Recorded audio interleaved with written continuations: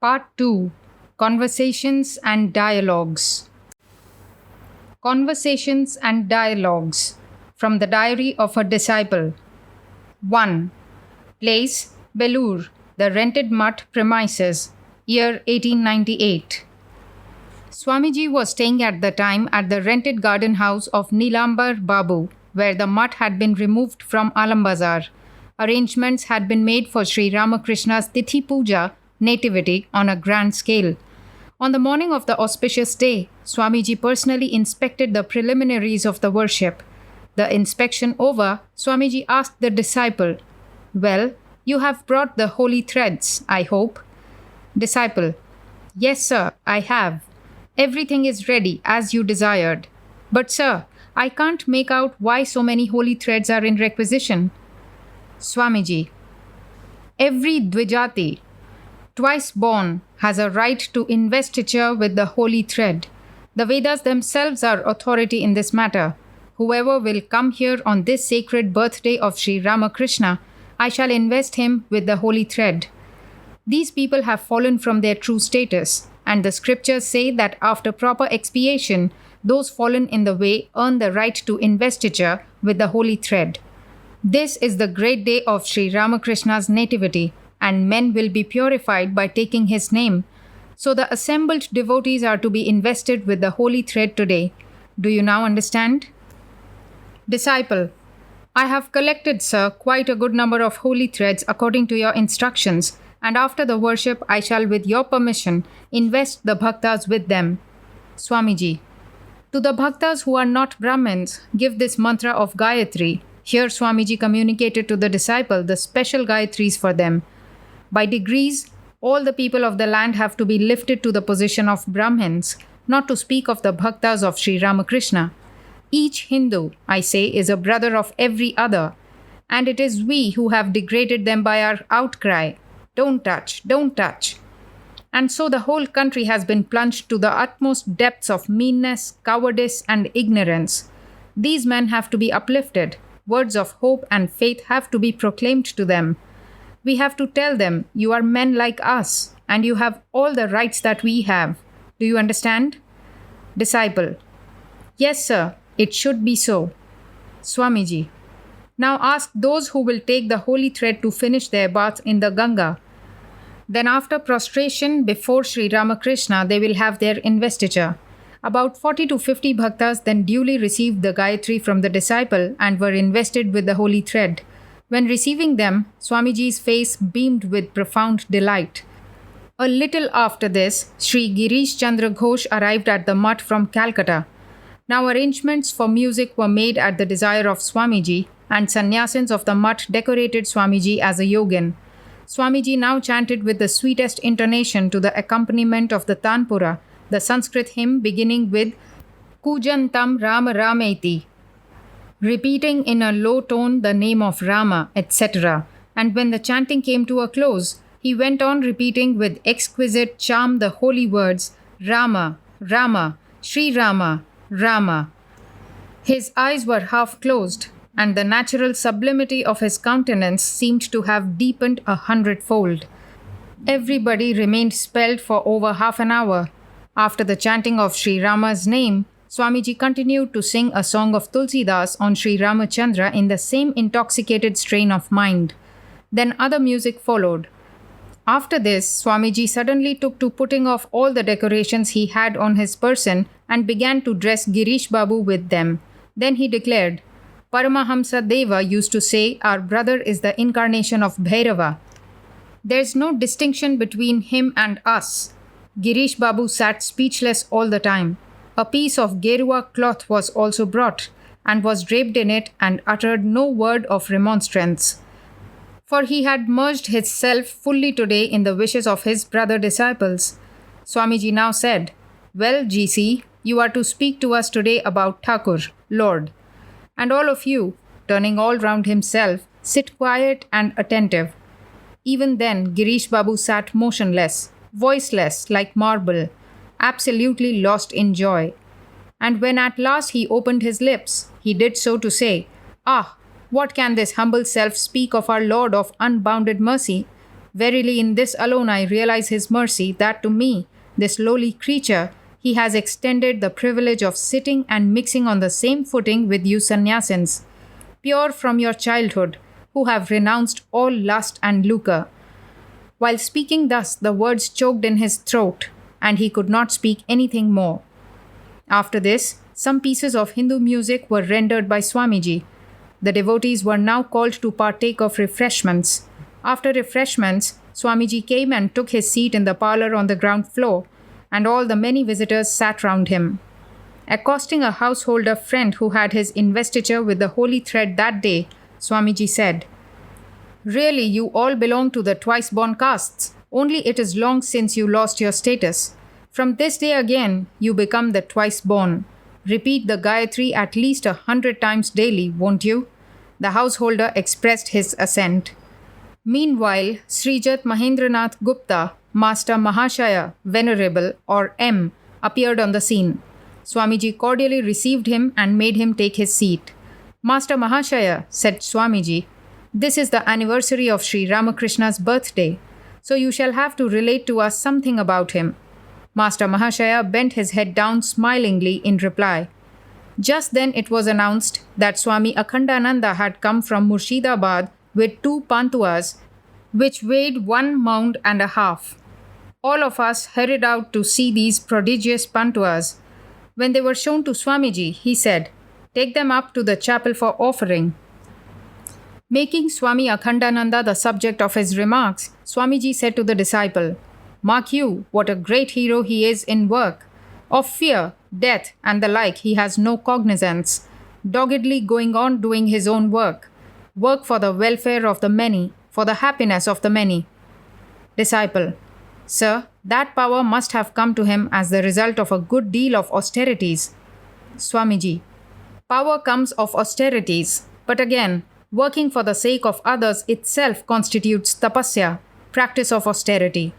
The Karma Yogins regard work itself as part of tapasya, as on the one hand, the practice of tapasya intensifies altruistic feelings in the devotee and actuates him to unselfish work, so also the pursuit of work for the sake of others carries the worker to the last fruition of tapasya, namely the purification of the heart, and leads him thus to the realization of the supreme Atman, self." Disciple, "But sir, how few of us can work wholeheartedly for the sake of others from the very outset. How difficult it is for such broad-mindedness to come at all as will make men sacrifice the desire for their own happiness and devote their lives for others." Swamiji, "And how many have their minds going after tapasya? With the attraction for lust and lucre working the other way, how many long for the realization of God? In fact, disinterested work is quite as difficult as tapasya. So you have no right to say anything against those who go in for work in the cause of others. If you find tapasya to be to your liking, well, go on with it. Another may find work as congenial to himself, and you have no right to make a prohibition in his case. You seem to have the settled idea in your mind that work is no tapasya at all." Disciple, "Yes, sir. Before this, I used to mean quite a different thing by tapasya." Swamiji, "As by continuing our religious practices, we gradually develop a certain determined tendency for it. So by performing disinterested work over and over again, even unwillingly, we gradually find the will merging itself in it. The inclination to work for others develops in this way, do you see?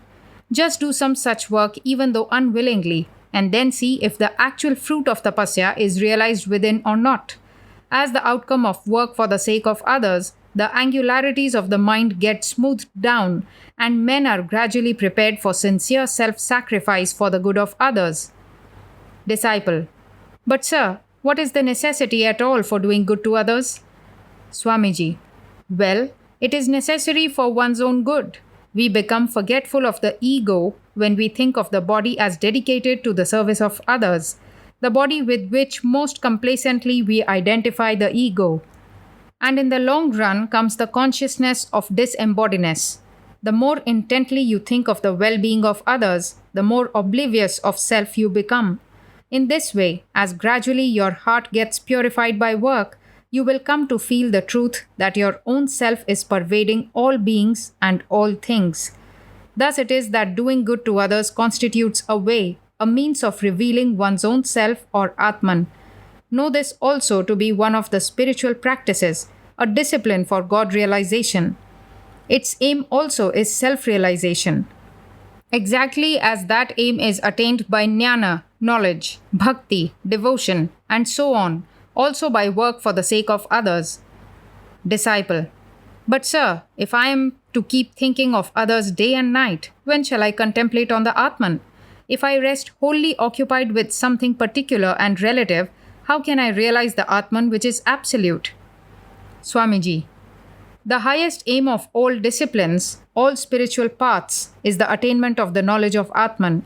If you, by being devoted to the service of others, and by getting your heart purified by such work, attain to the vision of all beings as the self, what else remains to be attained in the way of self realization? Would you say that self realization is the state of existing as inert matter, as this wall or as this piece of wood, for instance? Disciple. Though that is not the meaning, yet what the scriptures speak of as the withdrawal of the self into its real nature consists in the arresting of all mind functions and all work. Swamiji. Yes, this samadhi of which the scriptures speak is a state not at all easy to attain. When very rarely it appears in somebody, it does not last for long. So what will he keep himself occupied with? Thus it is that after realizing that state described in the scriptures, the saint sees the self in all beings and in that consciousness devotes himself to service, so that any karma that was yet left to be worked out through the body may exhaust itself. It is this state which has been described by the authors of the Shastras, scriptures, as Jivan Mukti, freedom while living. Disciple. So after all it comes about, sir, that unless this state of Jivan Mukti is attained, work for the sake of others can never be pursued in the truest sense of the term. Swamiji. Yes, that is what the Shastras say. But they also say that work or service for the good of others leads to this state of Jivan Mukti. Otherwise, there would be no need on the part of the Shastras to teach a separate path of religious practice called the Karma Yoga. The disciple now understood the point and became silent, and Swamiji, giving up the point, commenced rendering in a voice of superhuman sweetness the song composed by Babu Girish Chandra Ghosh to commemorate Sri Ramakrishna's nativity and beginning. Who art thou, lying on the lap of the poor Brahmin matron? 2. Place, the rented mud premises at Belur, year 1898. Today, Swamiji is to perform a sacrifice and install Sri Ramakrishna on the site of the new mutt. The disciple has been staying at the mutt since the night before, with a view to witnessing the installation ceremony. In the morning, Swamiji had his bath in the Ganga and entered the worship room. Then he made offerings to the sacred padukas, slippers, of Sri Ramakrishna and fell to meditation. Meditation and worship over, preparations were now made for going to the new mutt premises. Swamiji himself took on his right shoulder the ashes of Sri Ramakrishna's body, preserved in a copper casket, and led the van. The disciple, in company with other sannyasins, brought up the rear. There was the music of bells and conches. On his way, Swamiji said to the disciple, Sri Ramakrishna said to me, "Wherever you will take me on your shoulders, there I will go and stay, be it under a tree or in a hut. It is therefore that I am myself carrying him on my shoulders to the new mutt grounds. Know it for certain that Sri Ramakrishna will keep his seat fixed there for the welfare of many for a long time to come." Disciple. When was it that he said this to you? Swamiji, pointing to the sadhus of the mutt. Didn't you hear from them? It was at the Kosipur garden. Disciple. I see. It was on this occasion, I suppose, that the split took place between Sri Ramakrishna's sannyasin and householder disciples regarding the privilege of serving him. Swamiji. Yes, but not exactly a split. It was only a misunderstanding, that's all. Rest assured that among those that are Sri Ramakrishna's devotees and have truly obtained his grace, there is no sect or schism. There cannot be. be they householders or sannyasins. As to that kind of slight misunderstanding, do you know what it was due to? Well, each devotee colors Sri Ramakrishna in the light of his own understanding, and each forms his own idea of him from his peculiar standpoint. He was, as it were, a great sun, and each one of us is eyeing him, as it were, through a different kind of colored glass and coming to look upon that one sun as party colored. Of course, it is quite true that this leads to schism in course of time. But then, such schisms rarely occur in the lifetime of those who are fortunate enough to have come in direct contact with an avatara. The effulgence of that personality, who takes pleasure only in the self, dazzles their eyes and sweeps away pride, egotism, and narrow mindedness from their minds. Consequently, they find no opportunity to create sects and party factions. They are content to offer him their heart's worship, each in his own fashion.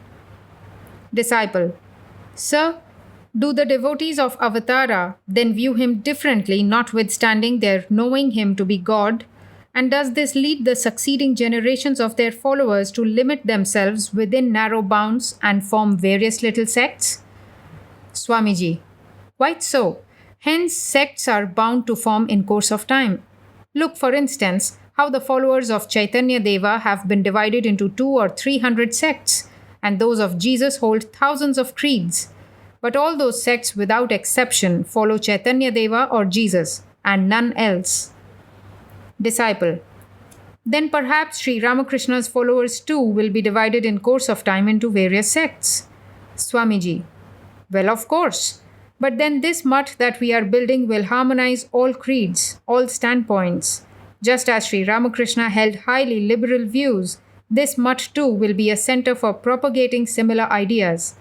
The blazing light of universal harmony that will emanate from here will flood the whole world. While all this was going on, the party reached the mutt premises. Swamiji took the casket down from his shoulder, placed it on the carpet spread on the ground, and bowed before it, touching the ground with his forehead. Others too followed suit. Then Swamiji again sat for worship. After going through puja, worship, he lighted the sacrificial fire, made oblations to it, and himself cooking payasa, milk rice with sugar, with the help of his brother disciples, offered it to Sri Ramakrishna. Probably also he initiated certain householders on the spot that day. All this ceremony being done, Swamiji cordially addressed the assembled gentlemen and said, Pray today, all of you, heart and soul, to the holy feet of Sri Ramakrishna, that the great avatara of this cycle that he is, he may, for the welfare of the many, and for the happiness of the many, Bahujana Hitaya Bahujana Sukhaya, reside in this holy spot from this day for a great length of time, and ever continue to make it the unique center of harmony amongst all religions. Everyone prayed like that with folded palms. Swamiji next called the disciple and said, None of us, sannyasins, have any longer the right to take back this casket of Sri Ramakrishna, for we have installed him here today. It behoves you, therefore, to take it on your head back to Nilambar Babu's garden. Seeing that the disciple hesitated to touch the casket, Swamiji said, No fear, touch it, you have my order. The disciple gladly obeyed the injunction, lifted the casket on his head, and moved on. He went first, next came Swamiji, and the rest followed. Swamiji said to the disciple on the way, Sri Ramakrishna has today sat on your head and is blessing you. Take care. Never let your mind think of anything transitory from this day forth. Before crossing a small bridge, Swamiji again said to him, Beware now. You must move very cautiously. Thus all safely reached the mutt and rejoiced. Swamiji now entered into a conversation with the disciple, in the course of which he said, Through the will of Sri Ramakrishna, his Dharma Kshetra, sanctified spot, has been established today. A 12 years' anxiety is off my head. Do you know what I am thinking of at this moment? This mutt will be a center of learning and spiritual discipline. Householders of a virtuous turn like yourselves will build houses on the surrounding land and live there, and sannyasins, men of renunciation, will live in the center. While on that plot of land on the south of the mutt, Buildings will be erected for English and American disciples to live in. How do you like this idea? Disciple: Sir, it is indeed a wonderful fancy of yours. Swamiji: A fancy, do you call it? Not at all. Everything will come about in time.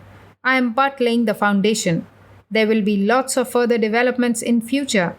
Some portion of it I shall live to work out. And I shall infuse into you fellows various ideas which you will work out in future. It will not do merely to listen to great principles. You must apply them in the practical field, turn them into constant practice. What will be the good of cramming the high sounding dicta of the scriptures? You have first to grasp the teachings of the Shastras and then to work them out in practical life. Do you understand? This is called practical religion. Thus the talk went on and gradually drifted to the topic of Shankaracharya. The disciple was a great adherent of Shankara, almost to the point of fanaticism. He used to look upon Shankara's Advaita philosophy as the crest of all philosophies and could not bear any criticism of him. Swamiji was aware of this and, as was his wont, wanted to break this one-sidedness of the disciple. Swamiji: Shankara's intellect was sharp like the razor. He was a good arguer and a scholar, no doubt of that, but he had no great liberality. His heart too seems to have been like that. Besides, he used to take great pride in his Brahmanism, much like a southern Brahmin of the priest class, you may say. How he has defended in his commentary on the Vedanta Sutras that the non-Brahmin castes will not attain to a supreme knowledge of Brahman. And what specious arguments! Referring to Vidura, he has said that he became a knower of Brahman by reason of his Brahmin body in the previous incarnation. Well, if nowadays any Shudra attains to a knowledge of Brahman, shall we have to side with your Shankara and maintain that because he had been a Brahmin in his previous birth, therefore he has attained to this knowledge? Goodness! What is the use of dragging in Brahmanism with so much ado? The Vedas have entitled anyone belonging to the three upper castes to study the Vedas and the realization of Brahman, haven't they? So Shankara had no need whatsoever of displaying this curious bit of pedantry on this subject, contrary to the Vedas. And such was his heart that he burnt to death lots of Buddhist monks by defeating them in argument. And the Buddhists too were foolish enough to burn themselves to death simply because they were worsted in argument. What can you call such an action on Shankara's part except fanaticism? But look at Buddha's heart, ever ready to give his own life to save the life of even a kid. What to speak of Bahujana Hitaya, Bahujana Sukhaya, for the welfare of the many, for the happiness of the many. See, what a large-heartedness, what a compassion. Disciple: Can't we call that attitude of the Buddha too another kind of fanaticism, sir? He went to the length of sacrificing his own body for the sake of a beast. Swamiji: But consider how much good to the world and its beings came out of that fanaticism of his. How many monasteries and schools and colleges, how many public hospitals and veterinary refuges were established. How developed architecture became. Think of that. What was there in this country before Buddha's advent? Only a number of religious principles recorded on bundles of palm leaves, and those too known only to a few. It was Lord Buddha who brought them down to the practical field and showed how to apply them in the everyday life of the people. In a sense, he was the living embodiment of true Vedanta. Disciple: But sir, it was he who, by breaking down the Varnashrama Dharma, duty according to caste and order of life, brought about a revolution within the fold of Hinduism in India. And there seems to be some truth also in the remark that the religion he preached was for this reason banished in course of time from the soil of India. Swamiji: It was not through his teachings that Buddhism came to such degradation. It was the fault of his followers. By becoming too philosophic, they lost much of their breadth of heart. Then gradually the corruption known as Vamachara, unrestrained mixing with women in the name of religion, crept in and ruined Buddhism. Such diabolical rites are not to be met with in any modern tantra.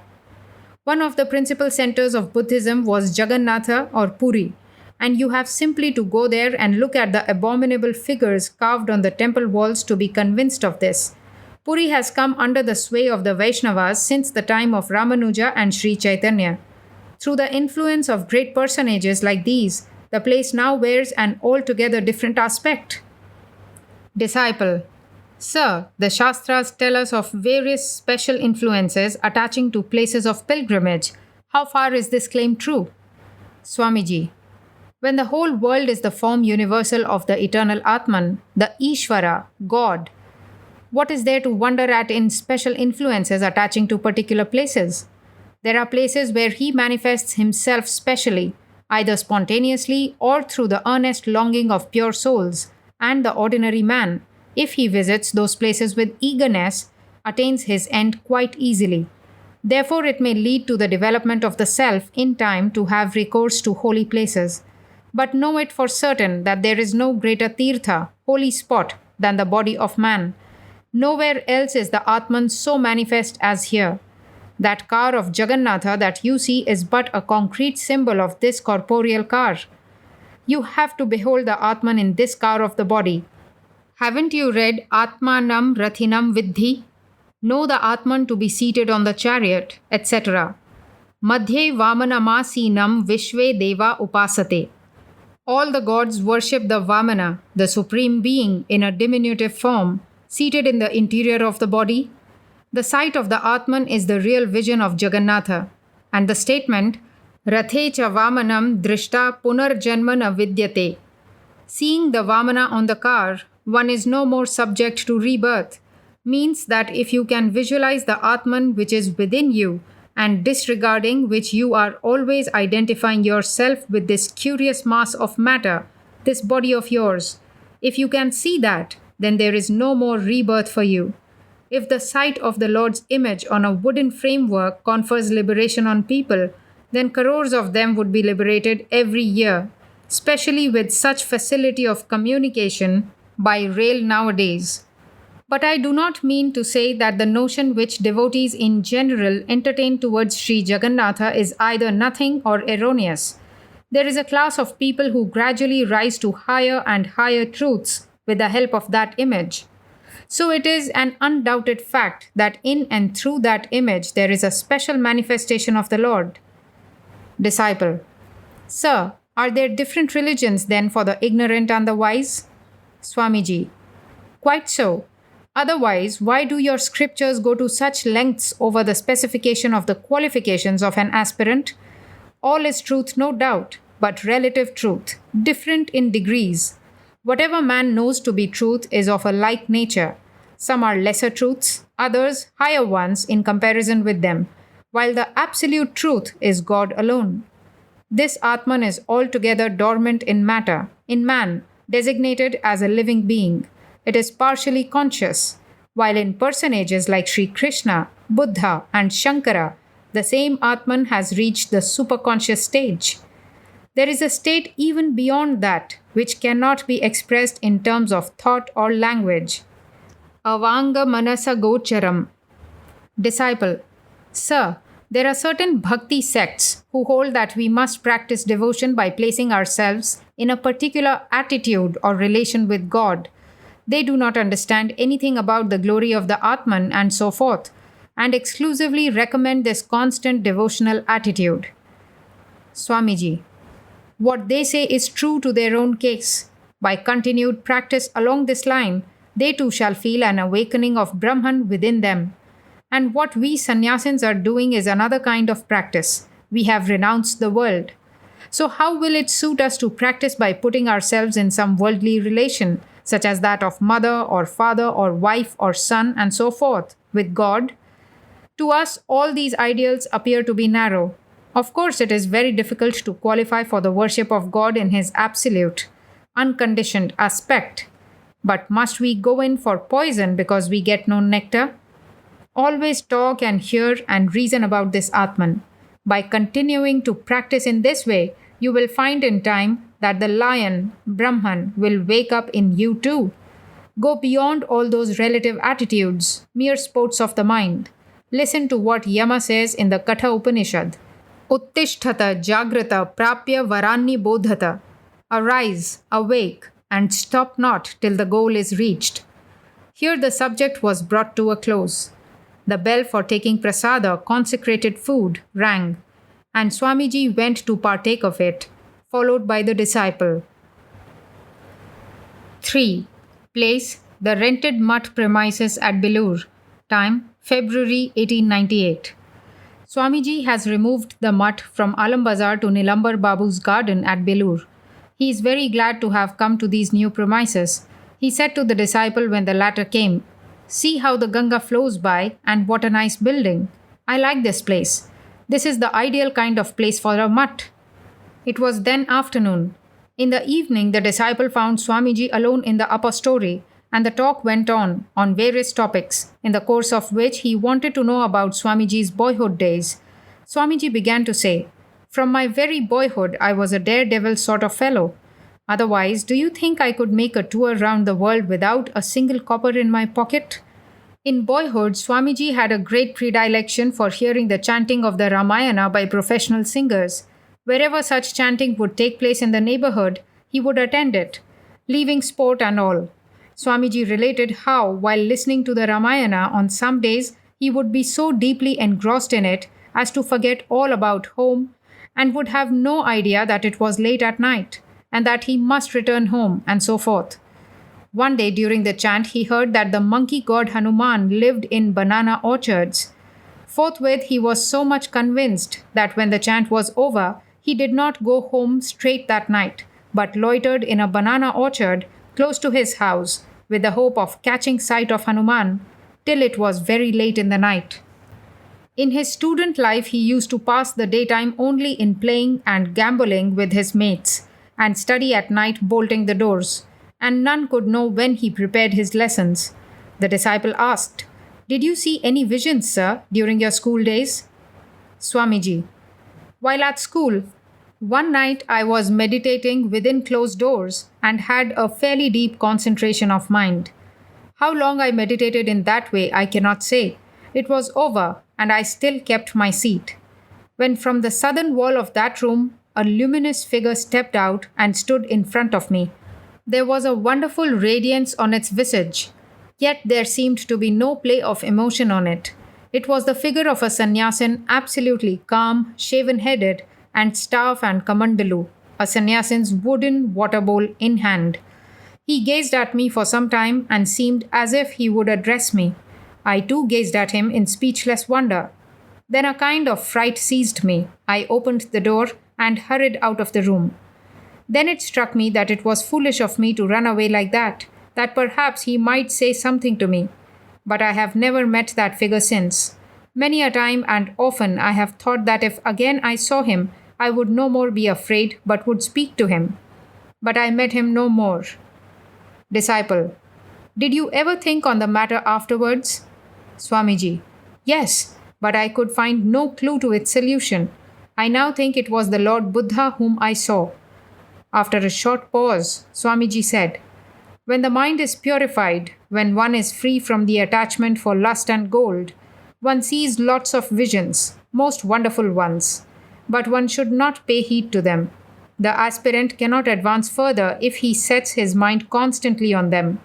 Haven't you heard that Sri Ramakrishna used to say, 'Countless jewels lie uncared for in the outer courts of my beloved Lord's sanctum'? We must come face to face with the Atman. What is the use of setting one's mind on vagaries like those?" After saying these words, Swamiji sat silent for a while, lost in thought over something. He then resumed, "Well, while I was in America, I had certain wonderful powers developed in me. By looking into people's eyes, I could fathom in a trice the contents of their minds. The workings of everybody's mind would be potent to me, like a fruit on the palm of one's hand. To some I used to give out these things, and of those to whom I communicated these, many would become my disciples, whereas those who came to mix with me with some ulterior motive would not, on coming across this power of mine, even venture into my presence any more. When I began lecturing in Chicago and other cities, I had to deliver every week some 12 or 15 or even more lectures at times. This excessive strain on the body and mind would exhaust me to a degree. I seemed to run short of subjects for lectures and was anxious where to find new topics for the morrow's lecture. New thoughts seemed altogether scarce. One day after the lecture, I lay thinking of what means to adopt next. The thought induced a sort of slumber, and in that state I heard, as if somebody standing by me was lecturing, many new ideas and new veins of thought, which I had scarcely heard or thought of in my life. On awaking, I remembered them and reproduced them in my lecture. I cannot enumerate how often this phenomenon took place. Many, many days did I hear such lectures while lying in bed. Sometimes the lecture would be delivered in such a loud voice that the inmates of adjacent rooms would hear the sound and ask me the next day, "With whom, Swamiji, were you talking so loudly last night?" I used to avoid the question somehow. Ah, it was a wonderful phenomenon. The disciple was wonderstruck at Swamiji's words, and after thinking deeply on the matter, said, "Sir, then you yourself must have lectured like that in your subtle body, and sometimes it would be echoed by the gross body also." Swamiji listened and replied, "Well, maybe." The topic of his American experiences came up. Swamiji said, "In that country, women are more learned than men. They are all well versed in science and philosophy, and that is why they would appreciate and honor me so much. The men are grinding all day at their work and have very little leisure, whereas the women, by studying and teaching in schools and colleges, have become highly learned. Whichever side you turn your eyes in America, you see the power and influence of women." Disciple: "Well, sir, did not the bigoted Christians oppose you?" Swamiji: "Yes, they did. When people began to honor me, then the padris were after me. They spread many slanders about me by publishing them in the newspapers. Many asked me to contradict these slanders, but I never took the slightest notice of them. It is my firm conviction that no great work is accomplished in this world by low cunning. So, without paying any heed to these vile slanders, I used to work steadily at my mission. The upshot I used to find was that often my slanderers, feeling repentant afterwards, would surrender to me and offer apologies, by themselves contradicting the slanders in the papers. Sometimes it so happened that, learning that I had been invited to a certain house, somebody would communicate those slanders to my host, who, hearing them, would leave home locking his door. When I went there to attend the invitation, I found it was deserted and nobody was there. Again, a few days afterwards, they themselves, learning the truth, would feel sorry for their previous conduct and come to offer themselves as disciples. The fact is, my son, this whole world is full of mean ways of worldliness, but men of real moral courage and discrimination are never deceived by these. Let the world say what it chooses. I shall tread the path of duty. Know this to be the line of action for a hero. Otherwise, if one has to attend day and night to what this man says or that man writes, no great work is achieved in this world. Do you know this Sanskrit shloka? Let those who are versed in the ethical codes praise or blame. Let Lakshmi, the goddess of fortune, come or go wherever she wisheth. Let death overtake him today or after a century. The wise man never swerves from the path of rectitude. Bhartrahari's Niti Shataka. Let people praise you or blame you. Let fortune smile or frown upon you. Let your body fall today or after a yuga. See that you do not deviate from the path of truth. How much of tempest and waves one has to weather before one reaches the haven of peace. The greater a man has become, the fiercer ordeal he has had to pass through. Their lives have been tested true by the touchstone of practical life, and only then have they been acknowledged great by the world. Those who are faint-hearted and cowardly sink their barks near the shore, frightened by the raging of waves on the sea. He who is a hero never casts a glance at these. Come what may, I must attain my ideal first. This is Purushakara, manly endeavor. Without such manly endeavor, no amount of divine help will be of any avail to banish your inertia. Disciple: is then reliance on divine help a sign of weakness? Swamiji: in the Shastras, real self-surrender and reliance on God has been indicated as the culmination of human achievement. But in your country nowadays, the way people speak of Daiva or reliance on divine dispensation is a sign of death, the outcome of great cowardliness, conjuring up some monstrous idea of Godhead and trying to saddle that with all your faults and shortcomings. Haven't you heard Sri Ramakrishna's story about the sin of killing a cow? In the end, the owner of the garden had to suffer for the sin of killing the cow. Nowadays, everybody says, I am acting as I am being directed by the Lord, and thus throws the burden of both his sins and virtues on the Lord, as if he is himself the lotus leaf in the water, untouched by it. If everybody can truly live always in this mood, then he is a free soul. But what really happens is that for the good, I have the credit, but the bad, thou, God, art responsible. Praise be to such reliance on God. Without the attainment of the fullness of knowledge or divine love, such a state of absolute reliance on the Lord does not come. He who is truly and sincerely reliant on the Lord goes beyond all idea of the duality of good and bad. The brightest example of the attainment of this state among us at the present time is Nag Mahashaya. Then the conversation drifted to the subject of Nag Mahashaya. Swamiji said, one does not find a second devoted bhakta like him. Oh, when shall I see him again?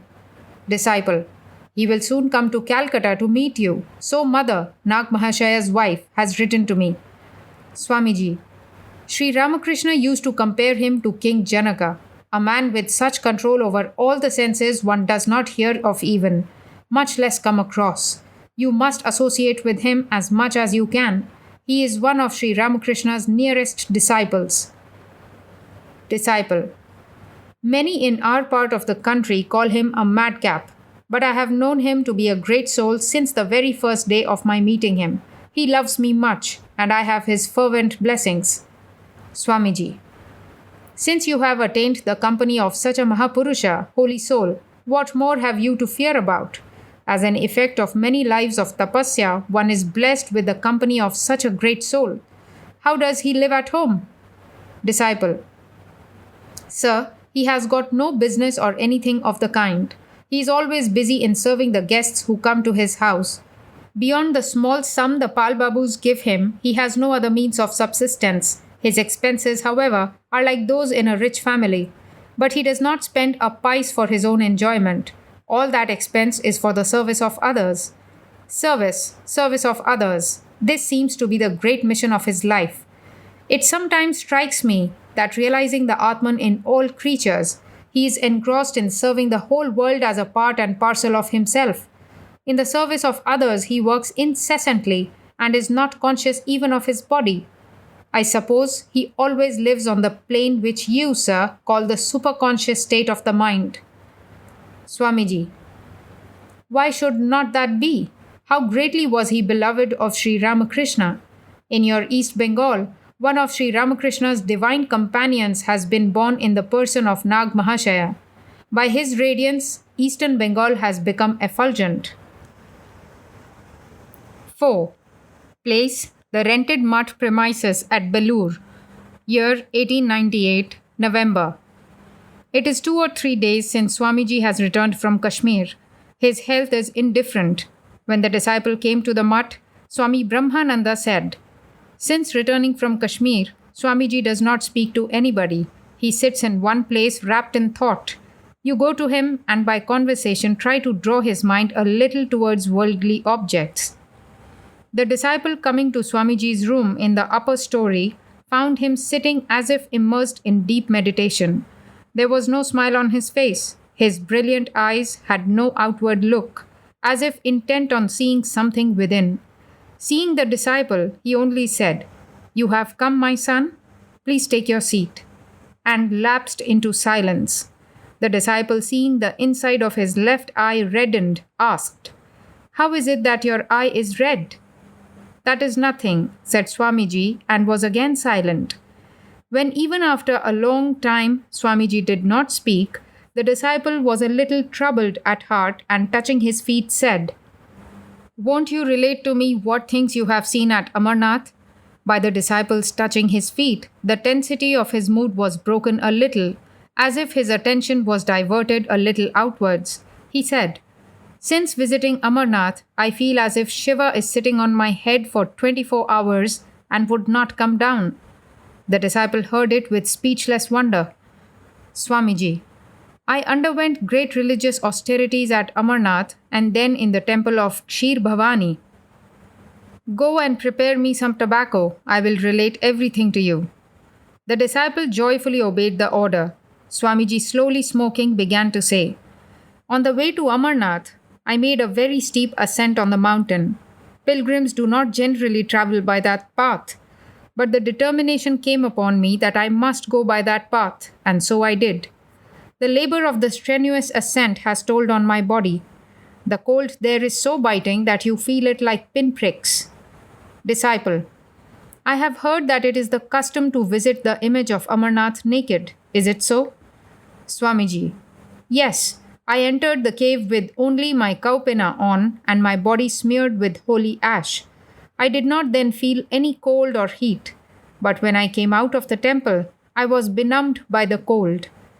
Disciple, did you see the holy pigeons? I have heard, in that cold no living creatures are found to live, but a flight of pigeons from some unknown place frequents the place occasionally. Swamiji, yes, I saw 3 or 4 white pigeons. Whether they live in the cave or the neighboring hills, I could not ascertain. Disciple, Sir, I have heard people say that the sight of pigeons on coming out of the temple indicates that one has really been blessed with the vision of Shiva. Swamiji, I have heard that the sight of the pigeons brings to fruition whatever desires one may have. Then Swamiji said that on the way back he returned to Srinagar by the common route by which the pilgrims return. A few days after returning to Srinagar, he went to visit Kshir Bhavani Devi and staying there for 7 days, worshipped the Devi and made homa to her with offerings of kshira, condensed milk. Every day he used to worship the Devi with a mound of kshira as offering. One day, while worshipping, the thought arose in Swamiji's mind.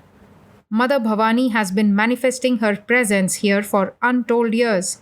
The Mohammedans came and destroyed her temple.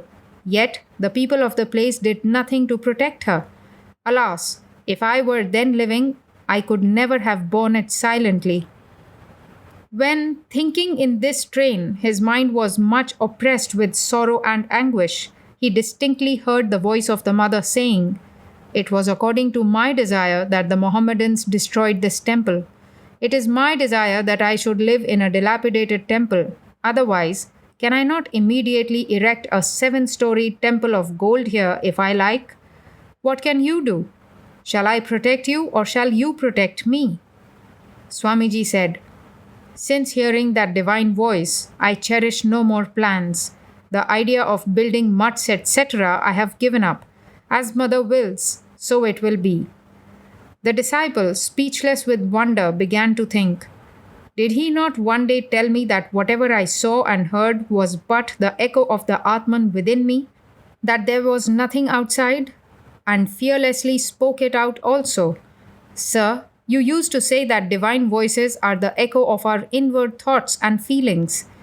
Swamiji gravely said, Whether it be internal or external, if you actually hear with your ears such a disembodied voice as I have done, can you deny it and call it false? Divine voices are actually heard, just as you and I are talking. The disciple, without controverting, accepted Swamiji's words, for his words always carried conviction. He then brought up the subject of departed spirits and said, Sir, these ghosts and departed spirits we hear about, which the Shastras also amply corroborate, are all these true or not? Swamiji, certainly they are true. Whatever you don't see, are they all false for that? Beyond your sight, millions of universes are revolving at great distances. Because you do not see them, are they non-existent for that? But then, do not put your mind on these subjects of ghosts and spirits. Your mental attitude towards them should be one of indifference. Your duty is to realize the Atman within this body. When you realize the Atman, ghosts and spirits will be your slaves. Disciple, but sir, I think that if one sees them, it strengthens one's belief in the hereafter and dispels all doubts about it. Swamiji, you are heroes. Do you mean to say that even you shall have to strengthen your belief in the hereafter by seeing ghosts and spirits? You have read so many sciences and scriptures, have mastered so many secrets of this infinite universe. Even with such knowledge, you have to acquire the knowledge of the Atman by seeing ghosts and spirits? What a shame! Disciple, well, sir, have you ever seen ghosts and spirits? Swamiji narrated that a certain deceased relative of his used to come to him as a disembodied spirit. Sometimes it used to bring him information about distant events, but on verification, some of its information was not found to be correct. Afterwards, at a certain place of pilgrimage, Swamiji prayed for it mentally, wishing it might be released. Since then, he did not see it again. The disciple then questioned Swamiji if Shraddha or other obsequial ceremonies appease the departed spirits in any way. Swamiji replied, "That is not impossible." On the disciples asking for the grounds of that belief, Swamiji said, "I will explain the subject to you at length someday.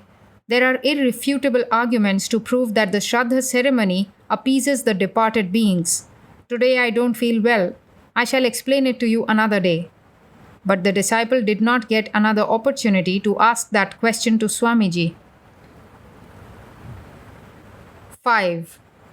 Place: the rented mutt premises at Belur, year 1898, November. The mutt is still situated in Nilambar Babu's garden house at Belur. It is the month of November. Swamiji is now much engaged in the study and discussion of Sanskrit scriptures. The couplet beginning with Achandala Pratihata Raya he composed about this time. Today Swamiji composed the hymn Om Ring Ritam, etc., and handing it over to the disciple said, "See if there is any metrical defect in these stanzas."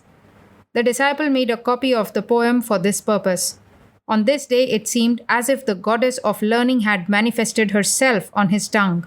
With the disciple, he fluently talked about 2 hours at a stretch in exceedingly melodious Sanskrit.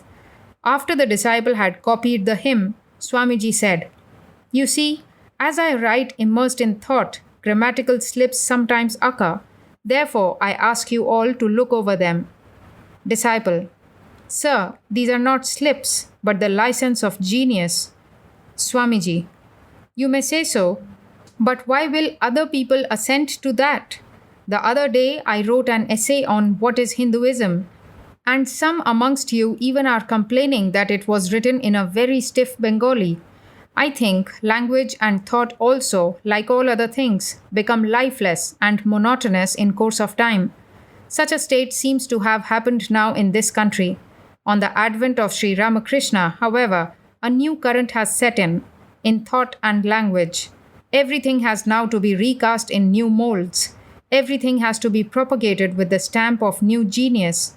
Look, for example, how the old modes of sannyasins are breaking, yielding place to a new mold by degrees. Society is protesting much against it, but is it of any avail? Neither are we frightened by that. The sannyasins of the present day have to go to distant countries for preaching, and if they go in an ash-besmeared, half-nude body like the sadhus, holy men of old, in the first place they won't be taken on board the ships, and even if they anyhow reach foreign countries in that dress, they will have to stay in jail. Everything requires to be changed a little according to place, time, and civilization. Henceforth, I am thinking of writing essays in Bengali. Literators will perhaps rail at them. Never mind, I shall try to cast the Bengali language in a new mold. Nowadays, Bengali writers use too many verbs in their writings. This takes away the force of the language. If one can express the ideas of verbs with adjectives, it adds to the force of the language. Henceforth, try to write in that style. Try to write articles in that style in the Udbodhan. Do you know the meaning of the use of verbs in language? It gives a pause to the thought. Hence, the use of too many verbs in language is the sign of weakness, like quick breathing, and indicates that there is not much vitality in the language. That is why one cannot lecture well in the Bengali language. He who has control over his language does not make frequent breaks in his thoughts. As your physique has been rendered languid by living on a dietary of boiled rice and dal, similar is the case with your language. In food, in modes of life, in thought, and in language, energy has to be infused. With the infusion of vitality all round and the circulation of blood in all arteries and veins, one should feel the throbbing of new life in everything. Then only will the people of this land be able to survive the present terrible struggle for existence. Otherwise, the country and the race will vanish in the enveloping shadows of death at no distant date. Disciple: Sir, the constitution of the people of this country has been molded in a peculiar way through long ages. Is it possible to change that within a short time? Swamiji: If you have known the old ways to be wrong, then why don't you, as I say, learn to live in a better way? By your example, 10 other people will follow suit, and by theirs, another 50 people will learn.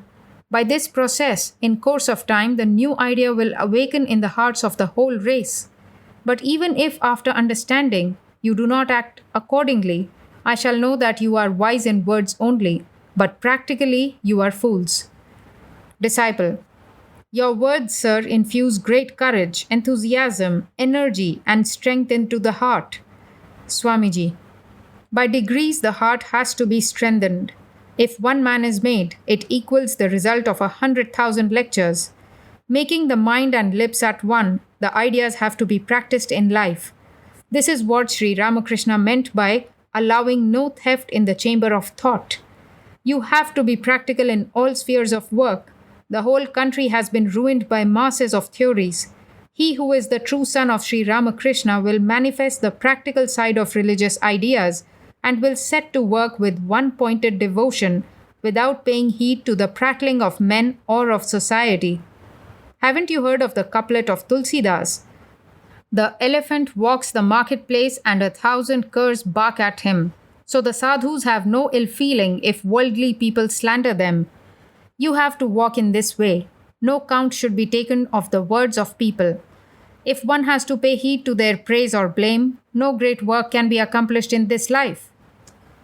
Nayamatma balahinena labhyah. The Atman is not to be gained by the weak. If there is no strength in the body and mind, the Atman cannot be realized. First, you have to build the body by good nutritious food. Then only will the mind be strong. The mind is but the subtle part of the body. You must retain great strength in your mind and words.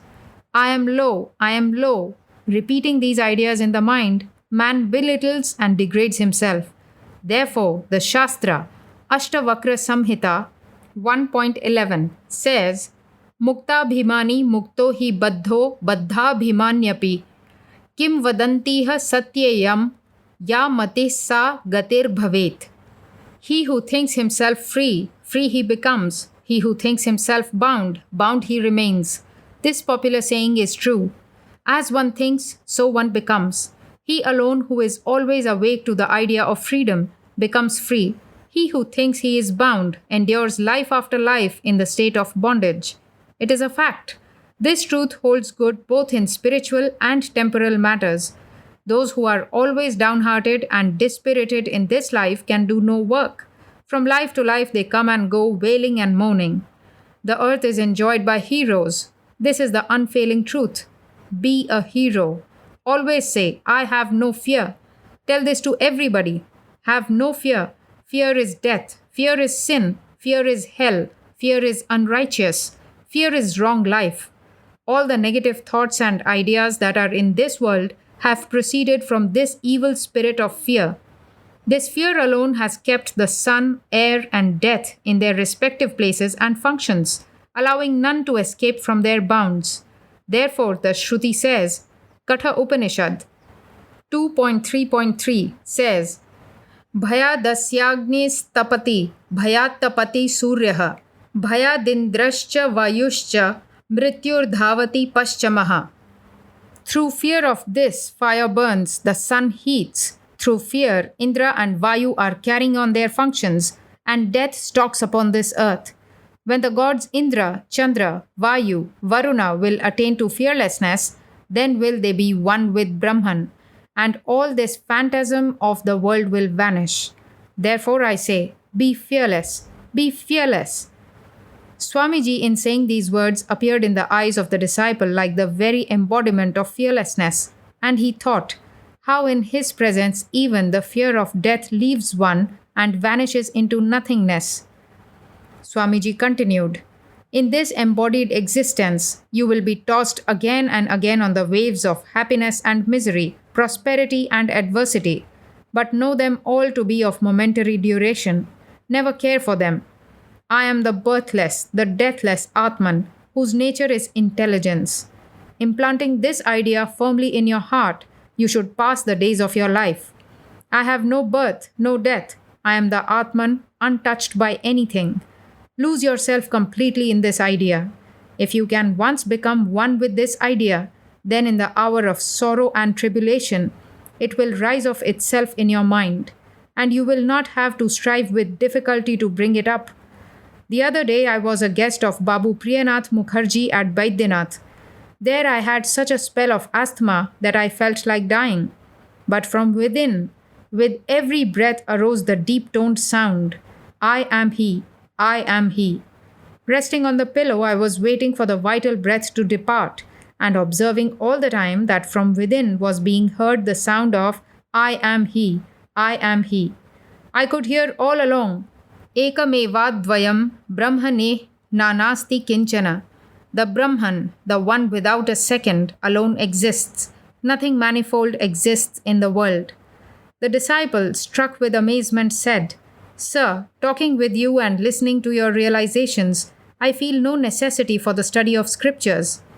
Swamiji, no, scriptures have to be studied also. For the attainment of jnana, study of scriptures is essential. I shall soon open classes in the mutt for them. The Vedas, Upanishads, the Gita, and Bhagavata should be studied in the classes, and I shall teach the Panini's Ashtadhyayai. Disciple, have you studied the Ashtadhyayai of Panini? Swamiji, when I was in Jaipur, I met a great grammarian and felt a desire to study Sanskrit grammar with him. Although he was a great scholar in that branch, he had not much aptitude for teaching. He explained to me the commentary on the first aphorism for 3 days continuously. Still, I could not grasp a bit of it. On the fourth day, the teacher got annoyed and said, Swamiji, I could not make you understand the meaning of the first aphorism even in 3 days. I fear you will not be much benefited by my teaching. Hearing these words, a great self-reproach came over me. Putting food and sleep aside, I set myself to study the commentary on the first aphorism independently. Within 3 hours, the sense of the commentary stood explained before me as clearly as anything. Then, going to my teacher, I gave him the sense of the whole commentary. My teacher, hearing me, said, How could you gather the sense so excellently within 3 hours, which I failed to explain to you in 3 days? After that, every day I began to read chapter after chapter with the greatest ease. Through concentration of mind, everything can be accomplished. Even mountains can be crushed to atoms. Disciple, Sir, everything is wonderful about you. Swamiji, there is nothing wonderful in this universe. Ignorance constitutes the only darkness, which confers all things and makes them look mysterious. When everything is lighted by knowledge, the sense of mystery vanishes from the face of things. Even such an inscrutable thing as Maya, which brings the most impossible things to pass, disappears. Know him, think of him, by knowing whom everything else is known. And when that Atman is realized, the purport of all scriptures will be perceived as clearly as a fruit on the palm of one's hand. The rishis of old attained realization, and must we fail? We are also men. What has happened once in the life of one individual must, through proper endeavor, be realized in the life of others. History repeats itself. This Atman is the same in all. There is only a difference of manifestation in different individuals. Try to manifest this Atman, and you will see your intellect penetrating into all subjects. The intellect of one who has not realized the Atman is one-sided, whereas the genius of the knower of Atman is all-embracing. With the manifestation of the Atman, you will find that science, philosophy, and everything will be easily mastered. proclaim the glory of the Atman with the roar of a lion, and impart fearlessness unto all beings by saying, Arise, awake, and stop not till the goal is reached. 6. Place: the rented mutt premises at Belur, year 1898. The disciple is staying with Swamiji at the garden house of Nilambar Babu at Belur for the last 2 days. Today, Swamiji has given permission to the disciple to stay in his room at night. When the disciple was serving Swamiji and massaging his feet, he spoke to him. What folly! Leaving such a place as this, you want to go back to Calcutta? See what an atmosphere of holiness is here, the pure air of the Ganga. What an assemblage of sadhus! Will you find anywhere a place like this? Disciple: Sir, as the fruition of great austerities in past lives, I have been blessed with your company. Now bless me that I may not be overcome by ignorance and delusion any more. Now my mind sometimes is seized with a great longing for some direct spiritual realization. Swamiji: I also felt like that many times. One day in the Kosipur garden, I had expressed my prayer to Sri Ramakrishna with great earnestness. Then in the evening, at the hour of meditation, I lost the consciousness of the body and felt that it was absolutely non existent. I felt that the sun, moon, space, time, ether, and all had been reduced to a homogeneous mass and then melted far away into the unknown.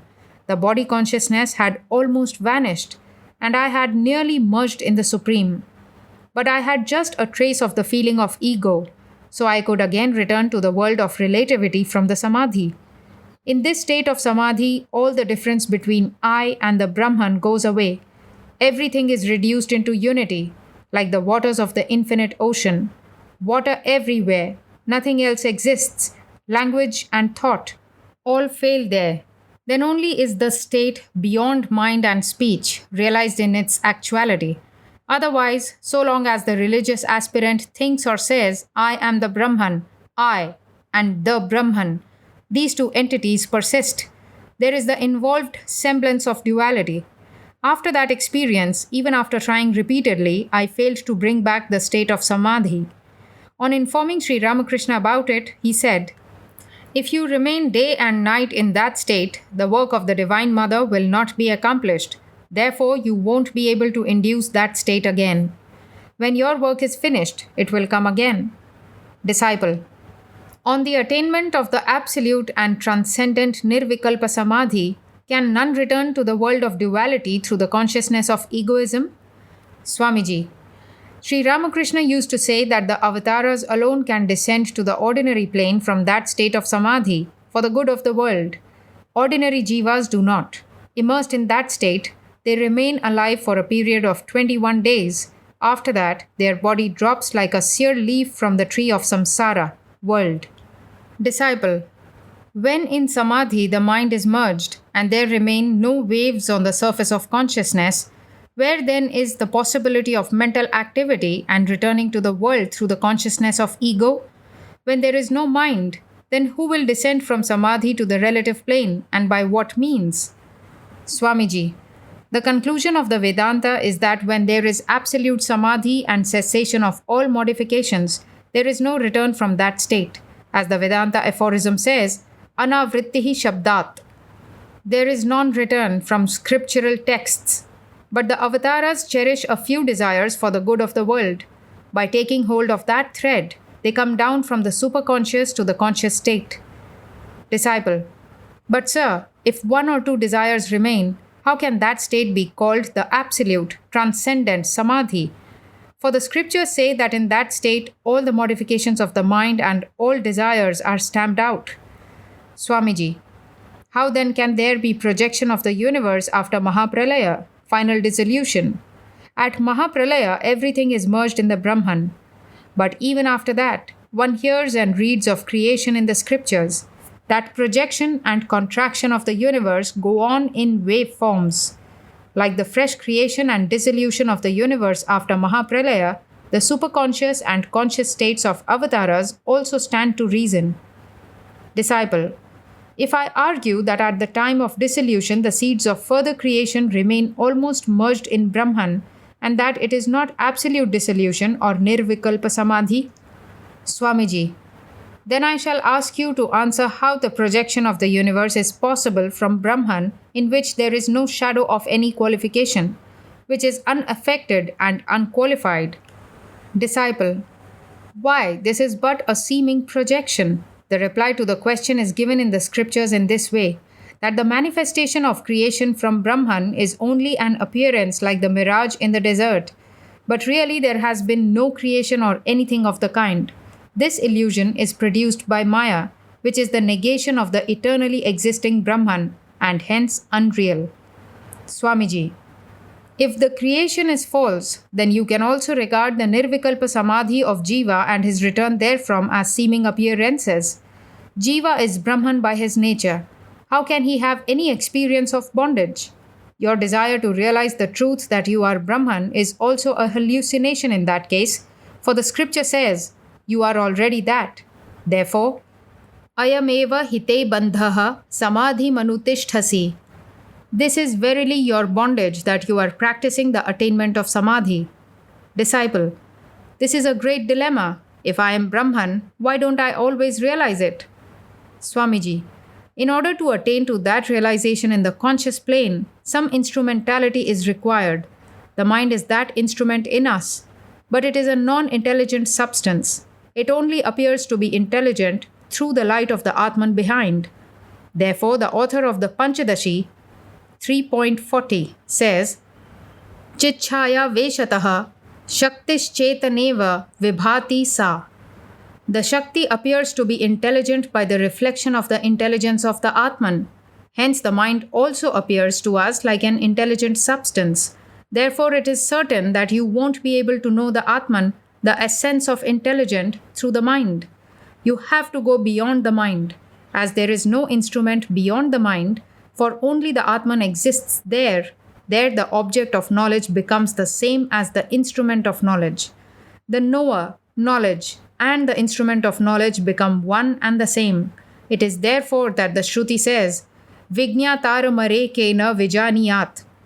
Through what are you to know the eternal subject? The real fact is that there is a state beyond the conscious plane, where there is no duality of the knower, knowledge, and the instrument of knowledge, etc. When the mind is merged, that state is perceived. I say it is perceived, because there is no other word to express that state. Language cannot express that state.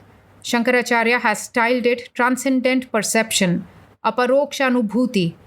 Even after that transcendent perception, avatars descend to the relative plane and give glimpses of that.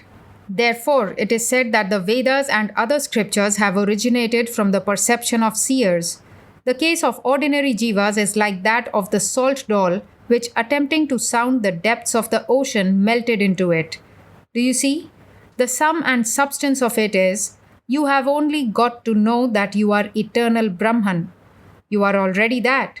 Only the intervention of a non-intelligent mind, which is called Maya in the scriptures, is hiding that knowledge. When the mind composed of subtle matter is quelled, the Atman is effulgent by its own radiance. One proof of the fact that Maya or mind is an illusion is that the mind by itself is non-intelligent and of the nature of darkness, and it is the light of the Atman behind that makes it appear as intelligent. When you will understand this, the mind will merge in the unbroken ocean of intelligence. Then you will realize, Ayamatma Brahma, this Atman is Brahman. Then Swamiji, addressing the disciple, said, You feel sleepy, then go to sleep. In the night, the disciple had a wonderful dream, as a result of which he earnestly begged Swamiji's permission to worship him. Swamiji had to acquiesce, and after the ceremony was over, he said to the disciple, Well, your worship is finished. But Premananda will be in a rage at your sacrilegious act of worshipping my feet in the flower tray meant for Sri Ramakrishna's worship. Before his words were finished, Swami Premananda came there, and Swamiji said to him, See what a sacrilege he has committed. With the requisites of Sri Ramakrishna's worship, he has worshipped me. Swami Premananda, smiling, said, Well done. Are you and Sri Ramakrishna different? Hearing which, the disciple felt at ease. The disciple is an orthodox Hindu. Not to speak of prohibited food, He does not even take food touched by another. Therefore, Swamiji sometimes used to refer to him as priest. Swamiji, while he was eating biscuits with his breakfast, said to Swami Sadananda, "Bring the priest in here." When the disciple came to Swamiji, he gave some portion of his food to him to eat. Finding the disciple accepting it without any demur, Swamiji said, "Do you know what you have eaten now? These are made from eggs." In reply, the disciple said, "Whatever may be in it, I have no need to know. Taking this sacramental food from you, I have become immortal." Thereupon Swamiji said, "I bless you that from this day all your egoism of caste, color, high birth, religious merit and demerit, and all may vanish forever." 7. Place: the rented mutt premises at Belur, year 1898.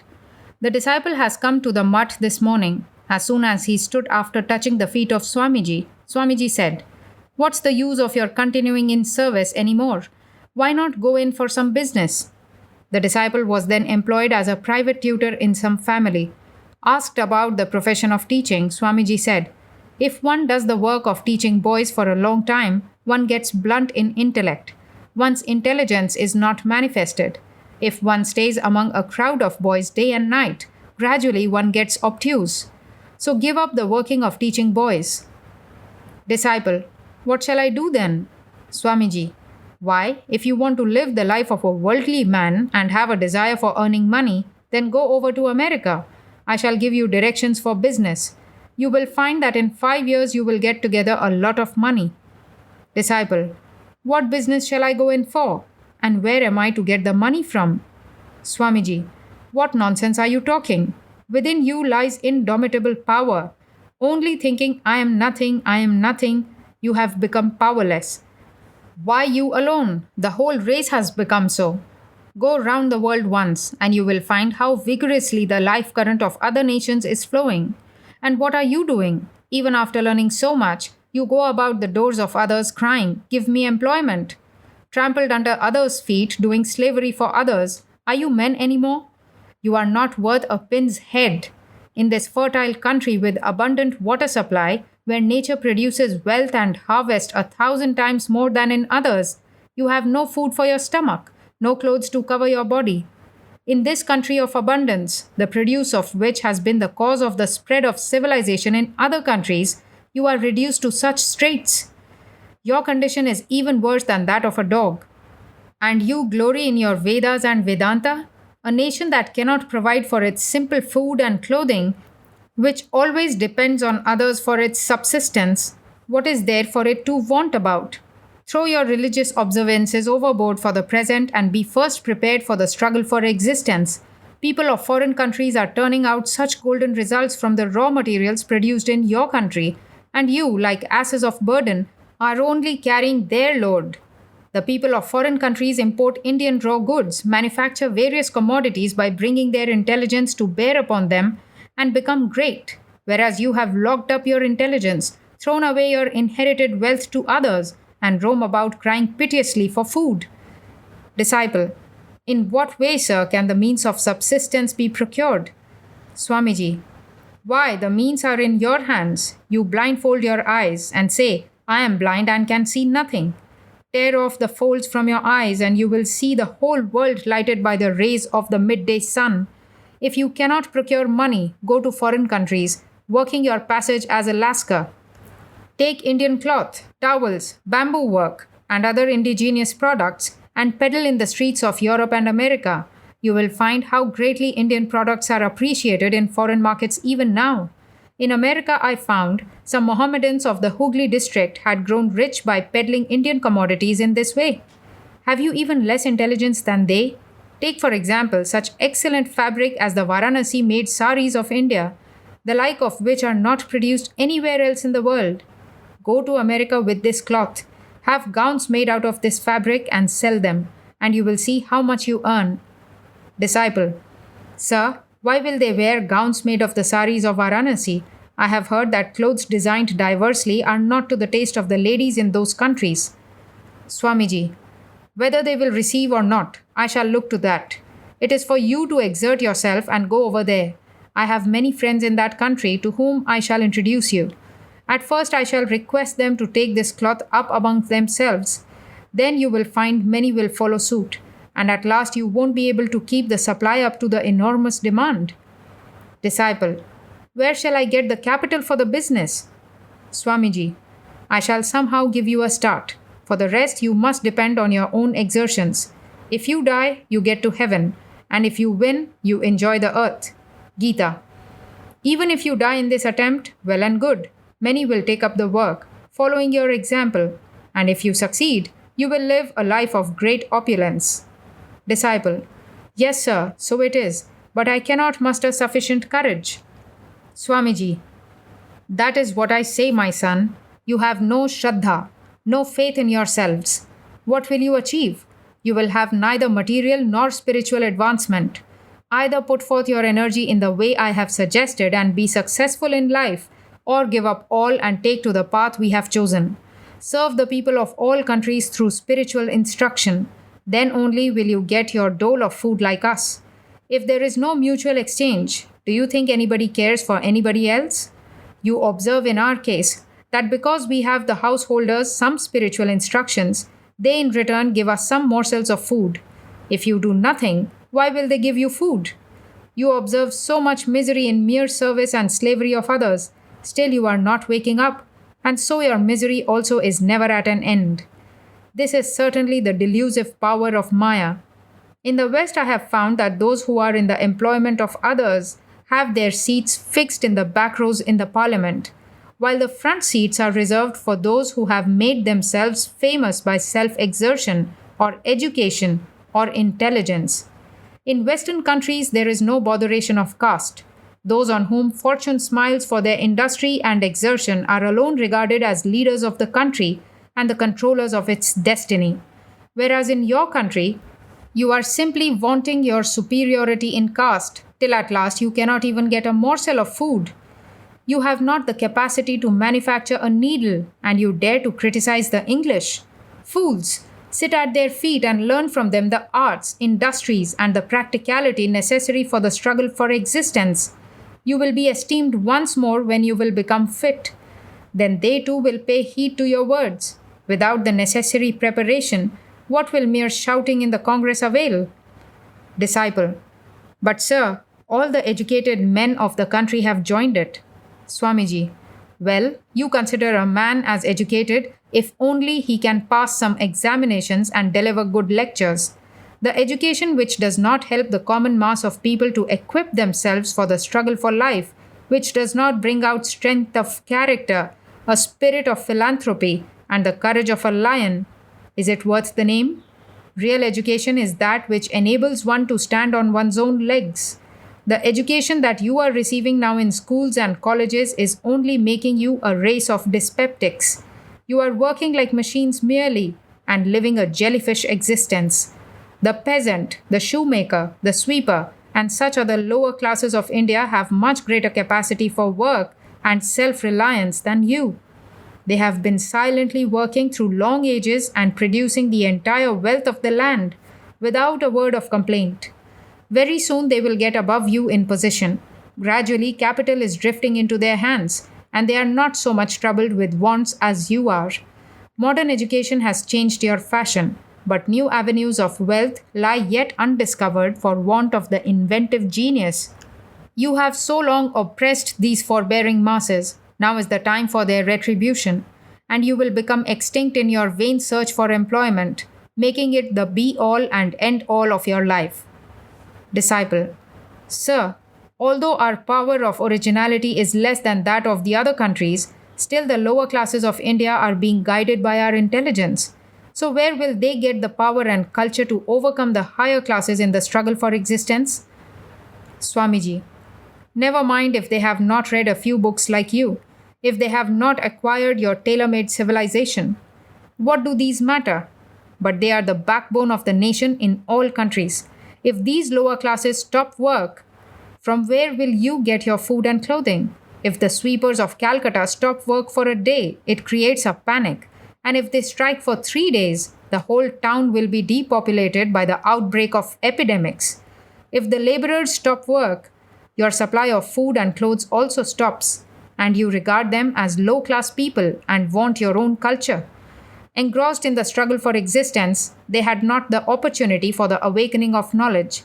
They have worked so long uniformly like machines guided by human intelligence, and the clever educated section have taken the substantial part of the fruits of their labor. In every country, this has been the case. But times have changed. The lower classes are gradually awakening to this fact and making a united front against this, determined to exact their legitimate dues. The masses of Europe and America have been the first to awaken and have already begun the fight. Signs of this awakening have shown themselves in India too, as is evident from the number of strikes among the lower classes nowadays. The upper classes will no longer be able to repress the lower, try they ever so much.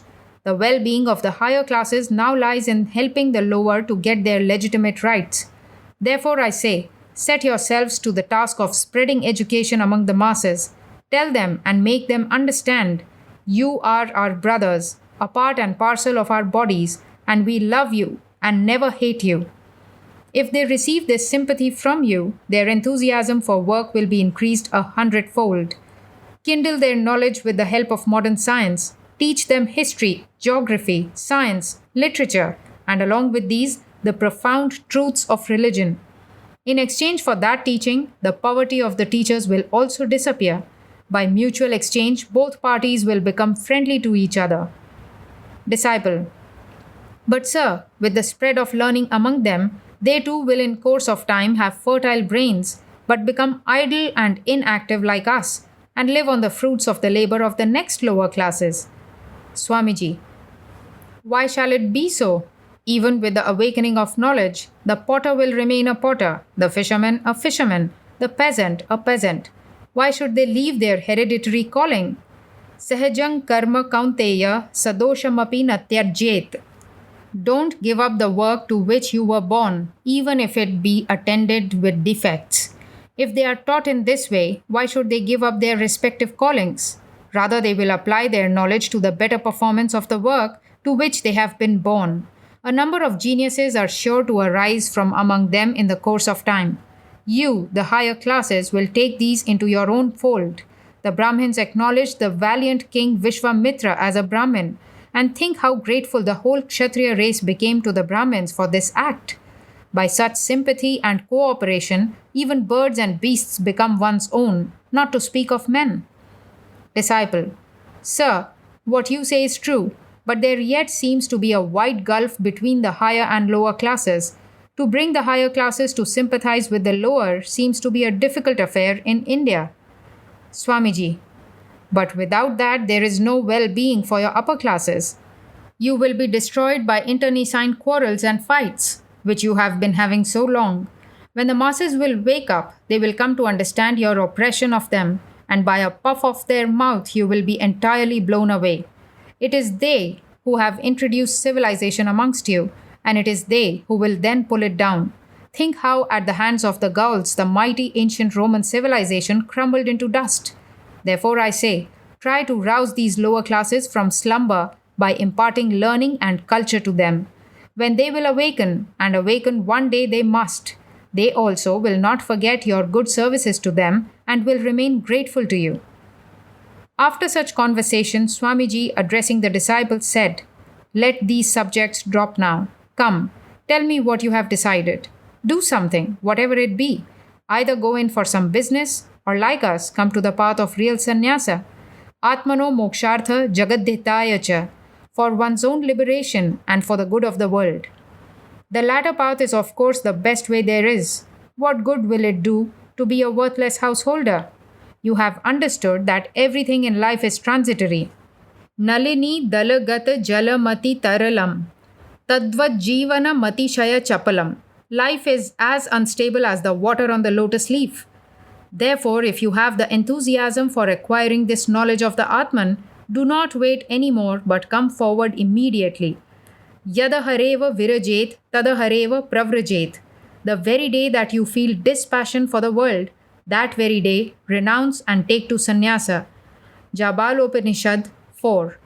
Sacrifice your life for the good of others and go round to the doors of people carrying this message of fearlessness. Uttishtata, Jagrata Prapya Varan Nibodhata. Arise, awake, and stop not till the goal is reached. 8. Place Calcutta, year 1898.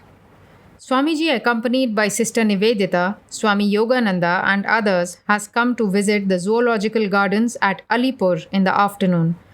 Rai Ram Brahma Sanyal Bahadur, superintendent of the gardens, cordially received them and took them round the gardens.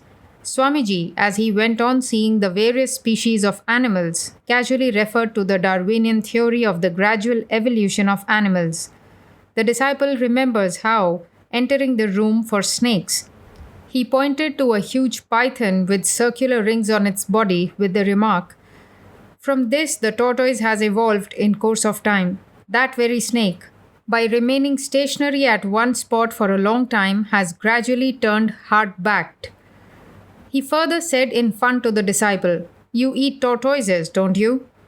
Darwin holds that it is this snake that has evolved into the tortoise in the process of time. Then you eat snakes too." The disciple protested, "Sir, when a thing is metamorphosed into another thing through evolution, it has no more its former shape and habits. Then how can you say that eating tortoise means eating snakes also?" This answer created laughter among the party. After seeing some other things, Swamiji went to Ram Brahma Babu's quarters in the gardens, where he took tea, and others also did the same. Finding that the disciple hesitated to sit at the same table and partake of the sweets and tea which Sister Nivedita had touched, Swamiji repeatedly urged him to take them, which he was induced to do, and drinking water himself, he gave the rest of it to the disciple to drink. After this, there was a short conversation on Darwin's evolution theory. Ram Brahma Babu: "What is your opinion of the evolution theory of Darwin and the causes he has put forward for it?" Swamiji: "Taking for granted that Darwin is right, I cannot yet admit that it is the final conclusion about the causes of evolution." Ram Brahma Babu: "Did the ancient scholars of our country discuss this subject?" Swamiji: "The subject has been nicely discussed in the Samkhya philosophy. I am of opinion that the conclusion of the ancient Indian philosophers is the last word on the causes of evolution." Ram Brahma Babu: "I shall be glad to hear of it, if it can be explained in a few words." Swamiji: "You are certainly aware of the laws of struggle for existence, survival of the fittest, natural selection, and so forth, which have been held by the Western scholars to be the causes of elevating a lower species to a higher.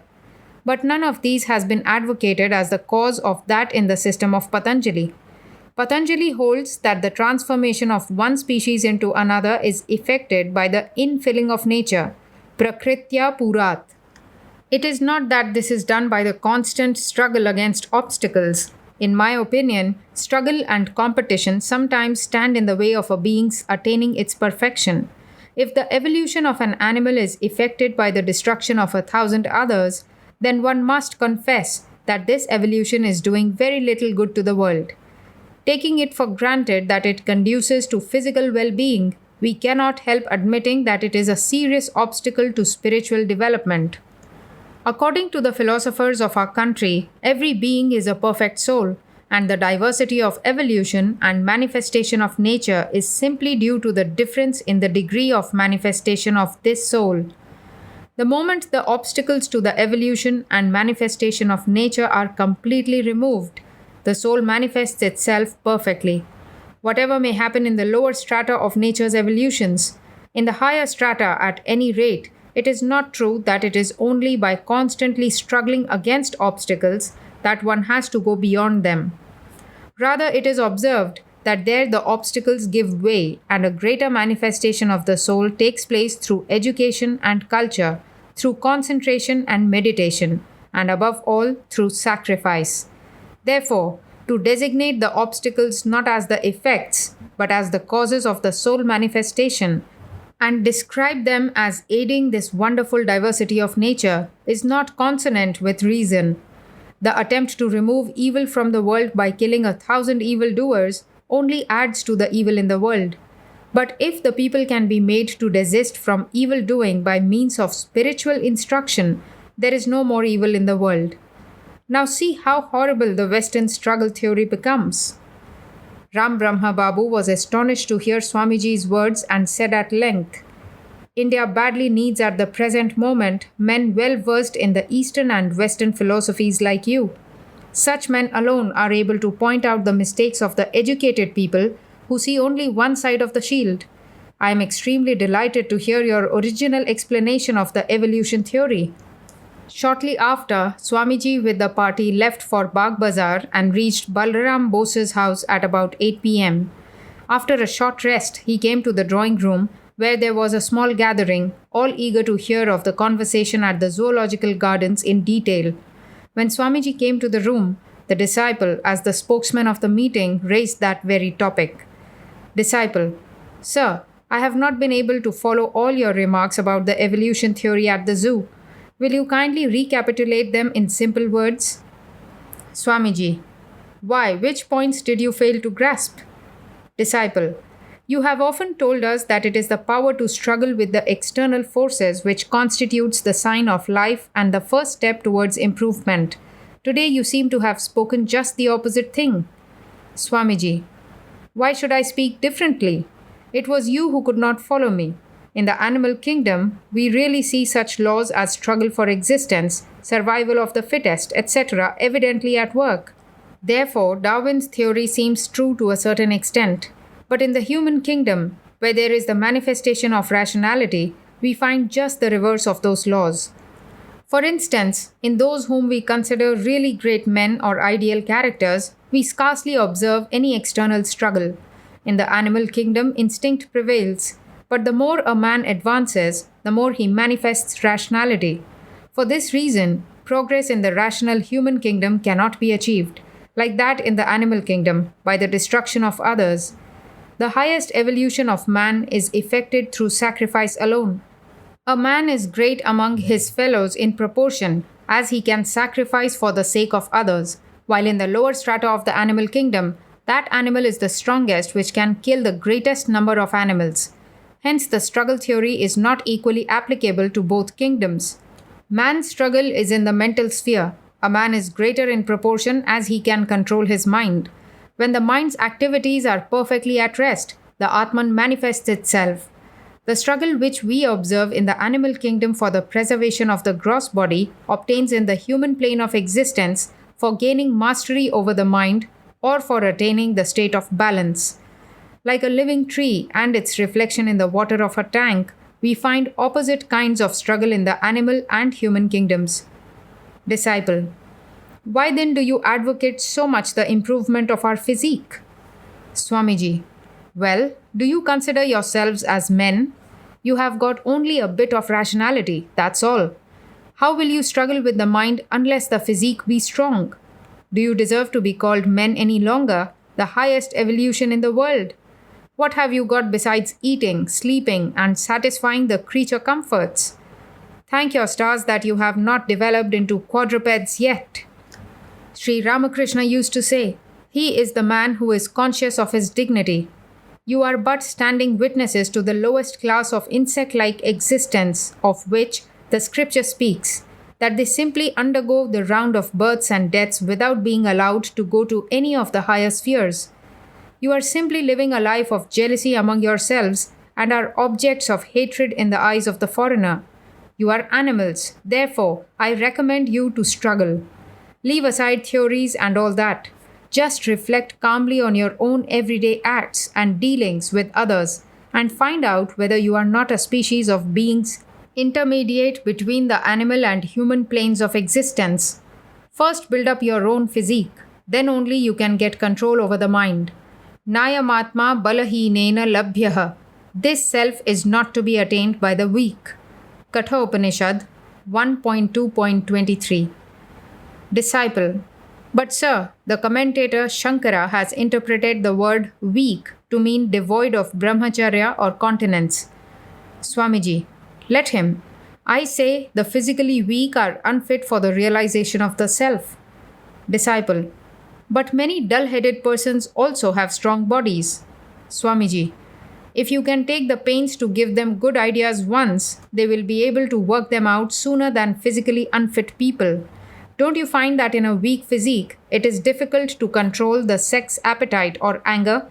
Lean people are quickly incensed and are quickly overcome by the sex instinct. Disciple. But we find exceptions to the rule also. Swamiji. Who denies it? Once a person gets control over the mind, it matters little whether the body remains strong or becomes emaciated. The gist of the thing is that unless one has a good physique, one can never aspire to self realization. Sri Ramakrishna used to say, one fails to attain realization if there be but a slight defect in the body. Finding that Swamiji had grown excited, the disciple did not dare to push the topic further, but remained quiet, accepting Swamiji's view. Shortly after, Swamiji, addressing those present, said, By the by, have you heard that this priest has today taken food which was touched by Nivedita? That he took the sweets touched by her did not matter so much, but here he addressed the disciple. How did you drink the water she had touched? Disciple. But it was you, sir, who ordered me to do so. Under the Guru's orders, I can do anything. I was unwilling to drink the water though, but you drank it and I had to take it as prasada. Swamiji. Well, your caste is gone forever. Now nobody will respect you as a Brahmin of the priest class. Disciple. I don't care if they do not. I can take the rice from the house of a Parya if you order me to. These words set Swamiji and all those present in a roar of laughter.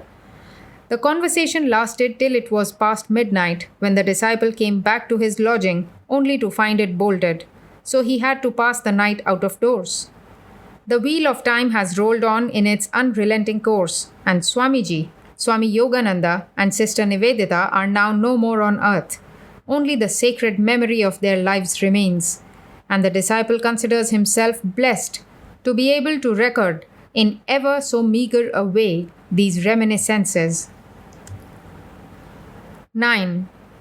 Place: the rented mutt premises at Belur, year 1898. The disciple has come to the mutt monastery today. It has now been removed to Nilambar Babu's garden house, and the site of the present mutt has recently been purchased.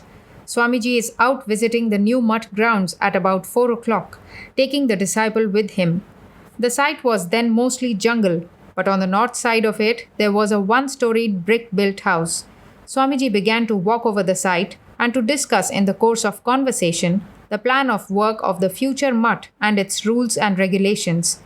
Reaching by degrees the veranda on the east side of the one-storied house, Swamiji said, Here would be the place for the sadhus to live. It is my wish to convert this mutt into a chief center of spiritual practices and the culture of knowledge. The power that will have its rise from here will flood the whole world and turn the course of men's lives into different channels. From this place will spring forth ideals which will be the harmony of knowledge, devotion, yoga, and work. At a nod from the men of this mutt, a life-giving impetus will in time be given to the remotest corners of the globe, while all true seekers after spirituality will in course of time assemble here. 1,000 thoughts like these are arising in my mind. Yonder plot of land on the south side of the mutt will be the center of learning, where grammar, philosophy, science, literature, rhetoric, the Shrutis, Bhakti scriptures, and English will be taught. This temple of learning will be fashioned after the tolls of old days. Boys who are brahmacharins from their childhood will live there and study the scriptures. Their food and clothing and all will be supplied from the mutt. After a course of 5 years' training, these brahmacharins may, if they like, go back to their homes and lead householders' lives, or they may embrace the monastic life with the sanction of the venerable superiors of the mutt. The authorities of the mutt will have the power to turn out at once any of these brahmacharins who will be found refractory or of a bad character. Teaching will be imparted here irrespective of caste or creed, and those who will have objection to this will not be admitted. But those who would like to observe their particular caste rites should make separate arrangements for their food, etc. They will only attend the classes along with the rest. The mutt authorities shall keep a vigilant watch over the character of these also. None but those that are trained here shall be eligible for sannyasa. Won't it be nice when by degrees this mutt will begin to work like this? Disciple: then you want to reintroduce into the country the ancient institution of living a brahmacharin's life in the house of the Guru. Swamiji: exactly. The modern system of education gives no facility for the development of the knowledge of Brahman. We must found brahmacharya homes as in times of old, but now we must lay their foundations on a broad basis. That is to say, we must introduce a good deal of change into it to suit the requirements of the times. Of this I shall speak to you later on. That piece of land to the south of the mutt, Swamiji resumed, we must also purchase in time. There we shall start an Anna Satra, a feeding home. Their arrangements will be made for serving really indigent people in the spirit of God. The feeding home will be named after Sri Ramakrishna. Its scope will at first be determined by the amount of funds. For the matter of that, we may start it with 2 or 3 inmates. We must train energetic brahmacharins to conduct this home. They will have to collect the funds for its maintenance. Aye, even by begging. The mutt will not be allowed to give any pecuniary help in this matter. The brahmacharins themselves shall have to raise funds for it. Only after completing their 5 years' training in this home of service will they be allowed to join the Temple of Learning branch. After a training of 10 years, 5 in the feeding home and 5 in the Temple of Learning, they will be allowed to enter the life of sannyasa, having initiation from the mutt authorities. Provided, of course, they have a mind to become sannyasins and the mutt authorities consider them fit for sannyasa and are willing to admit them into it. But the head of the mutt will be free to confer sannyasa on any exceptionally meritorious brahmacharin at any time, in defiance of this rule. The ordinary brahmacharins, however, will have to qualify themselves for sannyasa by degrees, as I have just said. I have all these ideas in my brain. Disciple: sir, what will be the object of starting 3 such sections in the mutt? Swamiji: didn't you understand me? First of all comes the gift of food. Next is the gift of learning. And the highest of all is the gift of knowledge. We must harmonize these 3 ideals in the mutt. By continuously practicing the gift of food, the brahmacharins will have the idea of practical work for the sake of others and that of serving all beings in the spirit of the Lord firmly impressed on their minds. This will gradually purify their minds and lead to the manifestation of sattvika, pure and unselfish ideas.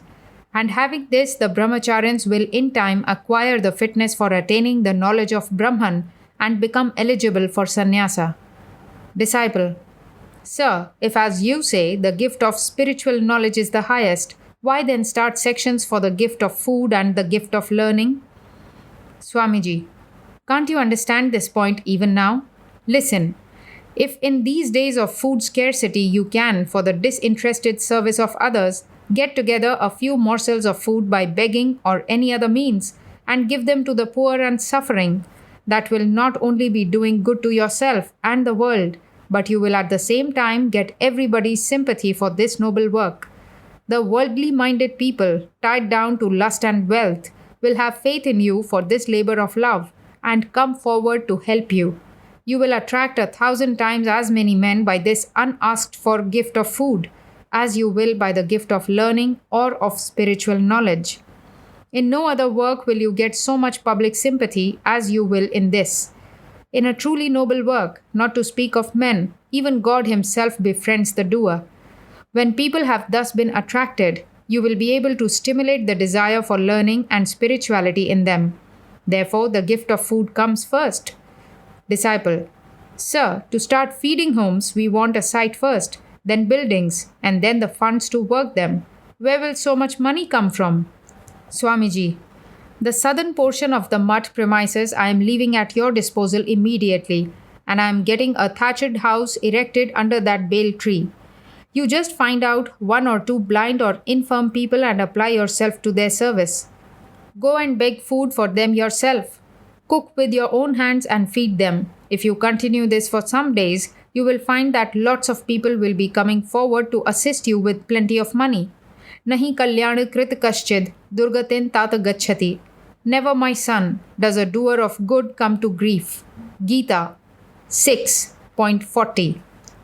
Disciple: Yes, it is true. But may not that kind of continuous work become a source of bondage in the long run?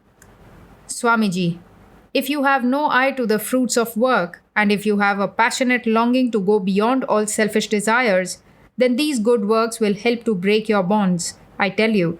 How thoughtless of you to say that such work will lead to bondage. Such disinterested work is the only means of rooting out the bondage due to selfish work. Nanyav pantha vidyate yanaya. There is no other way out. Shvetashvatara Upanishad 3.8. Disciple: Your words encourage me to hear in detail about your ideas of the feeding home and home of service.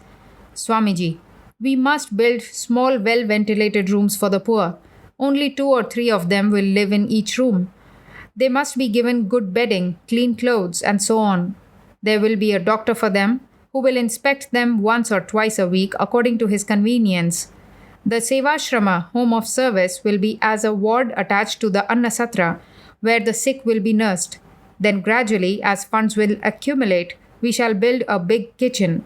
The Annasatra must be astir with constant shouts of food demanded and supplied. The rice gruel must run into the Ganga and whiten its water. When I see such a feeding home started, it will bring solace to my heart. Disciple: When you have this kind of desire, most likely it will materialize into action in course of time. Hearing the disciple's words, Swamiji remained motionless for a while, gazing on the Ganga. Then, with a beaming countenance, he addressed the disciple, saying, Who knows which of you will have the lion roused up in him, and when? If in a single one amongst you, mother rouses the fire, there will be hundreds of feeding homes like that. Knowledge and power and devotion, everything exists in the fullest measure in all beings. We only notice the varying degrees of their manifestation and call one great and another little. In the minds of all creatures, a screen intervenes, as it were, and hides the perfect manifestation from view. The moment that is removed, everything is settled. Whatever you want, whatever you will desire, will come to pass. Swamiji continued, If the Lord wills, we shall make this mutt a great center of harmony. Our Lord is the visible embodiment of the harmony of all ideals. He will be established on earth if we keep alive that spirit of harmony here. We must see to it that people of all creeds and sects, from the Brahmana down to the Chandala, may come here and find their respective ideals manifested. The other day, when I installed Sri Ramakrishna on the mutt grounds, I felt as if his ideas shot forth from this place and flooded the whole universe, sentient and insentient. I, for one, am doing my best and shall continue to do so. All of you too explain to people the liberal ideas of Sri Ramakrishna. What is the use of merely reading the Vedanta? We must prove the truth of pure Advaitism in practical life. Shankara left this Advaita philosophy in the hills and forests, while I have come to bring it out of those places and scatter it broadcast before the workaday world and society. The lion roar of Advaita must resound in every hearth and home, in meadows and groves, over hills and plains. Come all of you to my assistance and set yourselves to work. Disciple: Sir, it appeals to me rather to realize that state through meditation than to manifest it in action. Swamiji: That is but a state of stupefaction, as under liquor. What will be the use of merely remaining like that? Through the urge of Advaitic realization, you should sometimes dance wildly and sometimes remain lost to outward sense. Does one feel happy to taste of a good thing by oneself? One should share it with others. Granted that you attain personal liberation by means of the realization of the Advaita, but what matters it to the world? You must liberate the whole universe before you leave this body. Then only you will be established in the eternal truth. Has that bliss any match, my boy? You will be established in that bliss of the infinite, which is limitless like the skies. You will be struck dumb to find your presence everywhere in the world of soul and matter. You will feel the whole sentient and insentient world as your own self. Then you can't help treating all with the same kindness as you show towards yourself. This is indeed practical Vedanta. Do you understand me? Brahman is one. but is at the same time appearing to us as many on the relative plane. Name and form are at the root of this relativity. For instance, what do you find when you abstract name and form from a jar? Only earth, which is its essence. Similarly, through delusion, you are thinking of and seeing a jar, a cloth, a monastery, and so on. The phenomenal world depends on this nescience, which obstructs knowledge and which has no real existence. One sees variety such as wife, children, body, mind, only in the world created by nescience by means of name and form. As soon as this nescience is removed, the realization of Brahman, which eternally exists, is the result.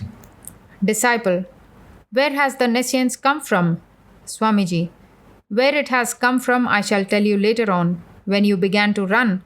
Mistaking the rope for the snake, did the rope actually turn into a snake? Or was it not your ignorance which put you to flight in that way? Disciple: I did it from sheer ignorance. Swamiji: well then, consider whether when you will again come to know the rope as rope, you will not laugh at your previous ignorance. Will not name and form appear to be a delusion then? Disciple: they will. Swamiji: if that be so, the name and form turn out to be unreal. Thus, Brahman, the eternal existence, proves to be the only reality. Only through this twilight of nescience you think this is your wife, that is your child, this is your own, that is not your own, and so on, and fail to realize the existence of the Atman, the illuminator of everything. When through the Guru's instructions and your own conviction you will see not this world of name and form, but the essence which lies as its substratum, then only you will realize your identity with the whole universe, from the Creator down to a clump of grass. Then only you will get the state in which bhidyate hridaya granthischhidyante sarva samshayaha. The knots of the heart are cut asunder and all doubts are dispelled. Disciple: sir, one wishes to know of the origin and cessation of this nescience. Swamiji: you have understood, I presume, that a thing that ceases to exist afterwards is a phenomenon merely. He who has truly realized Brahman will say, where is nescience in faith? He sees the rope as rope only and never as the snake, and he laughs at the alarm of those who see it as the snake. For this reason, nescience has no absolute reality. You can call nescience neither real nor unreal. Sannapya sannapyu bhayatmika no. Neither real nor unreal, nor a mixture of both. About a thing that is thus proved to be false, neither question nor answer is of any significance. Moreover, any question on such a thing is unreasonable. I shall explain how. Are not this question and answer made from the standpoint of name and form, of time and space? And can you explain Brahman, which transcends time and space, by means of questions and answers? Hence, the Shastras and mantras and such other things are only relatively and not absolutely true. Nescience has verily no essence to call its own. How then can you understand it? When Brahman will manifest itself, there will be no more room for such questions. Have you not heard that story of Sri Ramakrishna about the shoemaker coolie? The moment one recognizes nescience, it vanishes. Disciple: but sir, whence has this nescience come? Swamiji: how can that come which has no existence at all? It must exist first, to admit the possibility of coming. Disciple: how then did this world of souls and matter originate? Swamiji: there is only one existence, Brahman. You are but seeing that under different forms and names, through the veil of name and form which are unreal. Disciple: but why this unreal name and form? Whence have they come? Swamiji: the Shastras have described this ingrained notion or ignorance as almost endless in a series, but it has a termination, while Brahman ever remains as it is, without suffering the least change, like the rope which causes the delusion of the snake. Therefore, the conclusion of the Vedanta is that the whole universe has been superimposed on Brahman, appearing like a juggler's trick. It has not caused the least aberration of Brahman from its real nature. Do you understand me? Disciple: one thing I cannot yet understand. Swamiji: what is that? Disciple: You have just said that creation, maintenance, and dissolution, etc., are superimposed on Brahman and have no absolute existence. But how can that be? One can never have the delusion of something that one has not already experienced. Just as one who has never seen a snake cannot mistake a rope for a snake, so how can one who has not experienced this creation come to mistake Brahman for the creation? Therefore, creation must have been or is to have given rise to the delusion of creation. But this brings in a dualistic position. Swamiji, the man of realization will in the first place refute your objection by stating that to his vision, creation and things of that sort do not at all appear. He sees Brahman and Brahman alone. He sees the rope and not the snake. If you argue that you, at any rate, are seeing this creation or snake, then he will try to bring home to you the real nature of the rope, with a view to curing your defective vision. When through his instructions and your reasoning, you will be able to realize the truth of the rope, or Brahman, then this delusive idea of the snake or creation will vanish. At that time, what else can you call this delusive idea of creation, maintenance, and dissolution but a superimposition on the Brahman? If this appearance of creation, etc., has continued as a beginningless series, let it do so. No advantage will be gained by settling this question. Until Brahman is realized as vividly as a fruit on the palm of one's hand, this question cannot be adequately settled, and then neither such a question crops up, nor is there need for a solution. The tasting of the reality of Brahman is then like a dumb man tasting something nice, but without the power to express his feelings. Disciple, what then will be the use of reasoning about it so much? Swamiji, reasoning is necessary to understand the point intellectually, but the reality transcends reasoning. Naisha tarkena matirapaneya. This conviction cannot be reached through reasoning. In the course of such conversation, Swamiji reached the mutt, accompanied by the disciple. Swamiji then explained to the sannyasins and brahmacharins of the mutt the gist of the above discussion on Brahman. While going upstairs, he remarked to the disciple, Nayamatma balahinena labhyaha. This Atman cannot be attained by the weak. 10. Place, the rented mutt premises at Belur, year 1899. The Bengali fortnightly magazine Udbodhan was just started by Swami Trigunatita under the direction of Swamiji for spreading the religious views of Sri Ramakrishna among the general public. After the first number came out, the disciple came to the mutt at Nilambar Babu's garden one day. Swamiji started the following conversation with him about the Udbodhan. Swamiji, humorously caricaturing the name of the magazine, have you seen the Udbandhana? Disciple, yes sir, it is a good number. Swamiji, we must mold the ideas, language, and everything of this magazine in a new fashion. Disciple, how? Swamiji, not only must we give out Sri Ramakrishna's ideas to all, but we must also introduce a new vigor into the Bengali language. For instance, the frequent use of verbs diminishes the force of a language. We must restrict the use of verbs by the use of adjectives. Begin to write articles in that way and show them to me before you give them to print in the Udbodhan. Disciple, sir, it is impossible for any other man to labor for this magazine in the way Swami Trigunatita does.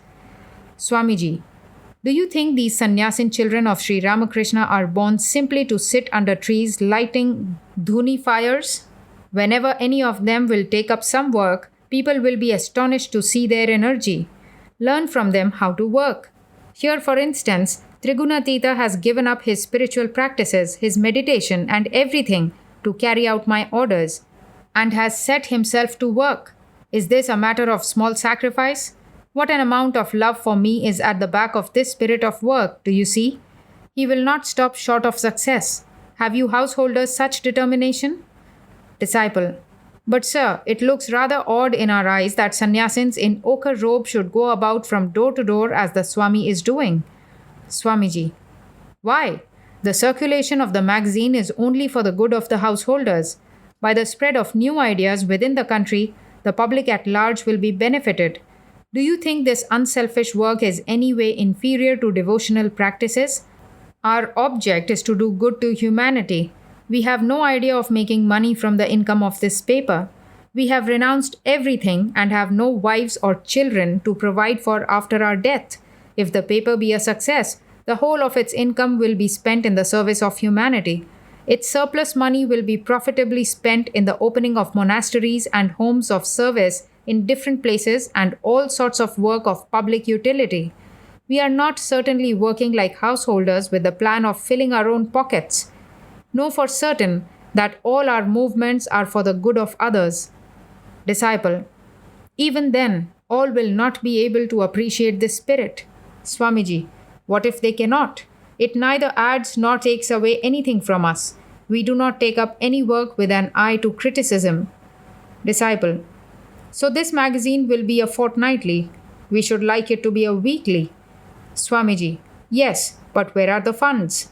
If through the grace of Sri Ramakrishna funds are raised, it can be made into a daily even in future. 100,000 copies may be struck off daily and distributed free in every street and lane of Calcutta. Disciple: this idea of yours is a capital one. Swamiji: I have a mind to make the paper self-supporting first and then set you up as its editor. You have not yet got the capacity to make any enterprise stand on its legs. That is reserved only for these all-renouncing sannyasins to do. They will work themselves to death but never yield, whereas a little resistance or just a trifle of criticism is bewildering to you. Disciple: sir, the other day I saw that Swami Trigunatita worshipped the photograph of Sri Ramakrishna in the press before opening the work and asked for your blessings for the success of the work. Swamiji: well, Sri Ramakrishna is our center. Each one of us is a ray of that light center. So Trigunatita worshipped Sri Ramakrishna before beginning the work. Did he? It was excellently done, but he told me nothing of it. Disciple: sir, he fears you, and yesterday he told me to come to you and ask your opinion of the first issue of the magazine, after which he said he would see you. Swamiji: tell him when you go that I am exceedingly delighted with his work. Give him my loving blessings, and all of you help him as far as you can. You will be doing Sri Ramakrishna's work by that. Immediately after saying these words, Swamiji called Swami Brahmananda to him and directed him to give Swami Trigunatita more money for the Udbodhan if it was needed. The same evening, after supper, Swamiji again referred to the topic of Udbodhan in the following words: in the Udbodhan, we must give the public only positive ideas. Negative thoughts weaken men. Do you not find that where parents are constantly taxing their sons to read and write, telling them they will never learn anything, and calling them fools and so forth, the latter do actually turn out to be so in many cases? If you speak kind words to boys and encourage them, they are bound to improve in time. What holds good of children also holds good of children in the region of higher thoughts. If you can give them positive ideas, people will grow up to be men and learn to stand on their own legs. In language and literature, in poetry and the arts, in everything we must point out not the mistakes that people are making in their thoughts and actions, but the way in which they will gradually be able to do these things better. Pointing out mistakes wounds a man's feelings. We have seen how Sri Ramakrishna would encourage even those whom we considered as worthless and change the very course of their lives thereby. His very method of teaching was a unique phenomenon. After a short pause, Swamiji continued: never take the preaching of religion to mean the turning up of one's nose at everything and at everybody. In matters physical, mental, and spiritual, in everything we must give men positive ideas and never hate anybody. It is your hatred of one another that has brought about your degradation. Now we shall have to raise men by scattering broadcast only positive thoughts. First, we must raise the whole Hindu race in this way, and then the whole world. That is why Sri Ramakrishna incarnated. He never destroyed a single man's special inclinations. He gave words of hope and encouragement even to the most degraded of persons and lifted them up. We too must follow in his footsteps and lift all up and rouse them. Do you understand? Your history, literature, mythology, and all other shastras are simply frightening people. They are only telling them, "You will go to hell, you are doomed." Therefore, has this lethargy crept into the very vitals of India. Hence, we must explain to men in simple words the highest ideas of the Vedas and the Vedanta. Through the imparting of moral principles, good behavior, and education, we must make the Chandala come up to the level of the Brahmana. Come, write out all these things in the Udbodhan and awaken everyone, young and old, man and woman. Then only shall I know that your study of the Vedas and Vedanta has been a success. What do you say? Will you be able to do this? Disciple: through your blessings and command, I think I shall succeed in everything. Swamiji: another thing, you must learn to make the physique very strong and teach the same to others. Don't you find me exercising every day with dumbbells even now? Walk in the morning and evenings and do physical labor. Body and mind must run parallel. It won't do to depend on others in everything. When the necessity of strengthening the physique is brought home to people, they will exert themselves of their own accord. It is to make them feel this need that education is necessary at the present moment. 11. Place: the Belur Mutt under construction, year 1899. Disciple: why is it, Swamiji, that our society and country have come to such degradation? Swamiji: it is you who are responsible for it. Disciple: how, sir? You surprise me. Swamiji: you have been despising the lower classes of the country for a very long time, and as a result, you have now become the objects of contempt in the eyes of the world. Disciple: when did you find us despising them? Swamiji: why, you priest class never let the non-Brahmin class read the Vedas and Vedanta and all such weighty Shastras, never touch them even. You have only kept them down. It is you who have always done like that through selfishness. It was the Brahmins who made a monopoly of the religious books and kept the question of sanction and prohibition in their own hands. And repeatedly calling the other races of India low and vile, they put this belief into their heads that they were really such. If you tell a man, "You are low, you are vile," in season and out of season, then he is bound to believe in course of time that he is really such. This is called hypnotism. The non-Brahmin classes are now slowly rousing themselves. Their faith in Brahminical scriptures and mantras is getting shaken. Through the spread of Western education, all the tricks of the Brahmins are giving way, like the banks of the Padma in the rainy season. Do you not see that? Disciple: yes, sir. The stricture of orthodoxy is gradually lessening nowadays. Swamiji: it is as it should be. The Brahmins, in fact, gradually took a course of gross immorality and oppression. Through selfishness, they introduced a large number of strange, non-Vedic, immoral, and unreasonable doctrines, simply to keep intact their own prestige, and the fruits of that they are reaping forthwith. Disciple: what may these fruits be, sir? Swamiji: don't you perceive them? It is simply due to your having despised the masses of India that you have now been living a life of slavery for the last 1,000 years. It is therefore that you are the objects of hatred in the eyes of foreigners and are looked upon with indifference by your countrymen. Disciple: but sir, even now it is the Brahmins who direct all ceremonials, and people are observing them according to the opinions of the Brahmins. Why then do you speak like that? Swamiji: I don't find it. Where do the tenfold samskaras or purifying ceremonies enjoined by the Shastras obtain still? Well, I have travelled the whole of India, and everywhere I have found society to be guided by local usages which are condemned by the Shrutis and Smritis. Popular customs, local usages, and observances prevalent among women only.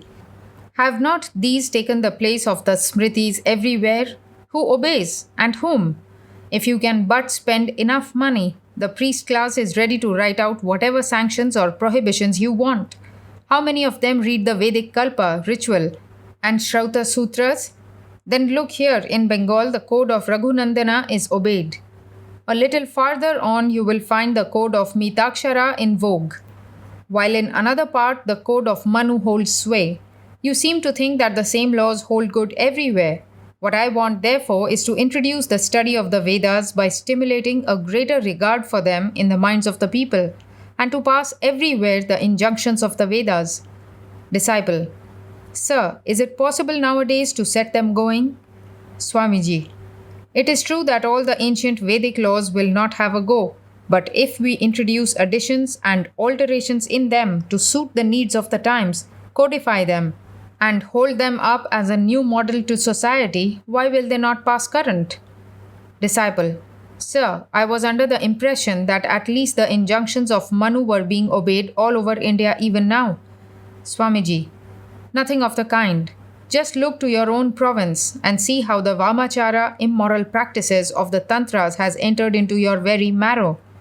Even modern Vaishnavism, which is the skeleton of the defunct Buddhism, is saturated with Vamachara.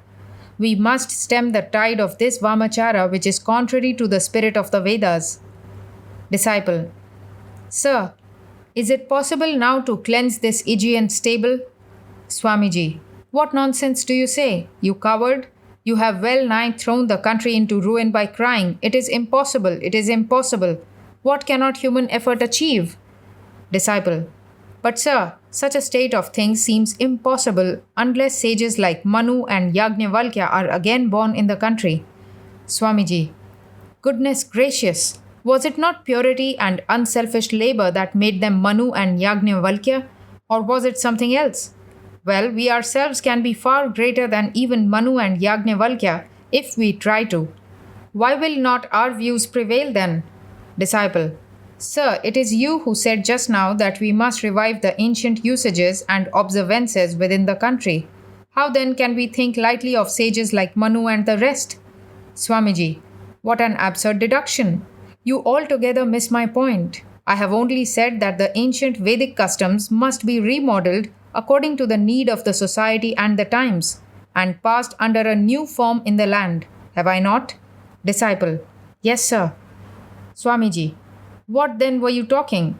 You have read the Shastras, and my hope and faith rest in men like you. Understand my words in their true spirit, and apply yourselves to work in their light. Disciple: But sir, who will listen to us? Why should our countrymen accept them? Swamiji: If you can truly convince them and practice what you preach, they must. If on the contrary, like a coward, you simply utter shlokas as a parrot, be a mere talker and quote authority only, without showing them in action, then who will care to listen to you? Disciple: Please give me some advice in brief about social reform. Swamiji: Why, I have given you advice enough. Now put at least something in practice. Let the world see that your reading of the scriptures and listening to me has been a success. The codes of Manu and lots of other books that you have read. What is their basis and underlying purpose? Keeping that basis intact, compile in the manner of the ancient rishis the essential truths of them and supplement them with thoughts that are suited to the times. Only take care that all races and all sects throughout India be really benefited by following these rules. Just write out a smriti like that. I shall revise it. Disciple: Sir, it is not an easy task, and even if such a smriti be written, will it be accepted? Swamiji: Why not? Just write it out. Kalo hyayam niravadhir vipula cha prithvi. Time is infinite and the world is vast. If you write it in the proper way, there must come a day when it will be accepted. Have faith in yourself. You people were once the Vedic rishis. Only you have come in different forms, that's all. I see it clear as daylight that you all have infinite power in you. Rouse that up. Arise, arise. Apply yourselves heart and soul. Gird up your loins. What will you do with wealth and fame that are so transitory? Do you know what I think? I don't care for mukti and all that. My mission is to arouse within you all such ideas. I am ready to undergo 100,000 rebirths to train up a single man. Disciple: But sir, what will be the use of undertaking such works? Is not death stalking behind? Swamiji: Fie upon you! If you die, you will die but once. Why will you die every minute of your life by constantly harping on death like a coward?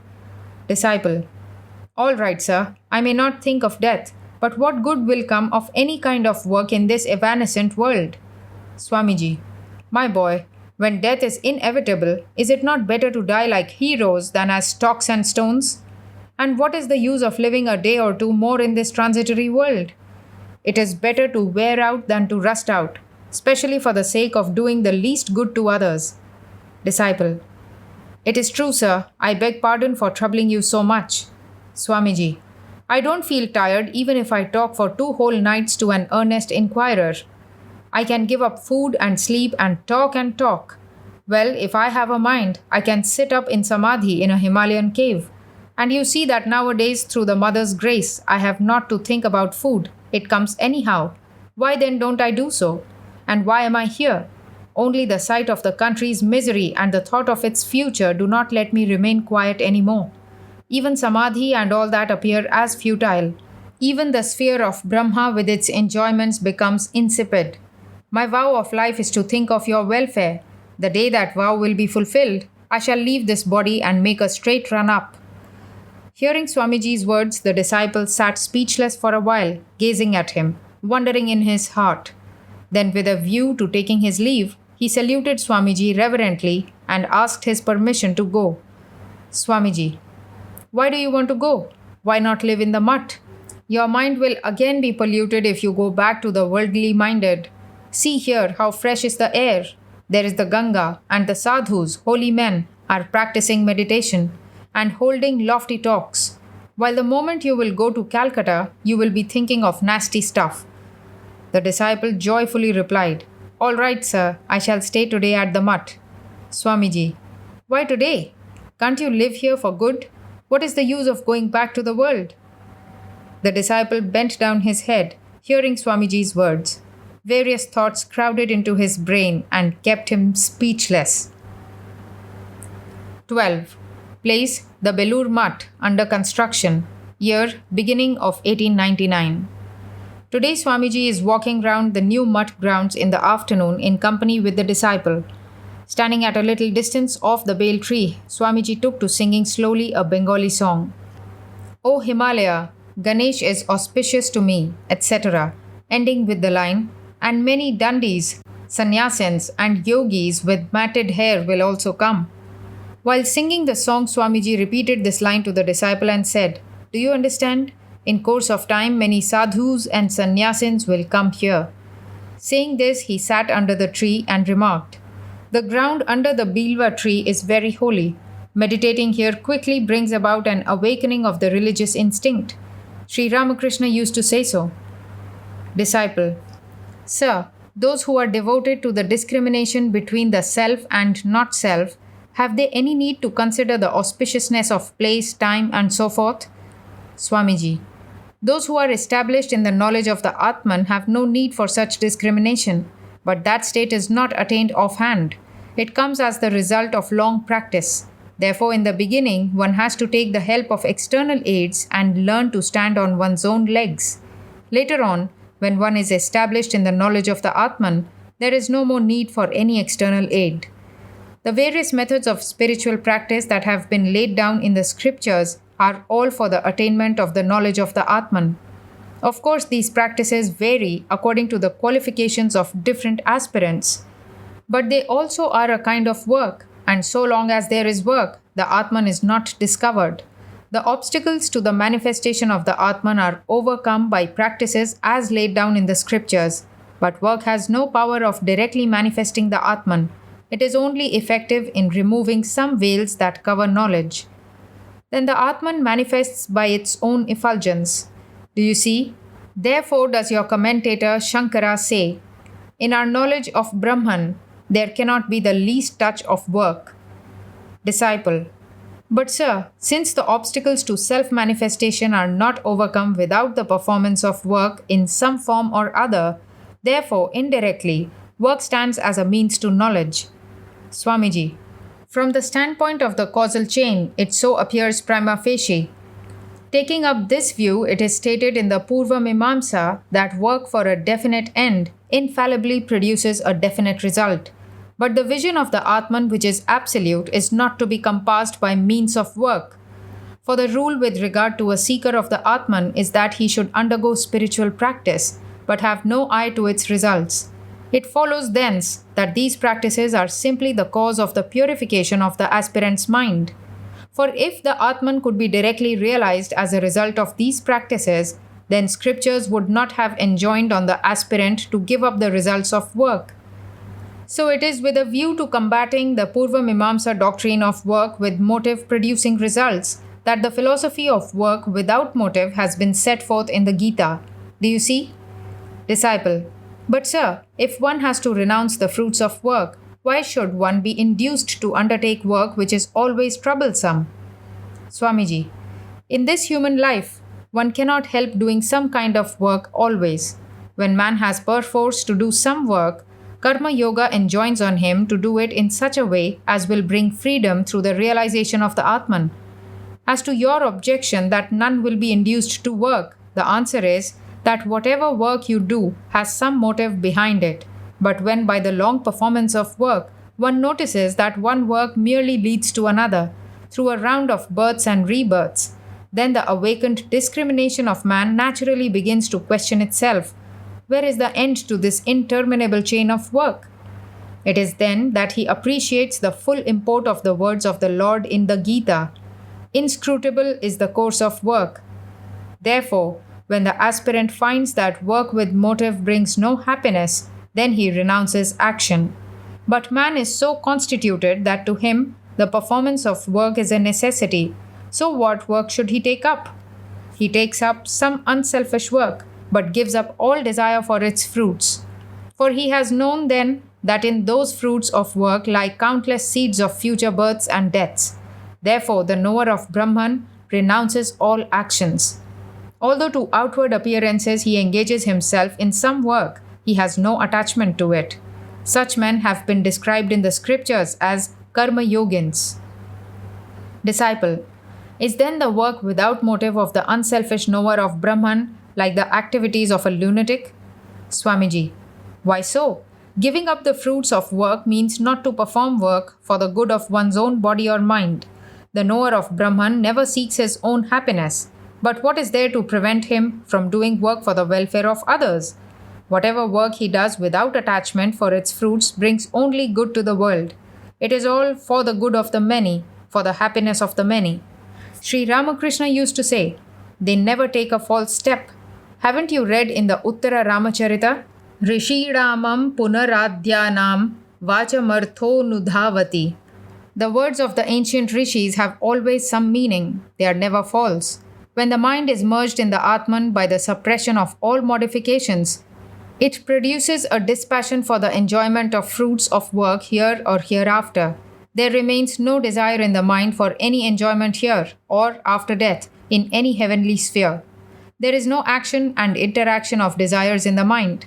But when the mind descends from the superconscious state into the world of I and mine, then by the momentum of previous work or habit, or samskaras, impressions, the functions of the body go on as before. The mind then is generally in the superconscious state. Eating and other functions of the body are done from mere necessity, and the body consciousness is very much attenuated. Whatever work is done after reaching this transcendental state is done rightly. It conduces to the real well-being of men and the world. For then the mind of the doer is not contaminated by selfishness or calculation of personal gain or loss. The Lord has created this wonderful universe, remaining always in the realm of superconsciousness. Therefore, there is nothing imperfect in this world. So I was saying that the actions which the knower of the Atman does without attachment for fruits are never imperfect, but they conduce to the real well-being of men and the world. Disciple: Sir, you said just now that knowledge and work are contradictory, that in the supreme knowledge there is no room at all for work, or in other words, that by means of work the realization of Brahman cannot be attained. Why then do you now and then speak words calculated to awaken great rajas activity? You were telling me the other day, work, work, work. There is no other way. Swamiji: Going round the whole world, I find that people of this country are immersed in great tamas, inactivity, compared with people of other countries. On the outside, there is a simulation of the sattvika, calm and balanced state. But inside, downright inertness like that of stocks and stones. What work will be done in the world by such people? How long can such an inactive, lazy, and sensual people live in the world? First travel in Western countries, then contradict my words. How much of enterprise and devotion to work, how much enthusiasm and manifestation of rajas are there in the lives of the Western people? While in your own country, it is as if the blood has become congealed in the heart, so that it cannot circulate in the veins, as if paralysis has overtaken the body and it has become languid. So, my idea is first to make the people active by developing their rajas and thus make them fit for the struggle for existence. With no strength in the body, no enthusiasm at heart, and no originality in the brain, what will they do? These lumps of dead matter. By stimulating them, I want to bring life into them. To this, I have dedicated my life. I will rouse them through the infallible power of Vedic mantras. I am born to proclaim to them that fearless message: arise, awake. Be you my helpers in this work. Go from village to village, from one portion of the country to another, and preach this message of fearlessness to all, from the Brahmin to the Chandala. Tell each and all that infinite power resides within them, that they are sharers of immortal bliss. Thus rouse up the rajas within them, make them fit for the struggle for existence, and then speak to them about salvation. First, make the people of the country stand on their legs by rousing their inner power. First, let them learn to have good food and clothes and plenty of enjoyment. Then, tell them how to be free from this bondage of enjoyment. Laziness, meanness, and hypocrisy have covered the whole length and breadth of the country. Can an intelligent man look on all this and remain quiet? Does it not bring tears to the eyes? Madras, Bombay, Punjab, Bengal, whichever way I look, I see no signs of life. You are thinking yourselves highly educated. What nonsense have you learnt? Getting by heart the thoughts of others in a foreign language and stuffing your brain with them and taking some university degrees, you consider yourselves educated. Fie upon you! Is this education? What is the goal of your education? Either a clerkship or being a roguish lawyer, or at the most a deputy magistracy, which is another form of clerkship. Isn't that all? Open your eyes and see what a piteous cry for food is rising in the land of Bharata, proverbial for its wealth. Will your education fulfill this want? Never. With the help of Western science, set yourselves to dig the earth and produce foodstuffs, not by means of mean servitude of others, but by discovering new avenues to production, by your own exertions aided by Western science. Therefore, I teach the people of this country to be full of activities, so as to be able to produce food and clothing for themselves. For want of food and clothing and plunged in anxiety for it, the country has come to ruin. What are you doing to remedy this? Throw aside your scriptures in the Ganga and teach the people first the means of procuring their food and clothing, and then you will find time to read to them the scriptures. If their material wants are not removed by the rousing of intense activity, none will listen to words of spirituality. Therefore, I say, first rouse the inherent power of the Atman within you. Then, rousing the faith of the general people in that power as much as you can, teach them first of all to make provision for food, and then teach them religion. There is no time to sit idle. Who knows when death will overtake one?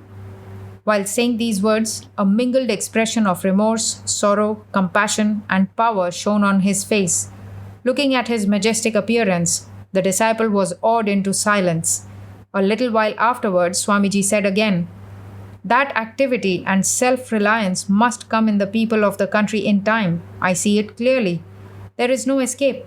The intelligent man can distinctly see the vision of the next 3 yugas, ages ahead.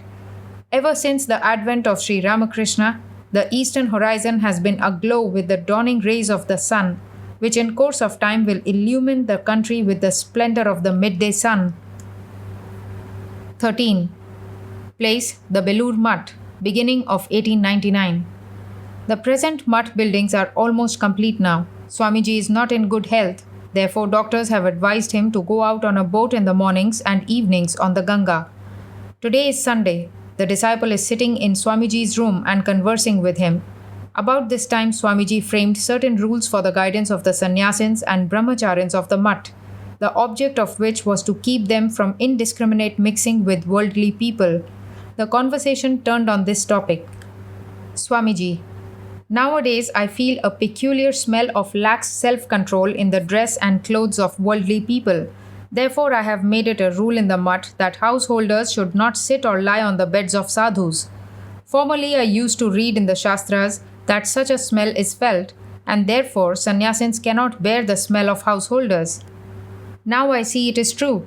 By strictly observing the rules that have been framed, the brahmacharins will in time grow into genuine sannyasins. When they are established in the ideal of sannyasa, they will be able to mix on an equal footing with worldly men without any harm. But now, if they are not kept within the barriers of strict rules, they will all go wrong. In order to attain to ideal brahmacharya, one has in the beginning to observe strict rules regarding chastity. Not only should one keep oneself strictly aloof from the least association with the opposite sex, but also give up the company of married people even. The disciple who was a householder was awed at these words of Swamiji, felt dejected that he would not be able to associate freely as before with the sadhus of the mutt, and said, "Sir, I feel more intimacy with the mutt and its inmates than with my own family, as if they are known to me from a long, long time. The unbounded freedom that I enjoy in the mutt, I feel nowhere else in the world." Swamiji, all those who are pure in spirit will feel like that here. Those who do not feel so must be taken as not belonging to this mutt and its ideals. That is the reason why many people come here out of mere sensation mongering and then run away. Those who are devoid of continence and are running after money day and night will never be able to appreciate the ideals of the mutt, nor regard the mutt people as their own. The sannyasins of this mutt are not like those of old, ash besmeared, with matted hair and iron tongs in their hands, and curing disease by medicinal tidbits. Therefore, seeing the contrast, people cannot appreciate them. The ways, movements, and ideas of our master were all cast in a new mold, so we are also of a new type. Sometimes dressed like gentlemen, we are engaged in lecturing, at other times throwing all aside with hara, hara, vyom, vyom. On the lips, ash clad, we are immersed in meditation and austerities in mountains and forests.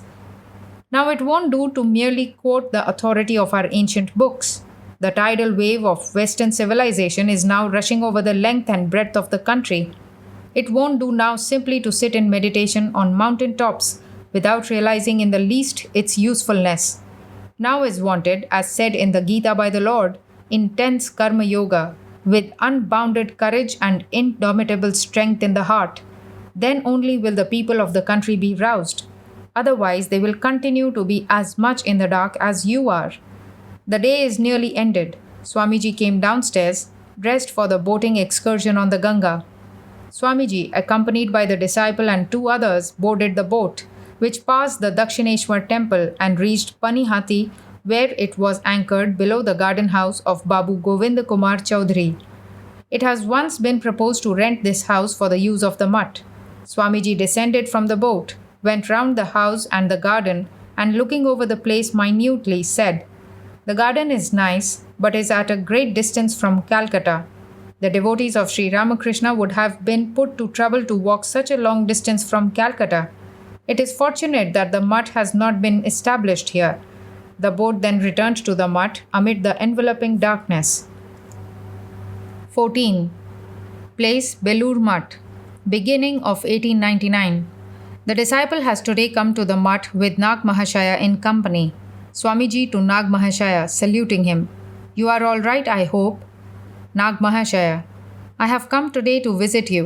Glory to Shankara, glory to Shankara. I am blessed today verily with the sight of Shiva." Saying these words, Nag Mahashaya, out of reverence, stood with joined hands before him. Swamiji, "How is your health?" Nag Mahashaya, "Why are you asking about this trifling body, this cage of flesh and bones? Verily, I am blessed today to see you." Saying these words, Nag Mahashaya prostrated before Swamiji. Swamiji, lifting him up, "Why are you doing that to me?" Nag Mahashaya, "I see with my inner eye that today I am blessed with the vision of Shiva himself. Glory to Ramakrishna." Swamiji, addressing the disciple, "Do you see how real bhakti transforms human nature? Nag Mahashaya has lost himself in the divine. His body consciousness has vanished altogether." To Swami Premananda, "Get some prasada for Nag Mahashaya." Nag Mahashaya, "Prasada?" To Swamiji with folded hands. Seeing you, all my earthly hunger has vanished today. The brahmacharyans and sannyasins of the mutt were studying the Upanishads. Swamiji said to them, "Today a great devotee of Sri Ramakrishna has come amongst us. Let it be a holiday in honor of Nag Mahashaya's visit to the mutt." So all closed their books and sat in a circle round Nag Mahashaya. Swamiji also sat in front of him. Swamiji, addressing all, "Do you see? Look at Nag Mahashaya. He is a householder. Yet he has no knowledge of the mundane existence. He always lives lost in the divine consciousness." To Nag Mahashaya, "Please tell us and these brahmacharyans something about Sri Ramakrishna." Nag Mahashaya, in reverence, "What do you say, sir? What shall I say? I have come to see you, the hero, the helper in the divine play of Sri Ramakrishna. Now will people appreciate his message and teachings. Glory to Ramakrishna." Swamiji, "It is you who have really appreciated and understood Sri Ramakrishna. We are only spent in useless wanderings." Nag Mahashaya, "What do you say, sir?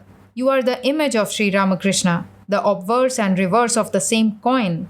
Those who have eyes, let them see." Swamiji, "Is the starting of these mutts and ashramas etc. a step in the right direction?"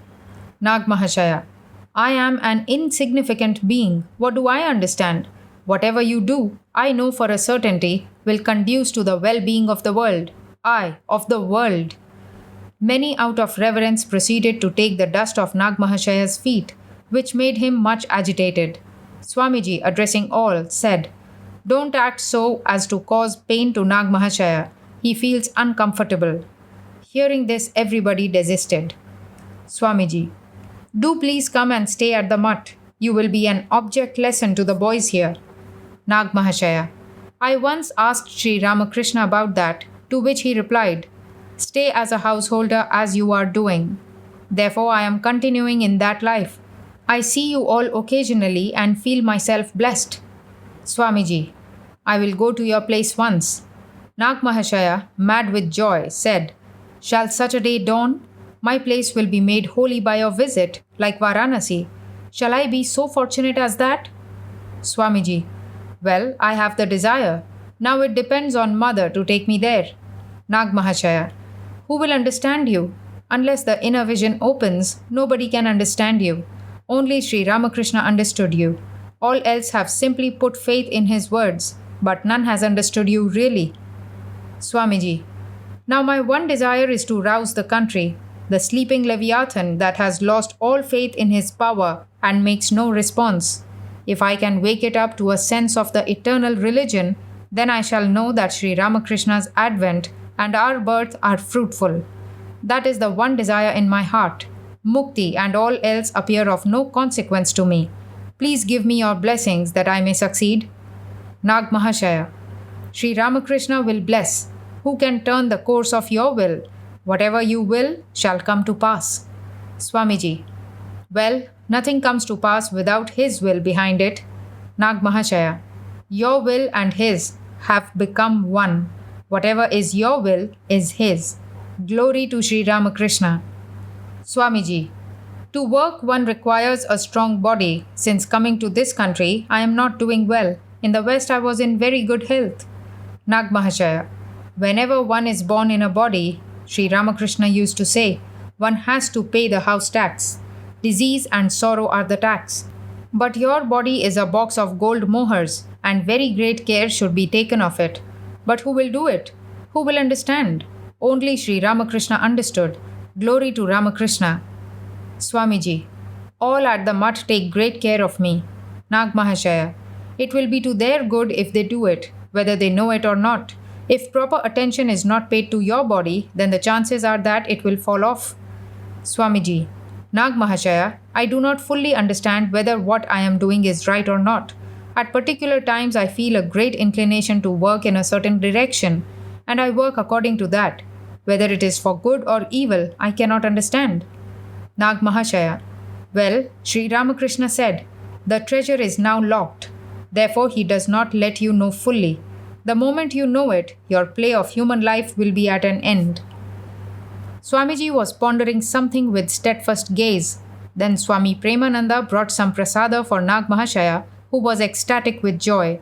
Shortly after, Nag Mahashaya found Swamiji slowly digging the ground with a spade near the pond and held him by the hand, saying, "When we are present, why should you do that?" Swamiji, leaving the spade, walked about the garden, talking the while, and began to narrate to a disciple. After Sri Ramakrishna's passing away, we heard one day that Nag Mahashaya lay fasting in his humble tiled lodgings in Calcutta. Myself, Swami Turyananda, and another went together and appeared at Nag Mahashaya's cottage.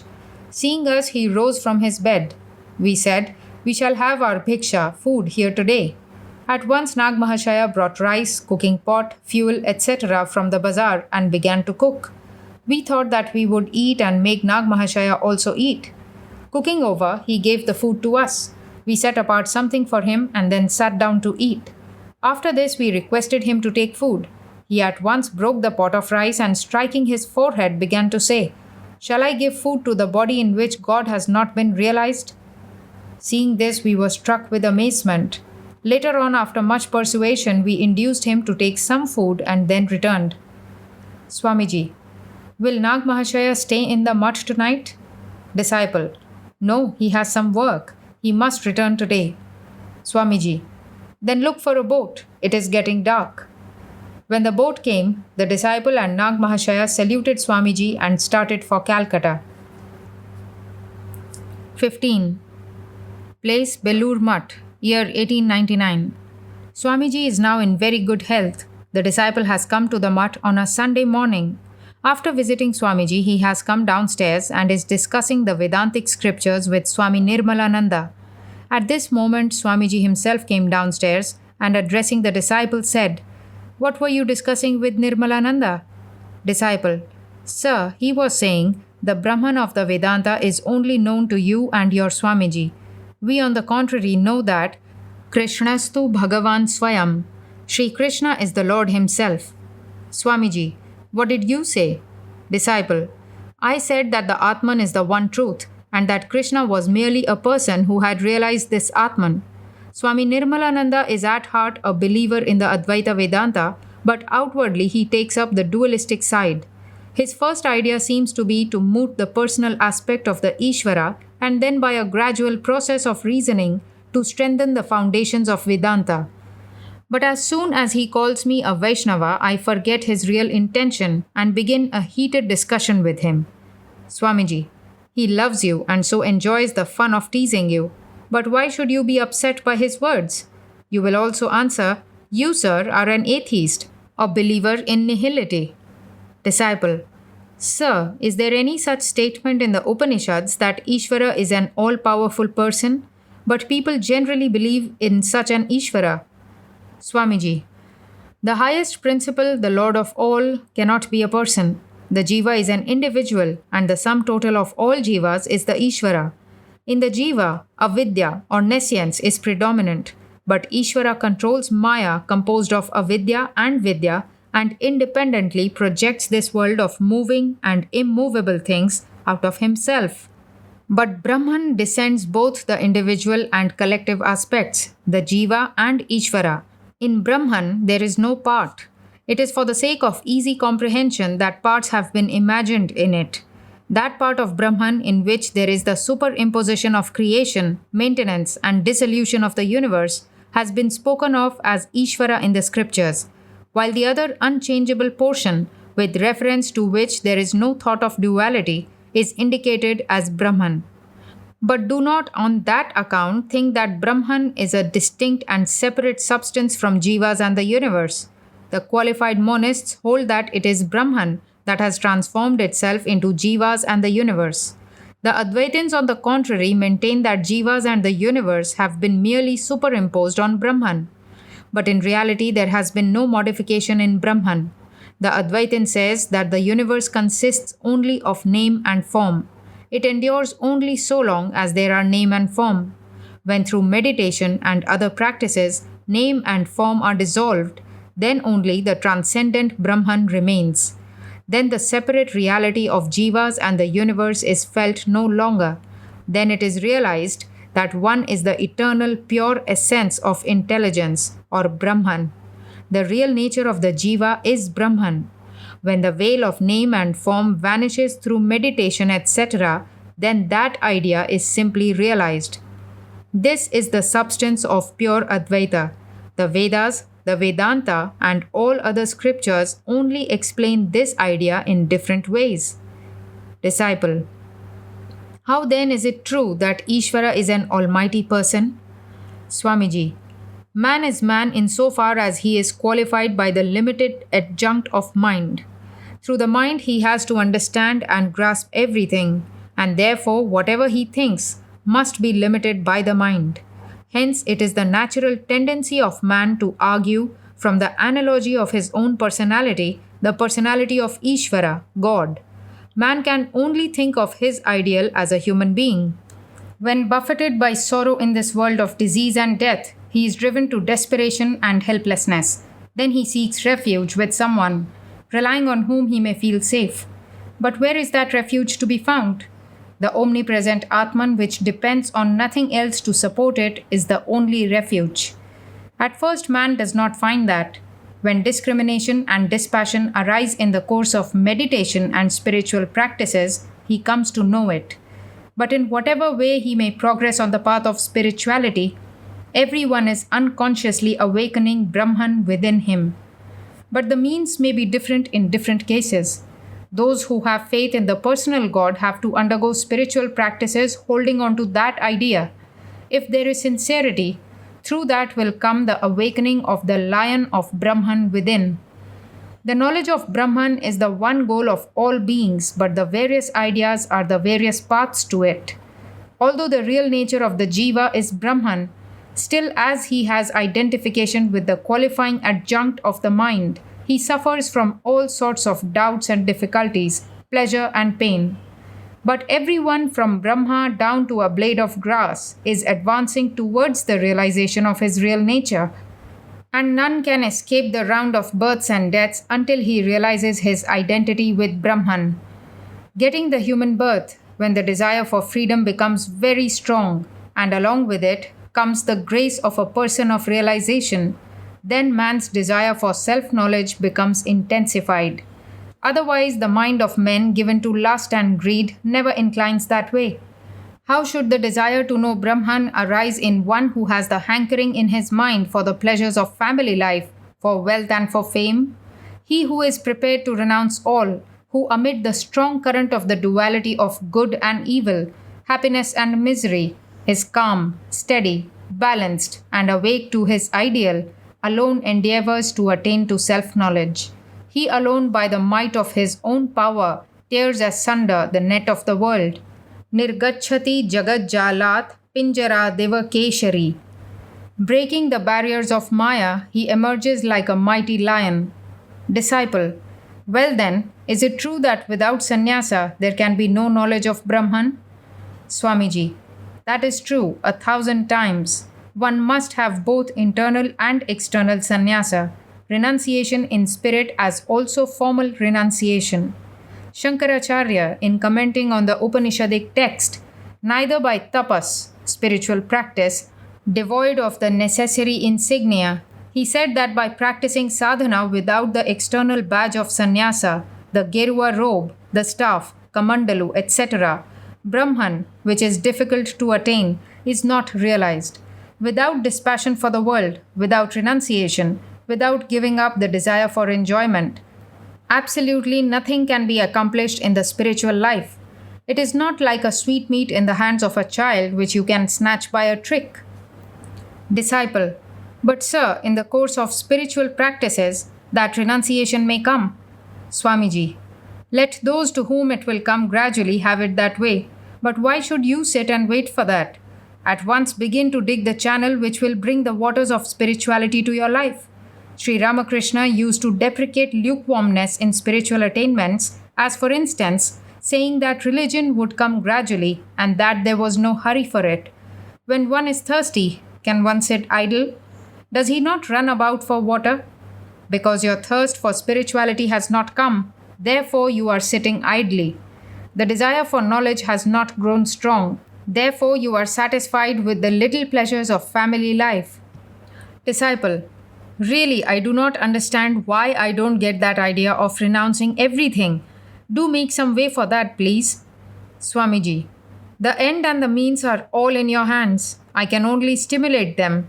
You have read so many scriptures and are serving and associating with such sadhus who have known Brahman. If even this does not bring the idea of renunciation, then your life is in vain. But it will not be altogether vain. The effects of this will manifest in some way or other in time.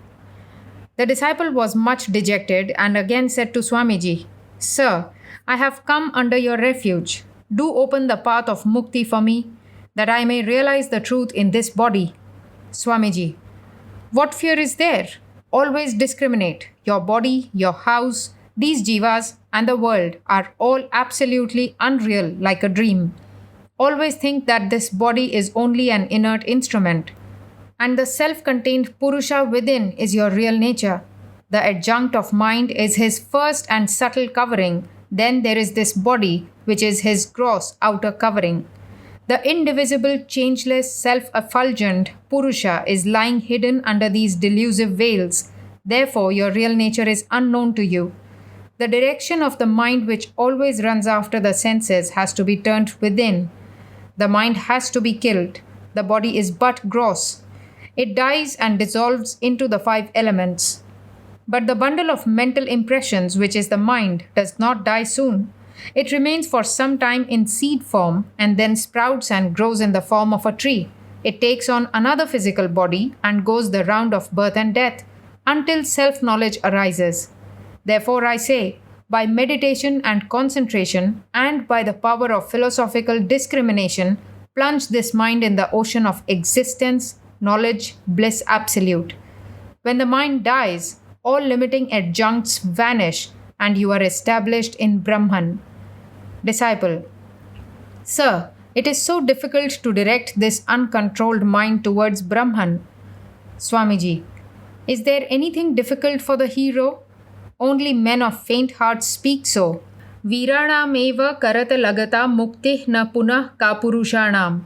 Mukti is easy of attainment only to the hero, but not to cowards, says the Gita 6.35.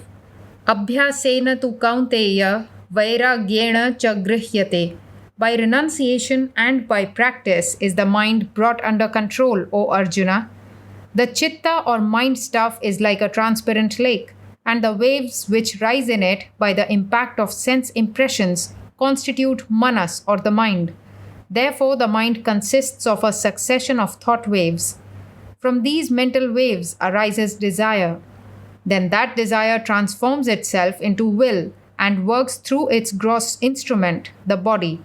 Again, as work is endless, so its fruits also are endless. Hence, the mind is always being tossed by countless myriads of waves, the fruits of work.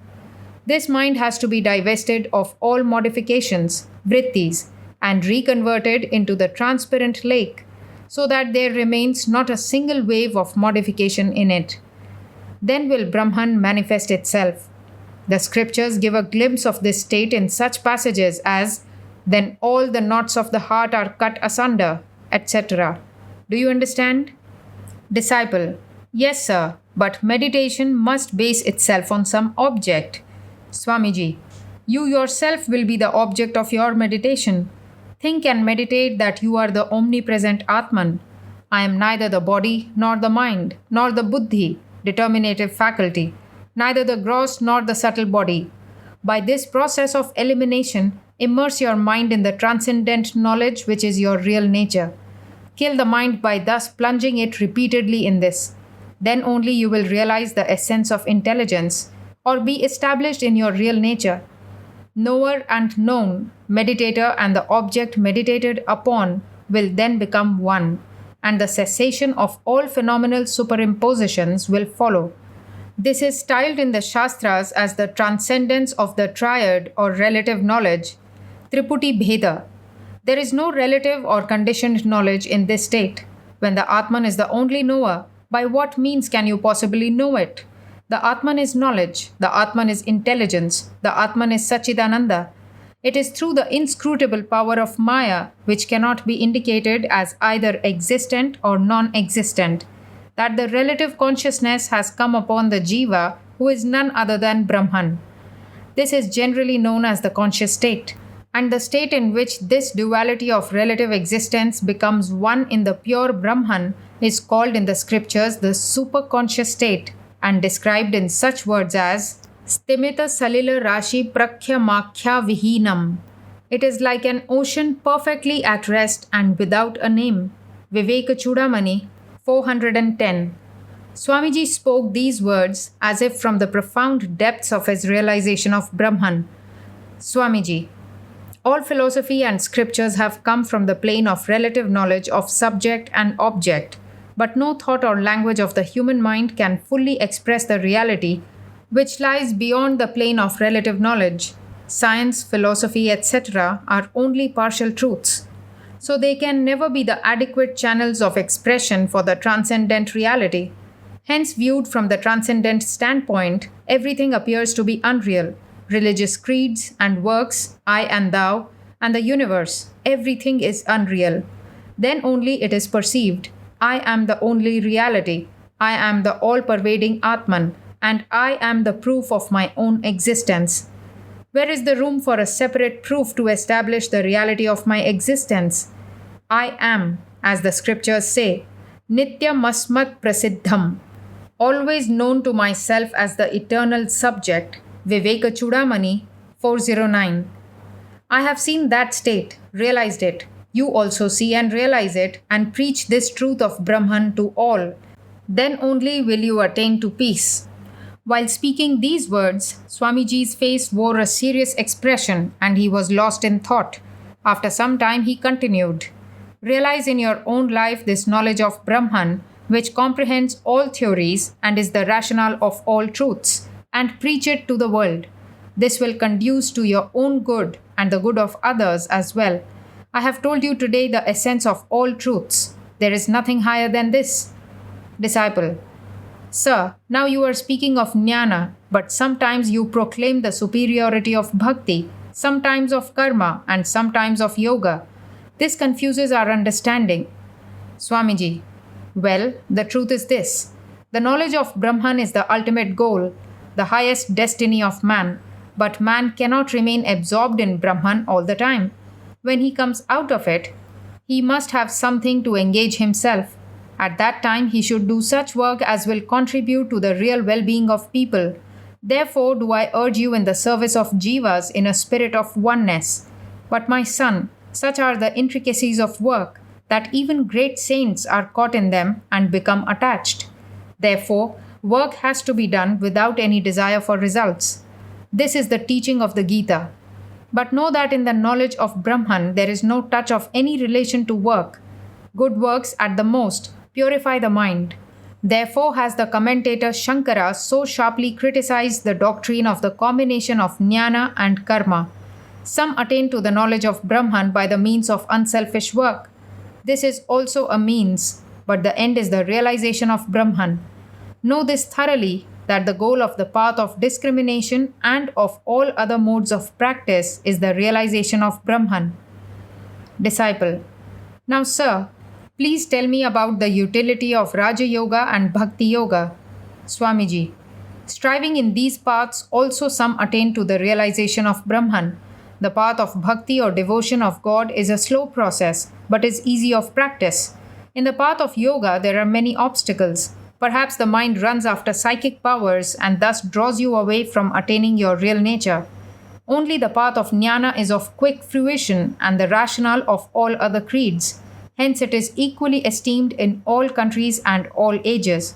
But even in the path of discrimination, there is the chance of the mind getting stuck in the interminable net of vain argumentation. Therefore, along with it, meditation should be practiced. By means of discrimination and meditation, the goal or Brahman has to be reached. One is sure to reach the goal by practicing in this way. This, in my opinion, is the easy path ensuring quick success. Disciple, now please tell me something about the doctrine of incarnation of God. Swamiji, you want to master everything in a day, it seems. Disciple, sir, if the doubts and difficulties of the mind be solved in one day, then I shall not have to trouble you time and again. Swamiji, Those by whose grace the knowledge of Atman, which is extolled so much in the scriptures, is attained in a minute, are the moving tirthas, seats of holiness, the incarnations. From their very birth, they are knowers of Brahman, and between Brahman and the knower of Brahman, there is not the least difference. Brahma Veda Brahmaiva Bhavati. He who knows the Brahman becomes the Brahman. Mundaka 3.2.9. The Atman cannot be known by the mind, for it is itself the knower. This I have already said. Therefore, man's relative knowledge reached up to the avatars, those who are always established in the Atman. The highest ideal of Ishvara, which the human mind can grasp, is the avatara. Beyond this, there is no relative knowledge. Such knowers of Brahman are rarely born in the world, and very few people can understand them. They alone are the proof of the truths of the scriptures, the towers of light in the ocean of the world. By the company of such avatars and by their grace, the darkness of the mind disappears in a trice, and realization flashes immediately in the heart. Why or by what process it comes cannot be ascertained, but it does come. I have seen it happen like that. Sri Krishna spoke the Gita, establishing himself in the Atman. Those passages of the Gita where he speaks with the word I invariably indicate the Atman. Take refuge in me alone means be established in the Atman. This knowledge of the Atman is the highest aim of the Gita. The references to yoga, etc., are but incidental to this realization of the Atman. Those who have not this knowledge of the Atman are suicides. They kill themselves by the clinging to the unreal. They lose their life in the noose of sense pleasures. You are also men, and can't you ignore this trash of sensual enjoyment that won't last for 2 days?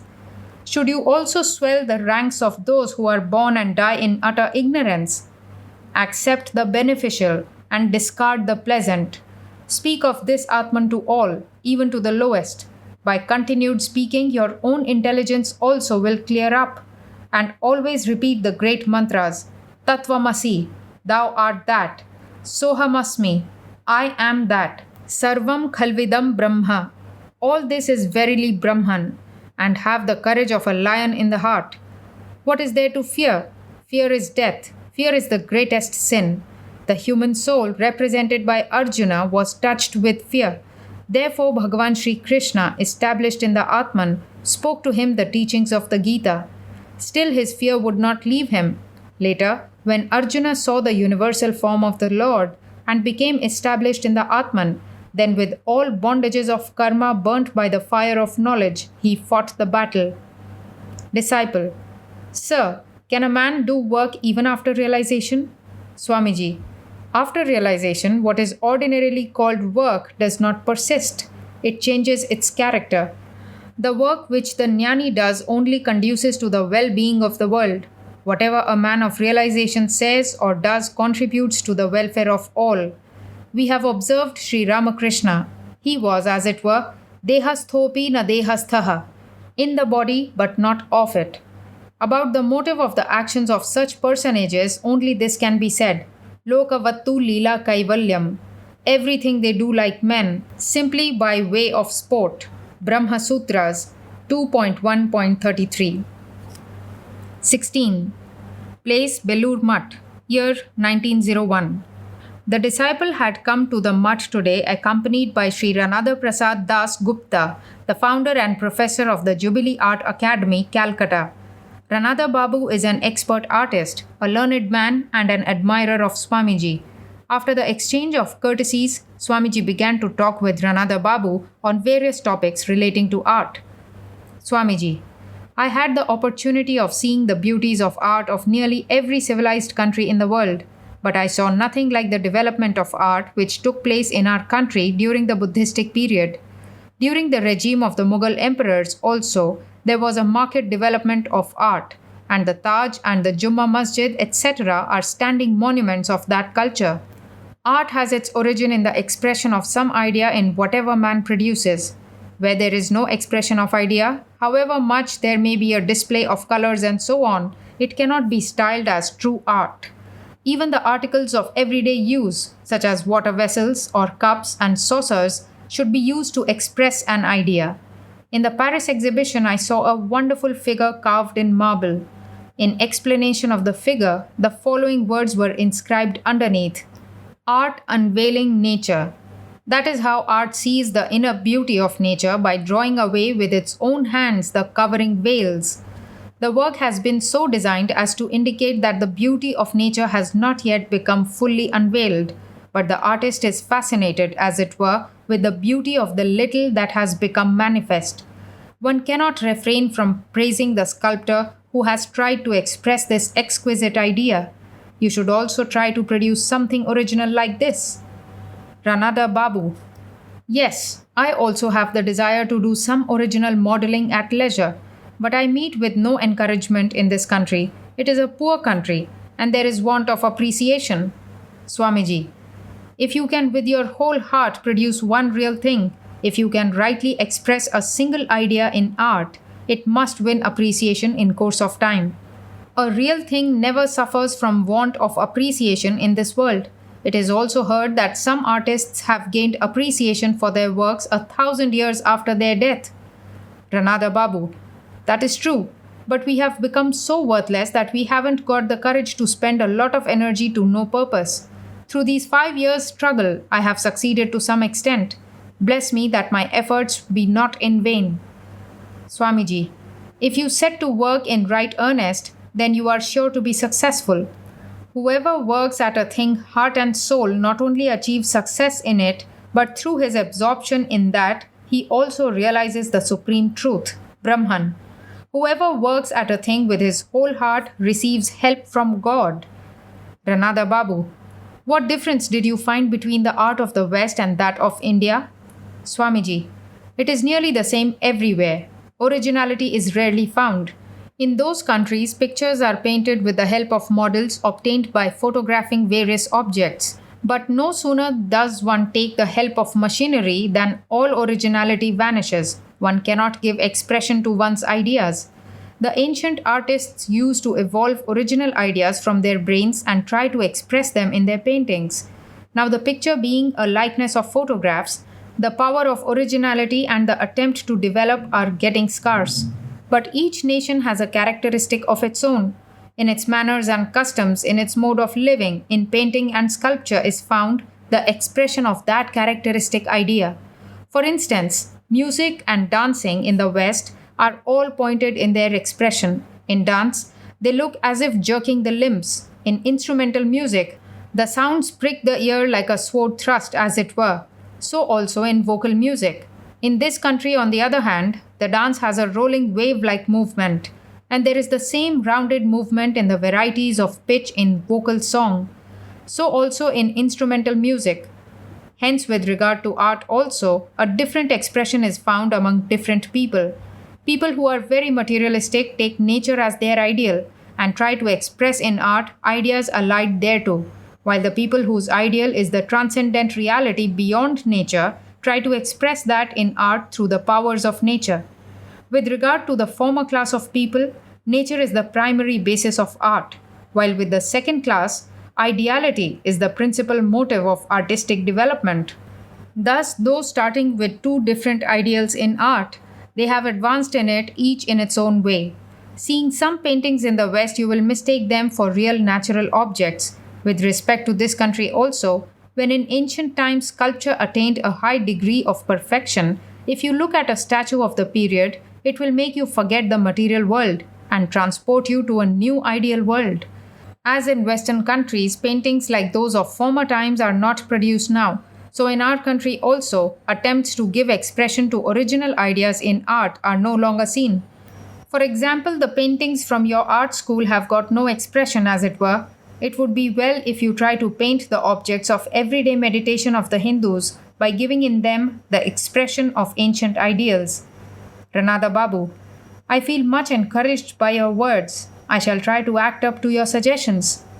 Swamiji. Take for instance the figure of Mother Kali. In it there is the union of the blissful and the terrible aspects. But in none of the pictures can be seen the true expression of these two aspects. Far from this, there is no attempt to express adequately even one of these two aspects. I have tried to put down some ideas of the terrible aspects of Mother Kali in my English poem, Kali the Mother. Can you express those ideas in a picture? Ranada Babu: Please let me know them.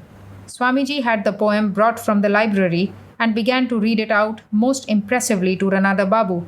Ranada Babu silently listened to the poem, and after a while, as if visualizing the figure with his mind's eye, he turned to Swamiji with a frightened look. Swamiji: Well, will you be able to express this idea in the picture? Ranada Babu: Yes, I shall try. But it turns one's head even to imagine the idea. Swamiji: After drawing the picture, please show it to me. Then I will tell you about the points necessary to perfect it. Then Swamiji had the design which he had sketched for the seal of the Ramakrishna Mission brought, showed it to Ranada Babu, and asked his opinion on it. It depicted a lake in which a lotus blossomed, and there was a swan, and the whole was encircled by a serpent. Ranada Babu at first could not catch the significance of it and asked Swamiji to explain. Swamiji said, The wavy waters in the picture are symbolic of karma, the lotus of bhakti, and the rising sun of jnana. The encircling serpent is indicative of yoga and the awakened Kundalini Shakti, while the sun in the picture stands for the Paramatman, Supreme Self. Therefore, the idea of the picture is that by the union of karma, jnana, bhakti, and yoga, the vision of the Paramatman is obtained. Ranada Babu kept silent, gratified to hear the motive of the picture. After a while, he said, I wish I could learn about art from you.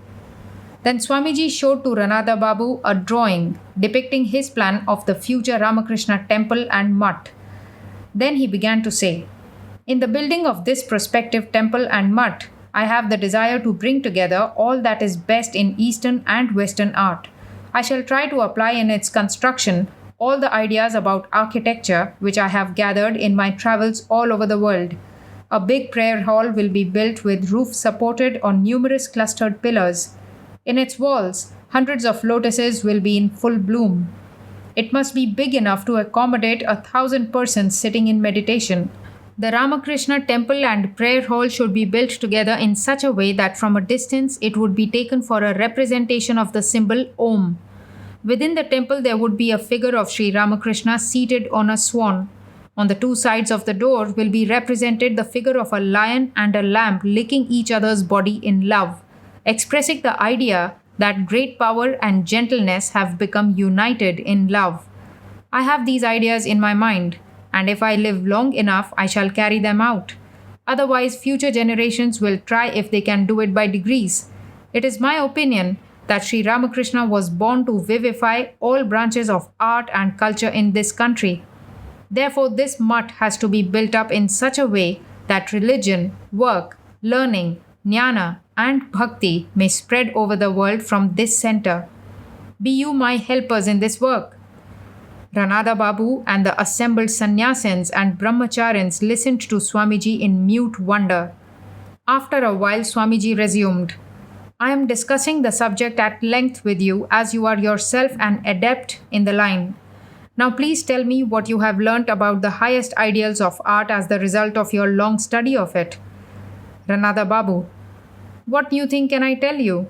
On the contrary, it is you who have opened my eyes on this subject. I have never heard such instructive words on the subject of art in my life. Bless me, sir, that I can work out the ideas that I have got from you. Then Swamiji got up from his seat and paced the lawn, remarking to the disciple, He is a very spirited young man. Disciple: Sir, he is astonished to hear your words. Swamiji, without answering the disciple, began to hum the lines of a song which Sri Ramakrishna used to sing. The controlled mind is a great treasure, the philosopher's stone, which yields whatever you want. After walking a while, Swamiji, washing his face, entered his room with the disciple in company and read the article on art in the Encyclopedia Britannica for some time. After finishing it, he began to make fun with the disciple, caricaturing the words and accents of East Bengal. 17. Place Belur Mutt, year 1901. Swamiji has just returned from East Bengal and Assam a few days back. He is ill and his feet have swollen. Coming to the mutt, the disciple went upstairs and prostrated himself at Swamiji's feet.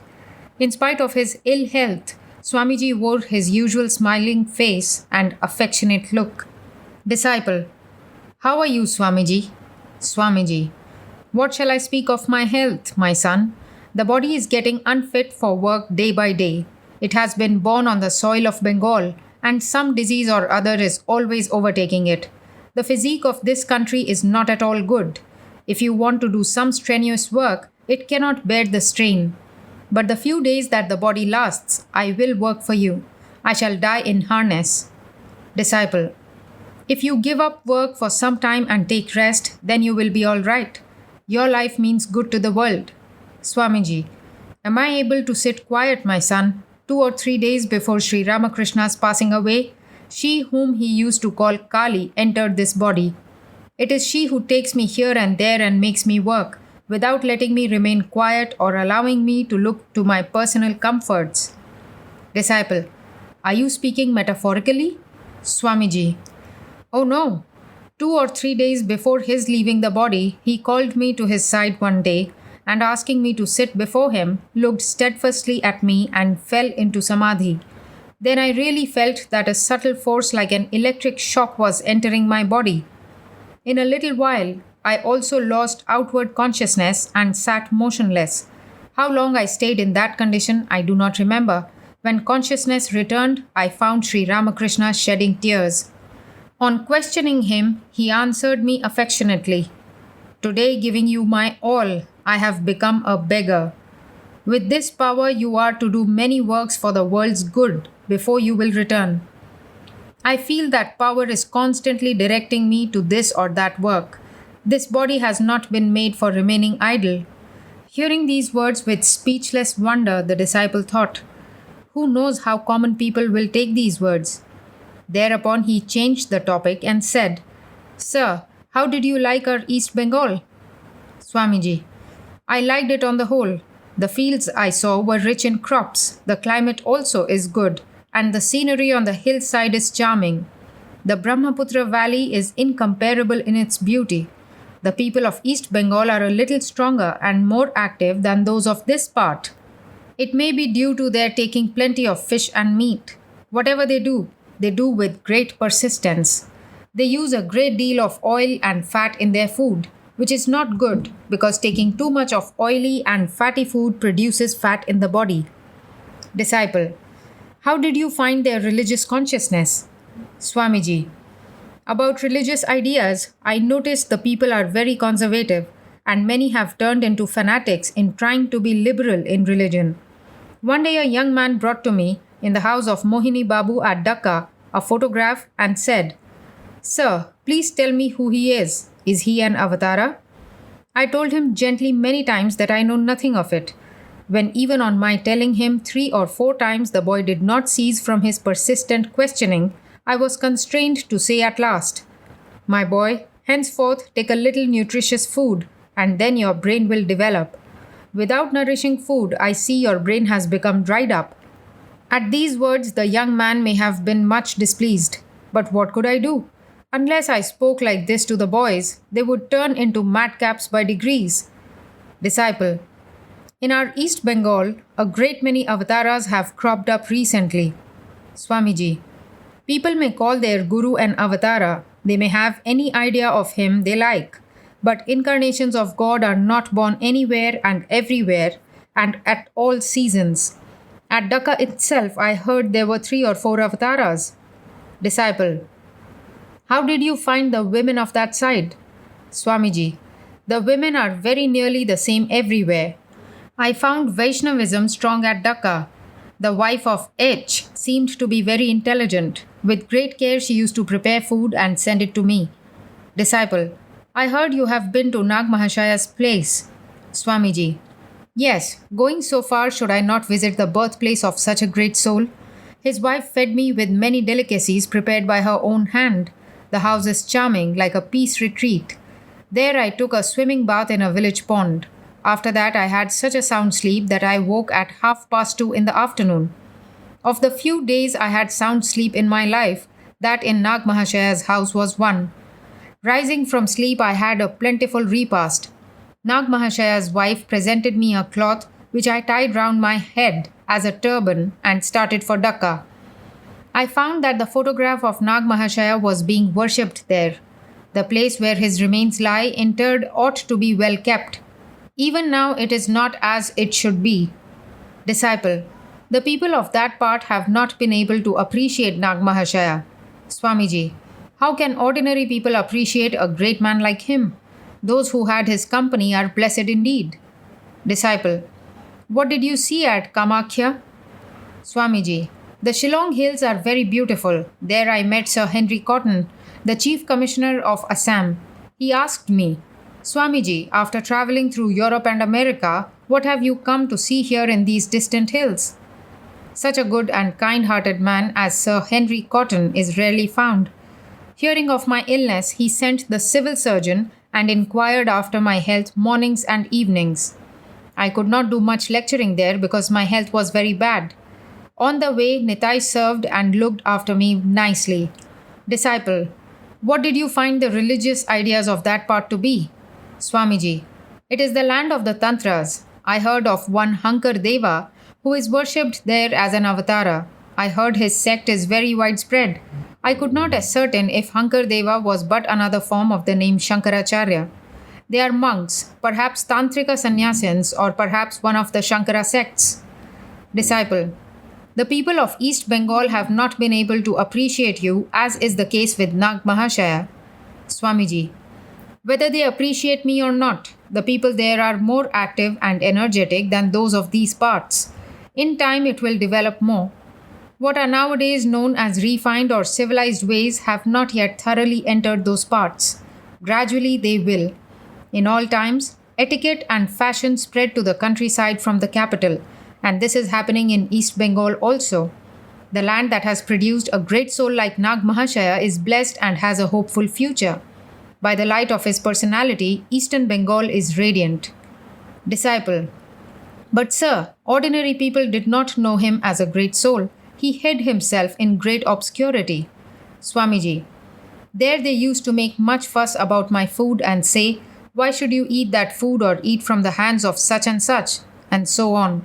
To which I had to reply, I am a sannyasin and a mendicant friar, and what need have I to observe so much outward formality with regard to food, etc.? Do not your scriptures say, Charenma dhukarim vrittimapi mlecha kuladapi? One should beg one's food from door to door, aye, even from the house of an outcast. But of course, external forms are necessary in the beginning for the inner realization of religion in order to make the truth of the scriptures practical in one's life. Haven't you heard of Sri Ramakrishna's story of wringing out the almanac for water? Outward forms and observances are only for the manifestation of the great inner powers of man. The object of all scriptures is to awaken those inner powers and make him understand and realize his real nature. The means are of the nature of ordinances and prohibitions. If you lose sight of the ideal, fight over the means only, what will it avail? In every country I have visited, I find this fighting over the means going on, and people have no eye on the ideal. Sri Ramakrishna came to show the truth of this. Realization of the truth is the essential thing.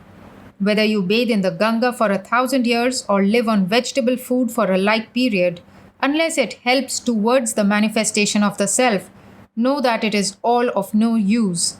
If, on the other hand, anyone can realize the Atman without the observance of outward forms, then that very non-observance of forms is the best means. But even after the realization of Atman, one should observe outward forms to a certain extent for setting an example to the people. The thing is, you must make the mind steadfast on something. If it is steadfast on one object, it attains to concentration. That is, its other modifications die out and there is a uniform flow in one direction. Many become wholly preoccupied with the outward forms and observances merely and fail to direct their mind to thoughts of the Atman. If you remain day and night within the narrow groove of ordinances and prohibitions, how will there be any expression of the soul? The more one has advanced in the realization of the Atman, the less is he dependent on the observances of forms. Shankaracharya also has said, Nistrai gunye pathi vicharatam ko vidhihi ko nishedhaha. Where is there any ordinance or prohibition for him whose mind is always above the play of the gunas? Therefore, the essential truth is realization. Know that to be the goal. Each distinct creed is but a way to the truth. The test of progress is the amount of renunciation that one has attained. Where you find the attraction for lust and wealth considerably diminished to whatever creed he may belong, know that his inner spirit is awakening. The door of self realization has surely opened for him. On the contrary, if you observe 1,000 outward rules and quote 1,000 scriptural texts, still, if it has not brought the spirit of renunciation in you, know that your life is in vain. Be earnest over this realization and set your heart on it. Well, you have read enough of scriptures, but tell me, of what avail has it been? Some, perhaps thinking of money, have become millionaires, whereas you have become a pundit by thinking of scriptures. But both are bondages. Attain the supreme knowledge and go beyond vidya and avidya, relative knowledge and ignorance. Disciple, Sir, through your grace I understand it all, but my past karma does not allow me to assimilate these teachings. Swamiji, throw aside your karma and all such stuff. If it is a truth that by your own past action you have got this body, then nullifying the effects of evil works by good works, why should you not be a Jivan Mukta in this very body? Know that freedom or self knowledge is in your own hands. In real knowledge, there is no touch of work. But those who work after being Jivan Muktas do so for the good of others. They do not look to the results of works. No seed of desire finds any room in their mind. And strictly speaking, it is almost impossible to work like that for the good of the world from the householder's position. In the whole of Hindu scriptures, there is the single instance of King Janaka in this respect. But you nowadays want to pose as Janakas, literally fathers, in every home by begetting children year after year, while he was without the body consciousness. Disciple, please bless me that I may attain self realization in this very life. Swamiji, what fear?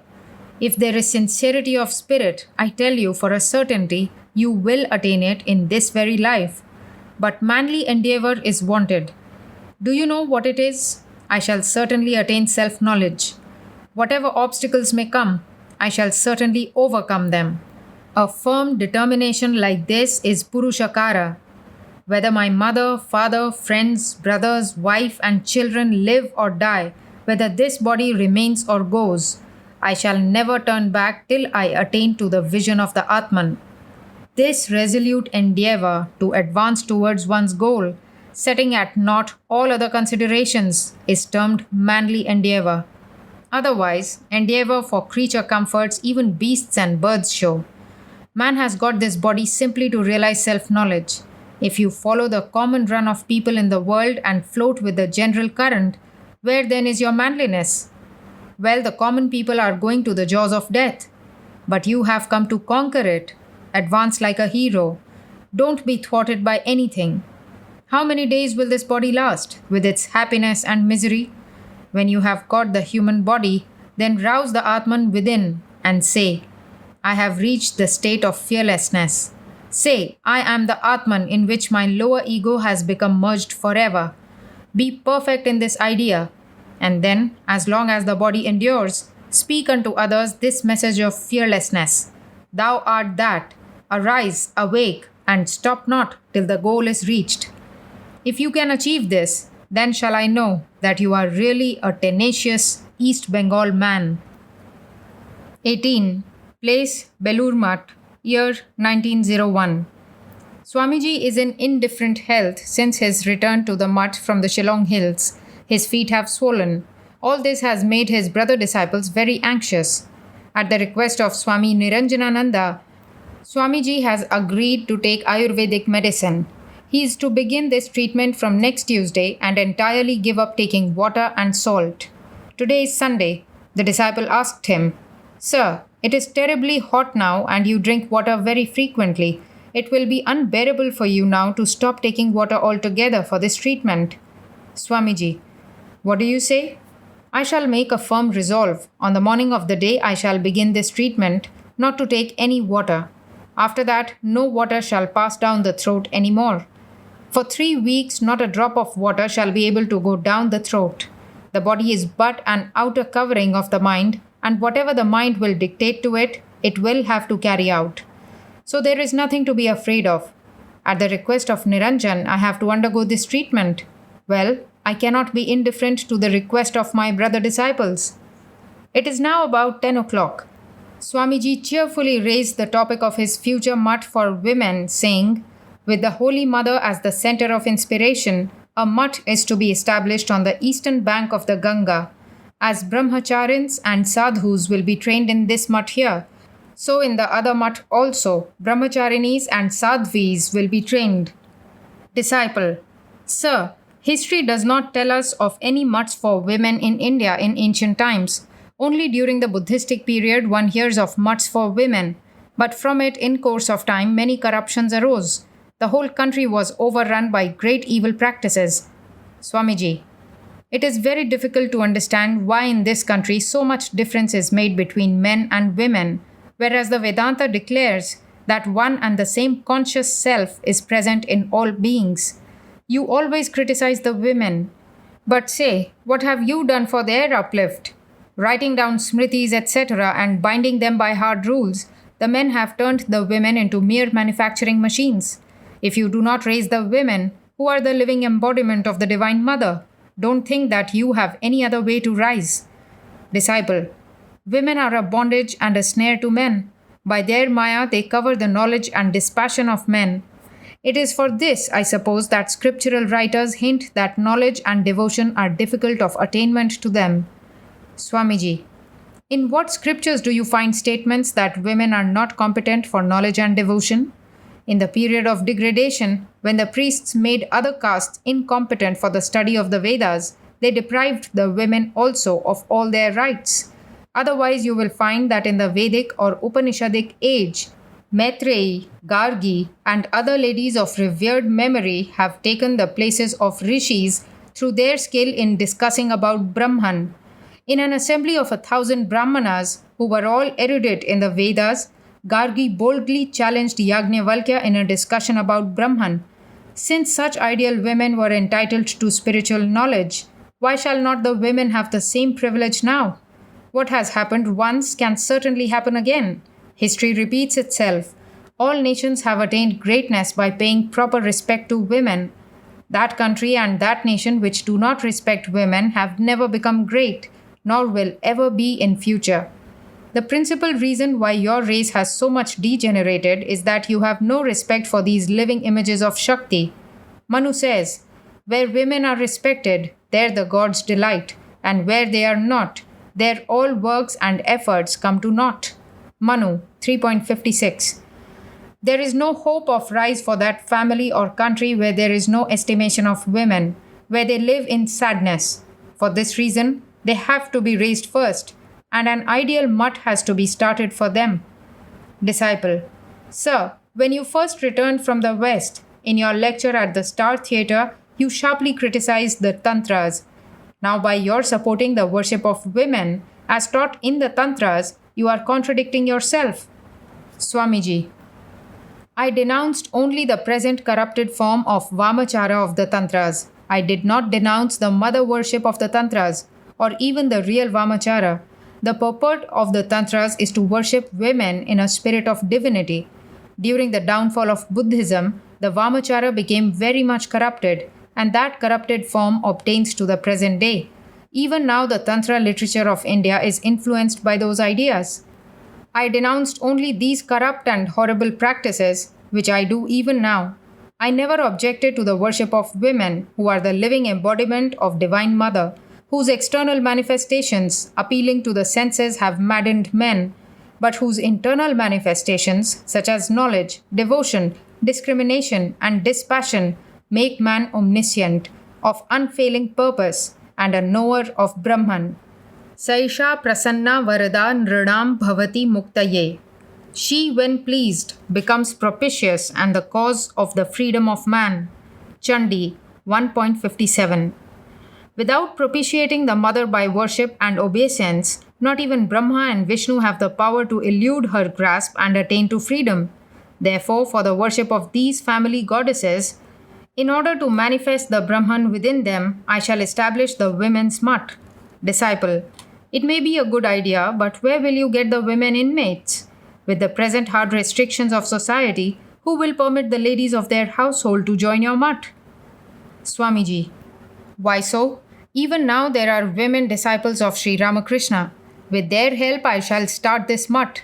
The Holy Mother will be their central figure, and the wives and daughters of the devotees of Sri Ramakrishna will be its first inmates, for they will easily appreciate the usefulness of such a mutt.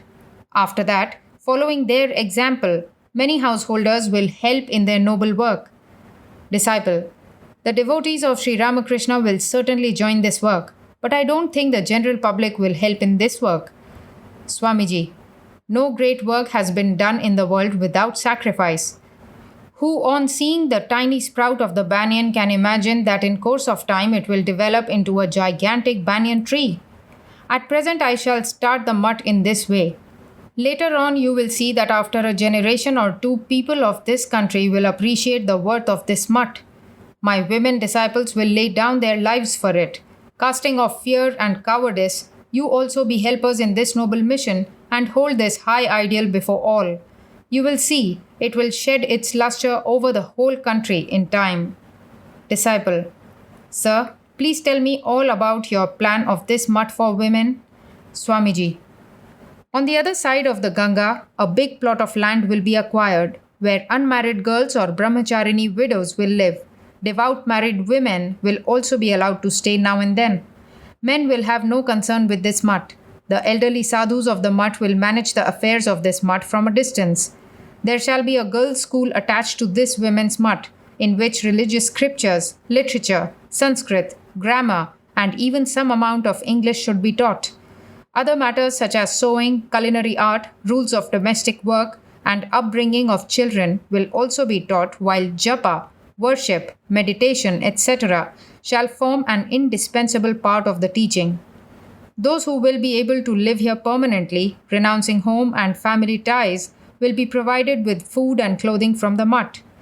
Those who will not be able to do that will be allowed to study in this mutt as day scholars. With the permission of the head of the mutt, the latter will be allowed even to stay in the mutt occasionally, and during such stay will be maintained by the mutt. The elder brahmacharinis will take charge of the training of the girl students in brahmacharya. After 5 or 6 years training in this mutt, the guardians of the girls may marry them. If deemed fit for yoga and religious life, with the permission of the guardians, they will be allowed to stay in this mutt, taking the vow of celibacy. These celibate nuns will in time be the teachers and preachers of the mutt. In villages and towns, they will open centers and strive for the spread of female education. Through such devout preachers of character, there will be the real spread of female education in the country. So long as the students will remain in association with this mutt, they must observe brahmacharya as the basic ideal of this mutt. Spirituality, sacrifice, and self-control will be the motto of the pupils of this mutt, and service or seva dharma the vow of their life. In view of such ideal lives, who will not respect and have faith in them? If the life of the women of this country be molded in such fashion, then only will there be the reappearance of such ideal characters as Sita, Savitri, and Gargi.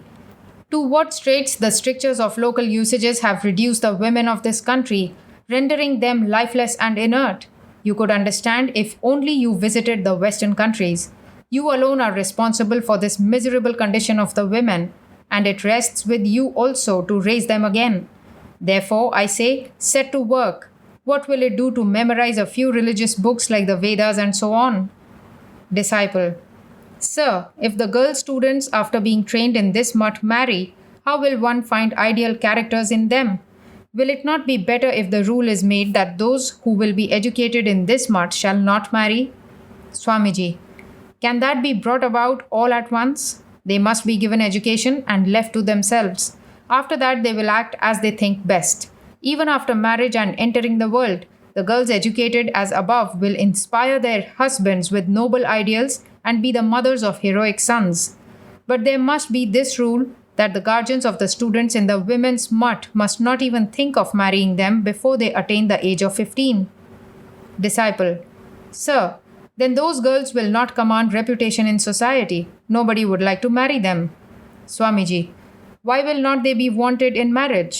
You have not yet understood the trend of society.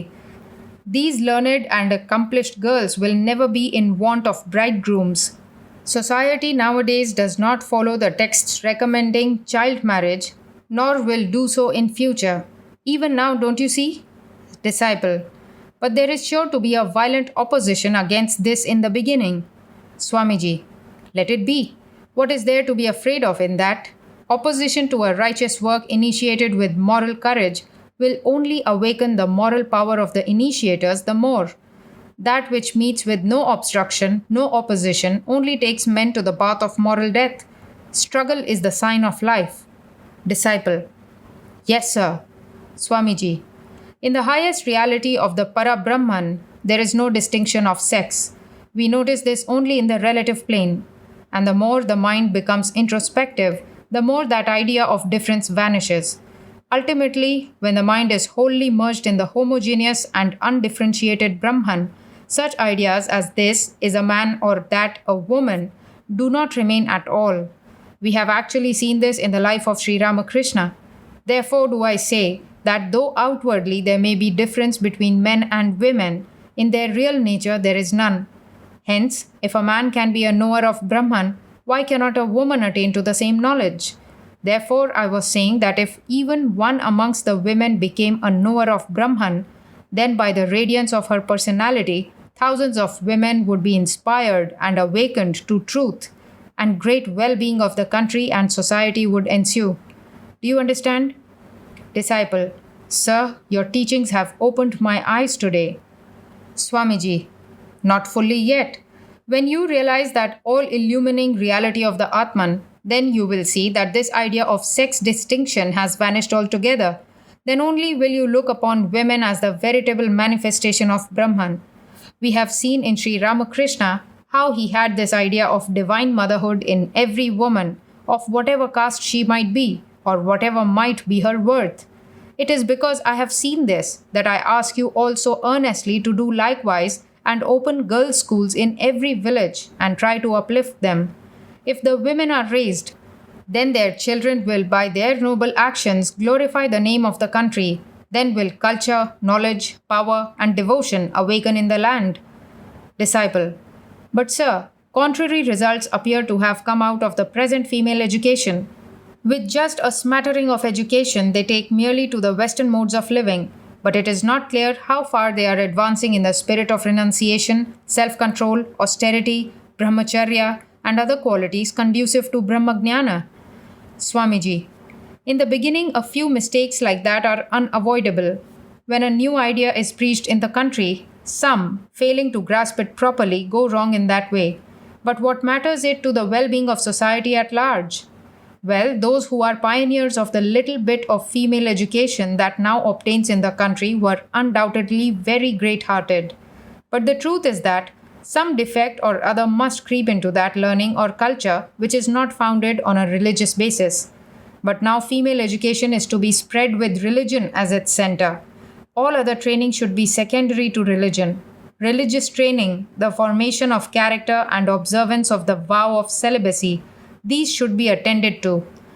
In the female education which has obtained up till now in India, it is religion that has been made a secondary concern. Hence, those defects you were speaking of have crept in. But no blame attaches therefore to the women.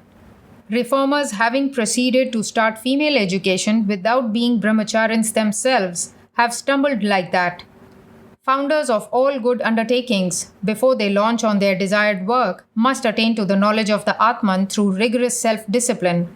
Otherwise, defects are bound to occur in their work. Disciple: Yes, sir, it is observed that many educated women spend their time in reading novels and so on. But in East Bengal, even with education, women have not given up their religious observances. Is it so here in this part? Swamiji: In every country, nations have their good and bad sides. Ours is to do good works in our lives and hold an example before others. No work succeeds by condemnation. It only repels people. Let anybody say what he likes. Don't contradict him. In this world of Maya, whatever work you will take up will be attended with some defect.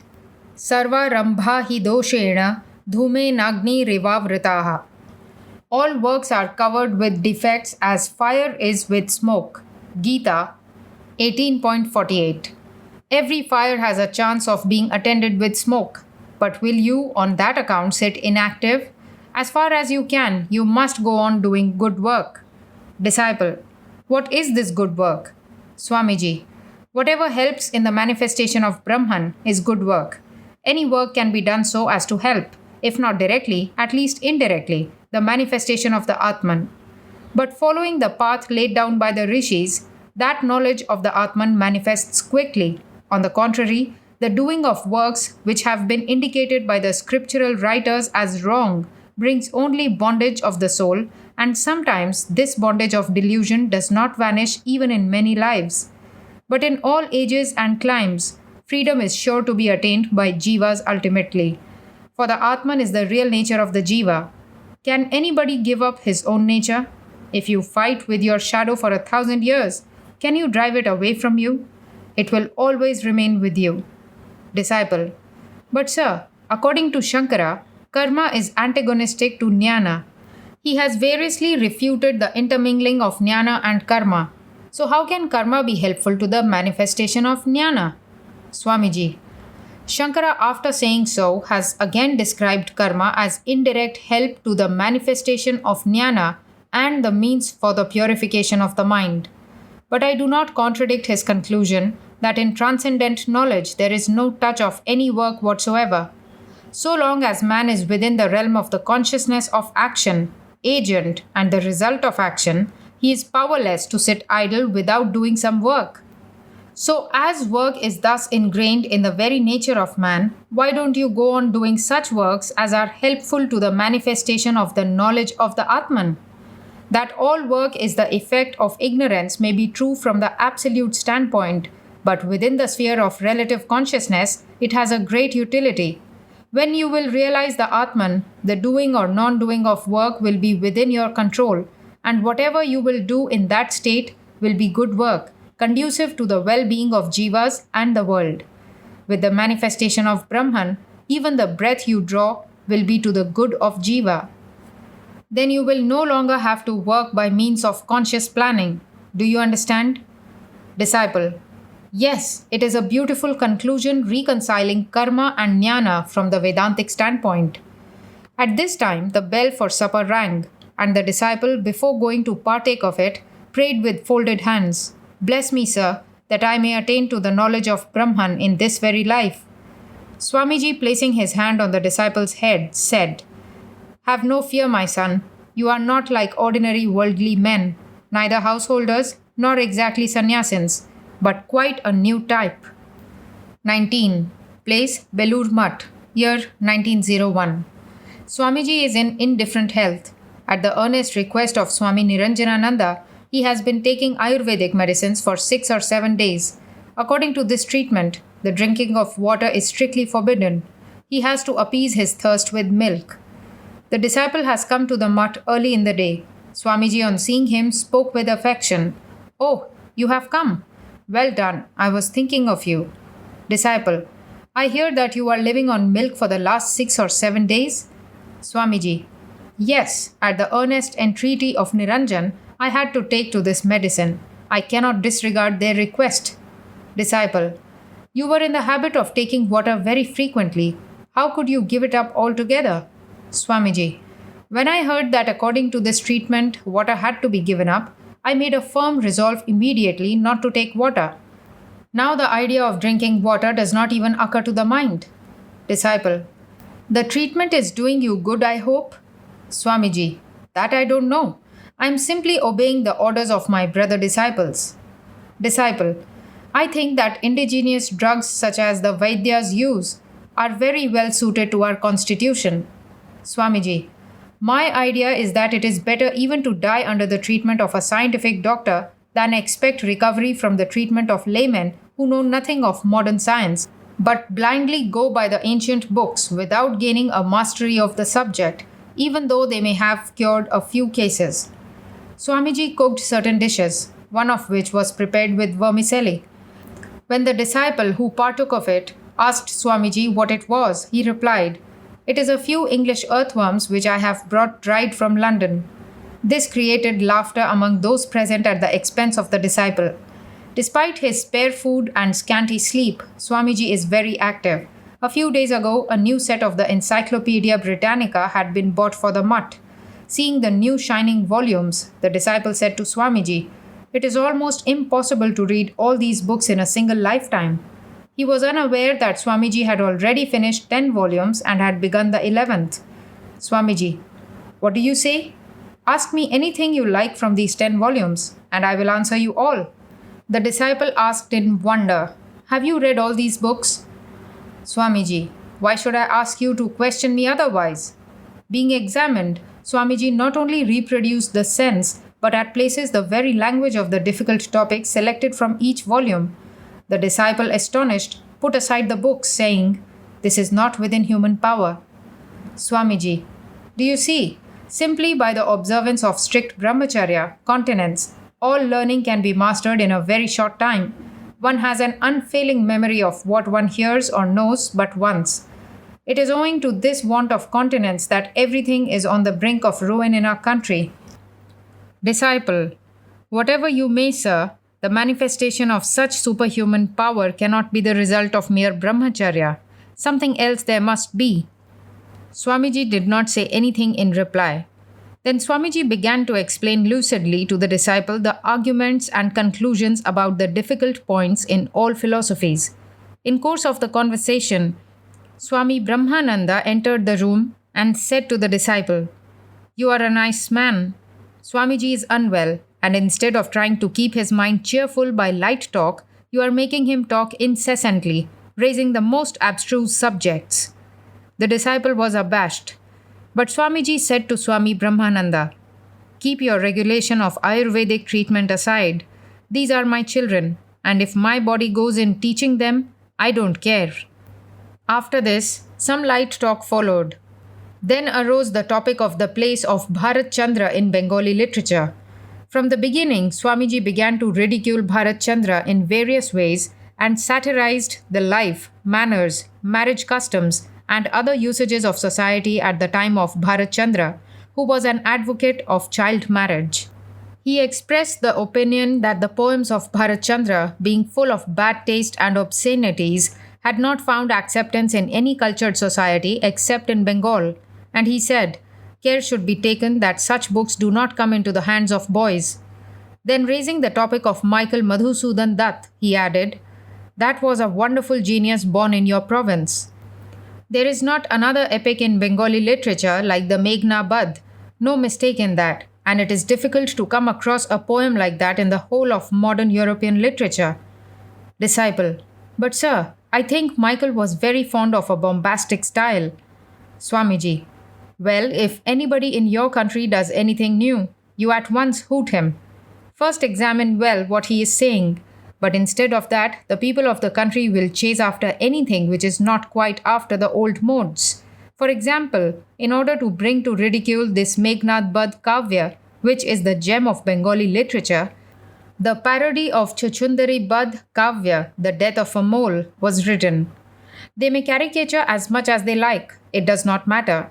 But the Meghnad Badh Kavya still stands unshaken in its reputation like the Himalayas, while the opinions and writings of carping critics who are busy picking holes in it have been washed away into oblivion. What will the vulgar public understand of this epic Michael has written in such a vigorous diction and an original meter? And at the present time, Girish Babu is writing wonderful books in a new meter which your otherwise pundits are criticizing and finding fault with. But does GC care for that? People will appreciate the book afterwards. Thus, speaking on the subject of Michael, he said, "Go and get the Meghna Badh Kavya from the library downstairs." On the disciples bringing it, he said, "Now read. Let me see how you can read it." The disciple read a portion, but the reading not being to the liking of Swamiji, he took the book and showed him how to read and asked him to read again. Then he asked him, "Now, can you say which portion of the Kavya is best?" The disciple failing to answer, Swamiji said, "That portion of the book which describes how Indrajit has been killed in battle and Mandodari, beside herself with grief, is dissuading Ravana from the battle. But Ravana, casting off forcibly from his mind the grief for his son, is firmly resolved on battle like a great hero, and forgetting in a fury of rage and vengeance all about his wife and children, is ready to rush out for battle. That is the most finely conceived portion of the book. Come what may, I shall not forget my duty. Whether the world remains or dissolves, these are the words of a great hero. Inspired by such feelings, Michael has written that portion." Saying this, Swamiji opened the particular passage and began to read it in the most impressive manner. 20. Place Belur Mutt, year 1901. Swamiji is much better under the Ayurvedic treatment. The disciple is at the mutt. While attending on Swamiji, he asked, "The Atman is all pervading, the very life of all beings, and so very near. Still, why is it not perceived?" Swamiji: "Do you see yourself that you have eyes? When others speak of the eyes, then you are reminded that you have got eyes. Again, when dust or sand enters into them and sets up an irritation, then you feel quite well that you have got eyes. Similarly, the realization of this universal Atman, which is inner than the innermost, is not easily attained. Reading from scriptures or hearing from the lips of the preceptor, one has some idea of it. But when the hard lashes of the bitter sorrow and pain of the world make the heart sore, when on the death of one's near and dear relatives, man thinks himself helpless, when the impenetrable and insurmountable darkness about the future life agitates his mind, then does the jiva pant for a realization of the Atman. Therefore is sorrow helpful to the knowledge of the Atman. But one should remember the bitter lesson of experience. Those who die merely suffering the woes of life like cats and dogs, are they men? He is a man who, even when agitated by the sharp interaction of pleasure and pain, is discriminating, and knowing them to be of an evanescent nature, becomes passionately devoted to the Atman. This is all the difference between men and animals. That which is nearest is least observed. The Atman is the nearest of the near. Therefore, the careless and unsteady mind of man gets no clue to it. But the man who is alert, calm, self-restrained, and discriminating, ignores the external world and diving more and more into the inner world, realizes the glory of the Atman and becomes great. Then only he attains to the knowledge of the Atman and realizes the truth of such scriptural texts as, "I am the Atman," "Thou art that, O Shvetaketu," and so on. Do you understand? Disciple: "Yes, sir. But why this method of attaining self-knowledge through the path of pain and suffering? Instead of all this, it would have been well if there had been no creation at all. We were all at one time identified with Brahman. Why then this desire for creation on the path of Brahman? Why again this going forth of the jiva, who is no other than Brahman, along the path of birth and death, amidst the interaction of the dualities of life?" Swamiji: "When a man is intoxicated, he sees many hallucinations. But when the intoxication goes off, he understands them as the imaginations of a heated brain. Whatever you see of this creation which is without a beginning but has an end is only an effect of your state of intoxication. When that passes off, such questions will not arise at all." Disciple: "Then is there no reality in the creation and preservation, etc., of the universe?" Swamiji: "Why should not there be? So long as you identify yourself with the body and have the ego consciousness, all these will remain. But when you are bereft of the body consciousness and devoted to the Atman and live in the Atman, then with respect to you, none of these will remain. And such questions as whether there is any creation or birth or death will have no room. Then you will have to say, Kva gatam kena va nitam kutra linamidam jagat. Adhunaiva maya drishtam nastikem mahadbhutam. Where is it gone? By whom is it taken? Wherein is the world merged? It was just observed by me, and is it non-existent now? What a wonder! Viveka Chudamani, 483. Disciple: If there is no knowledge of the existence of the universe, how can it be said, wherein is the world merged? Swamiji, because one has to express the idea in language, therefore, that mode of expression has been used. The author has tried to express in thought and language about the state where thought or language cannot reach, and therefore, he has stated the fact that the world is wholly unreal, in a relative mode like the above. The world has no absolute reality which only belongs to Brahman, which is beyond the reach of mind and speech. Say what more you have to ask. Today I will put an end to all your arguments. The bell of the evening service in the worship room rang at the time, and everybody made for it. But the disciple stayed in Swamiji's room, noticing which Swamiji said, "Won't you go to the worship room?" Disciple, "I should like to stay here." Swamiji, "All right." After some time, the disciple looking outside of the room said, "It is the new moon night, and all the quarters are overspread with darkness. It is the night for the worship of Mother Kali." Swamiji, without saying anything, gazed at the eastern sky for some time and said, "Do you see what a mysterious and solemn beauty there is in this darkness?"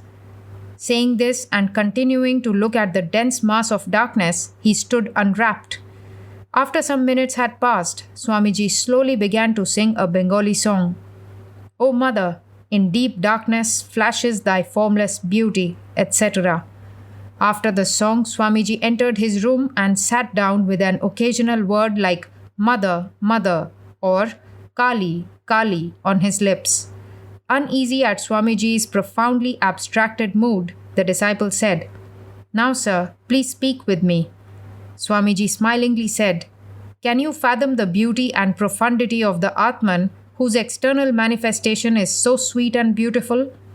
The disciple wished for a change of topic, noticing which, Swamiji began another song of Kali. "O Mother, thou flowing stream of nectar, in how many forms and aspects dost thou play in manifestation?" After the song, he said, "This Kali is Brahman in manifestation.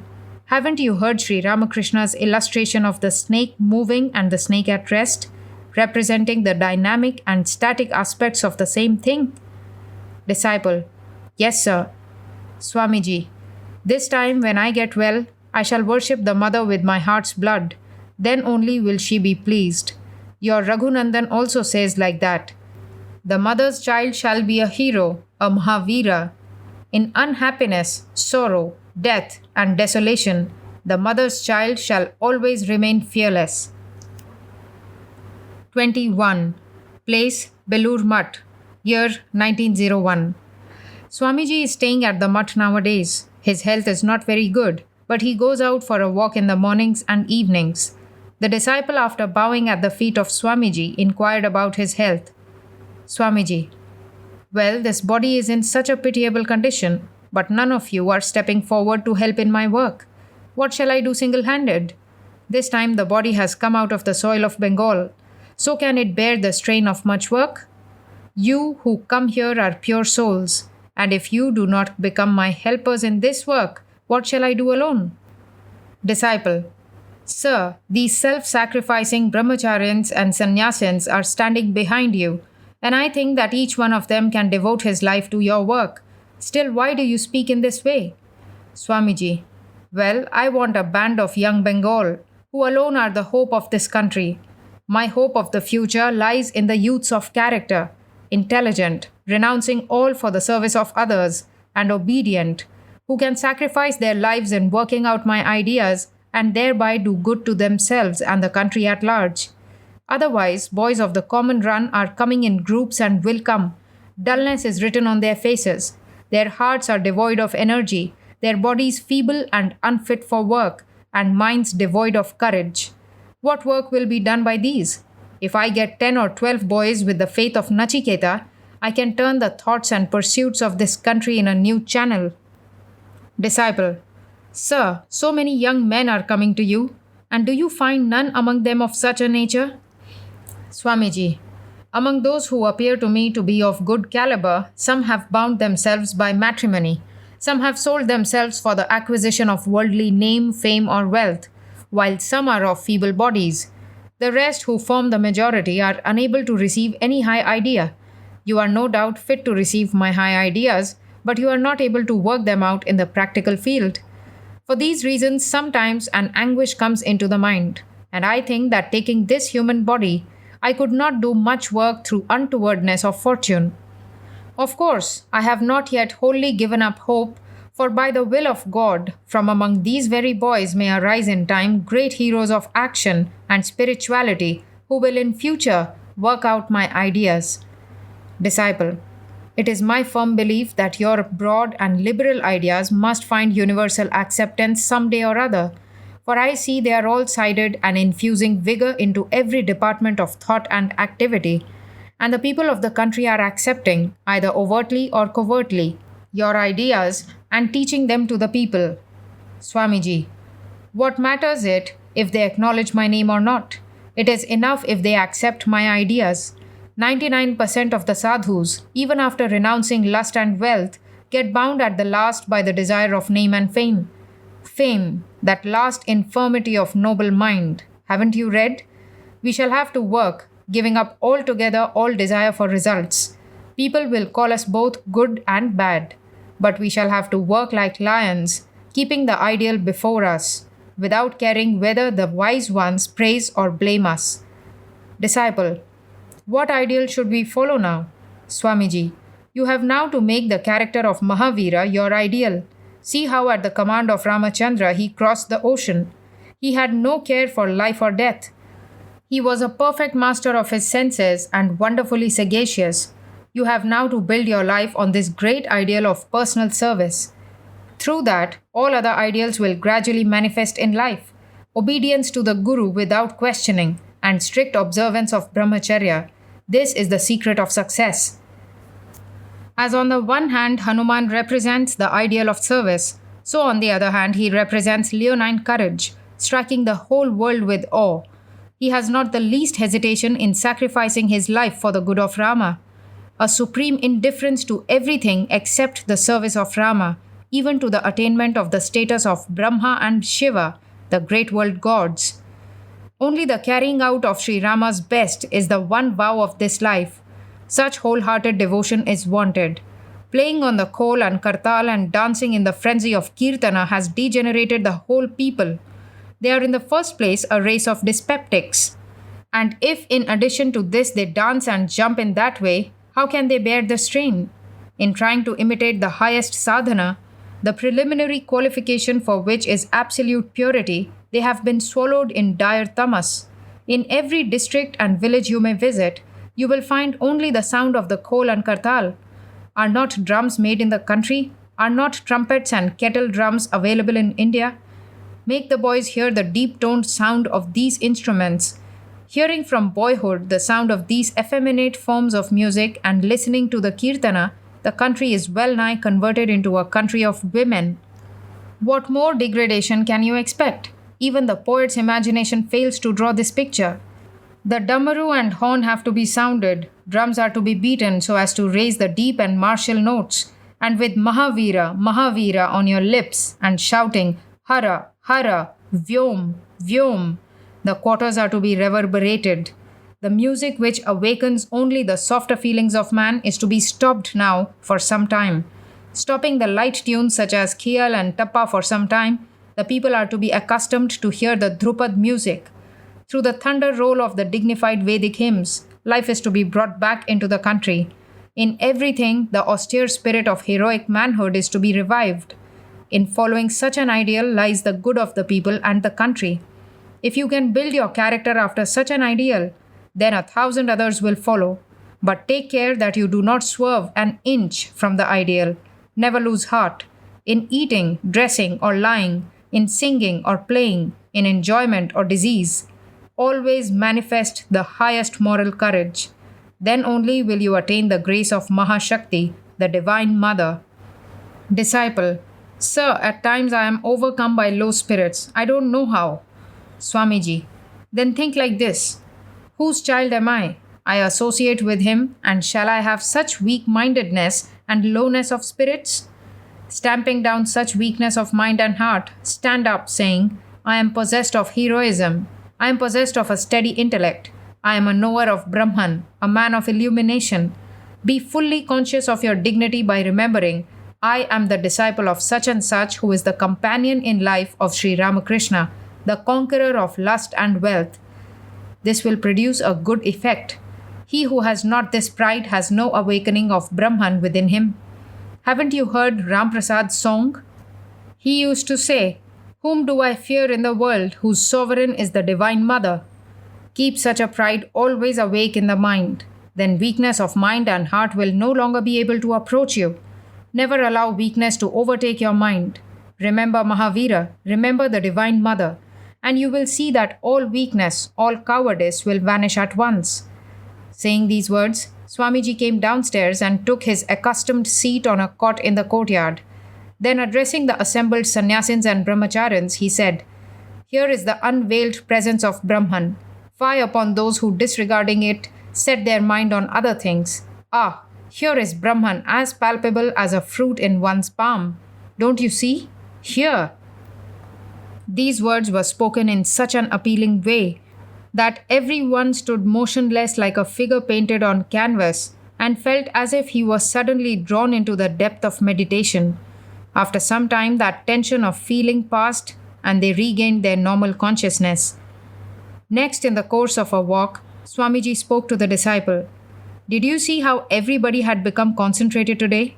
These are all children of Sri Ramakrishna, and on the very uttering of the words, they felt the truth. Disciple. Sir, not to speak of them, even my heart was overflowing with an unearthly bliss, but now it appears like a vanished dream. Swamiji. Everything will come in time. Now go on working. Set yourself to some work for the good of men sunk in ignorance and delusion. You will see that such experiences will come of themselves. Disciple. I feel nervous to enter into its labyrinths, neither have I the strength. The scriptures also say, impenetrable is the path of karma. Swamiji. What do you wish to do then? Disciple. To live and hold discussion with one like you, who has realized the truth of all scriptures, and through hearing, thinking, and meditating on the truth, to realize Brahman in this very life. I have no enthusiasm, nor perhaps the strength for anything else. Swamiji.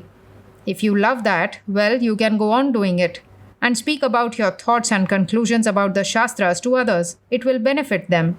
So long as there is the body, one cannot live without doing some work or other.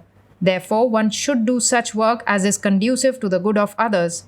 Your own realizations and conclusions about scriptural truths may benefit many a seeker after truth. Put them into writing, which may help many others. Disciple. First, let me realize the truth, then I shall write. Sri Ramakrishna used to say, without the badge of authority, none will listen to you. Swamiji. There may be many in the world who have got stuck in that stage of spiritual discipline and reasoning through which you are passing, without being able to pass beyond that stage. Your experience and way of thinking, if recorded, may be of benefit to them at least. If you put down in easy language the substance of the discussions which you hold with the sadhus of this mutt, it may help many. Disciple. Since you wish it, I shall try to do it. Swamiji. What is the good of that spiritual practice or realization which does not benefit others, does not conduce to the well-being of people sunk in ignorance and delusion, does not help in rescuing them from the clutches of lust and wealth? Do you think, so long as one jiva endures in bondage, you will have any liberation? So long as he is not liberated, it may take several lifetimes. You will have to be born to help him, to make him realize Brahman. Every jiva is part of yourself, which is the rationale of all work for others. As you desire the wholehearted good of your wife and children, knowing them to be your own, so when a like amount of love and attraction for every jiva will awaken in you, then I shall know that Brahman is awakening in you, not a moment before. When this feeling of the all-round good of all without respect for caste or color will awaken in your heart, then I shall know you are advancing towards the ideal. Disciple.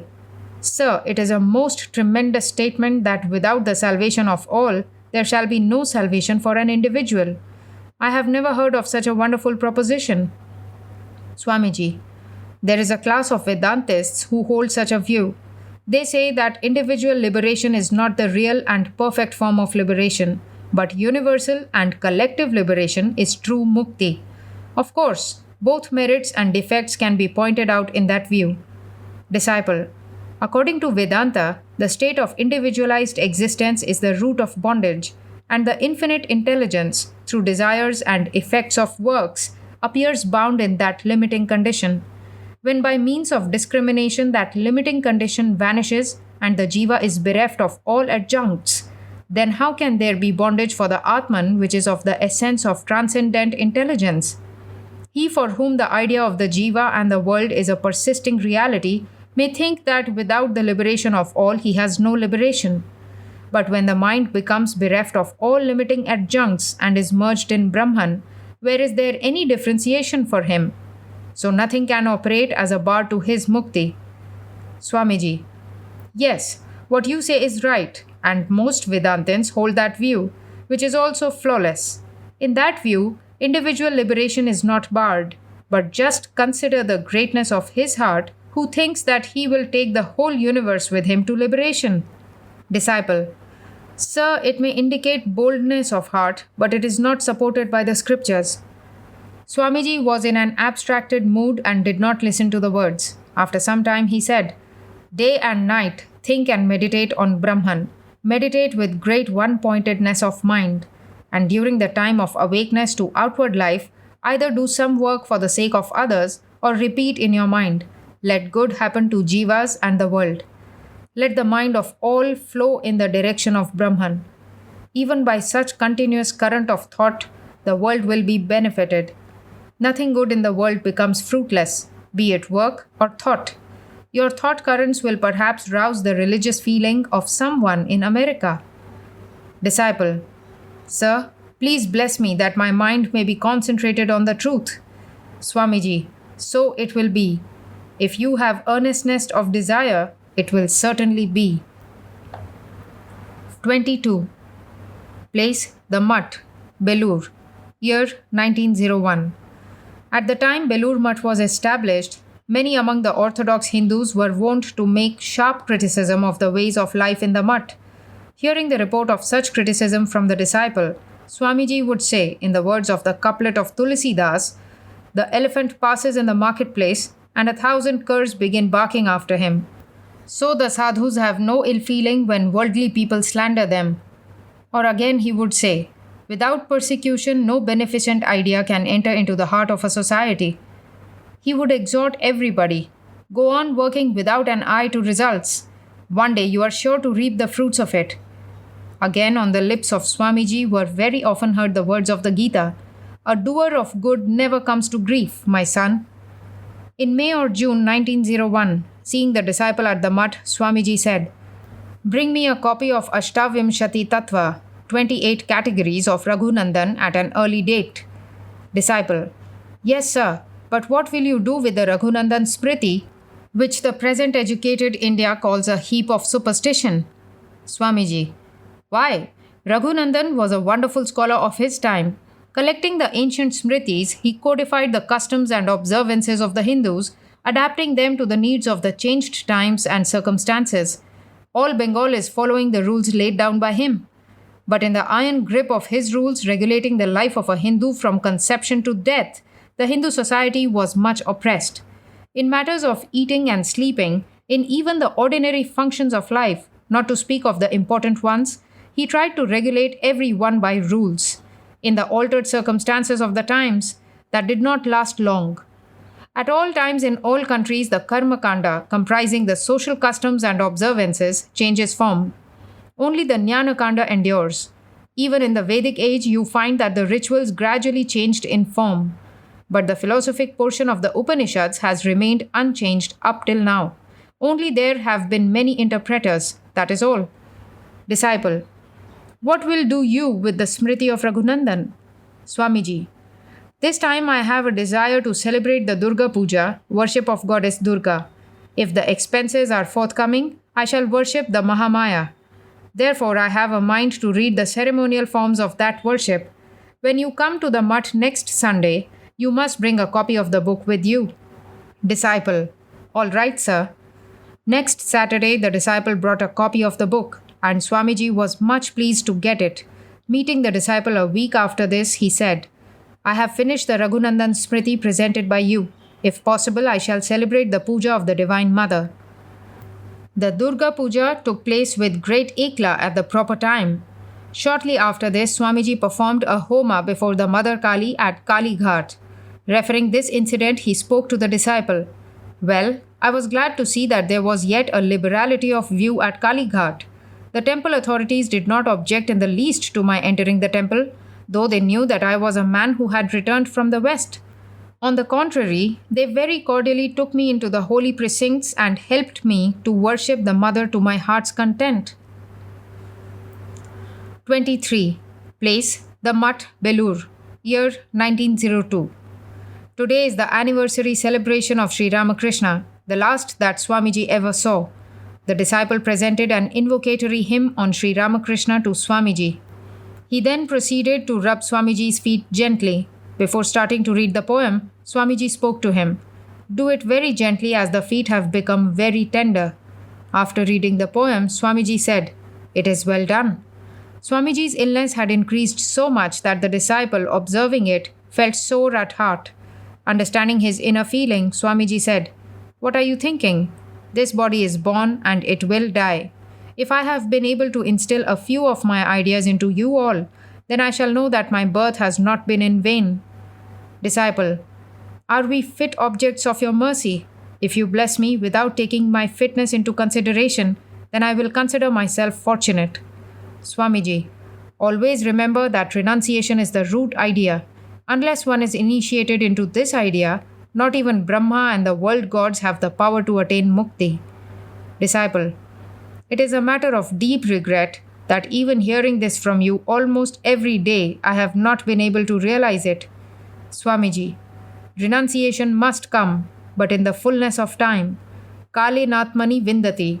In the fullness of time, one attains to knowledge within himself. When the few samskaras, tendencies of the previous life are spent, then renunciation sprouts up in the heart. After some time, he said, Why should you go outside and see the big concourse of people? Stay with me now, and ask Niranjan to sit at the door, so that nobody may disturb me today. Then the following conversation took place between Swamiji and the disciple. Swamiji, I think that it will be better if from now the anniversary is celebrated in a different way. The celebration should extend to 4 or 5 days instead of 1. On the first day, there may be study and interpretation of scriptures.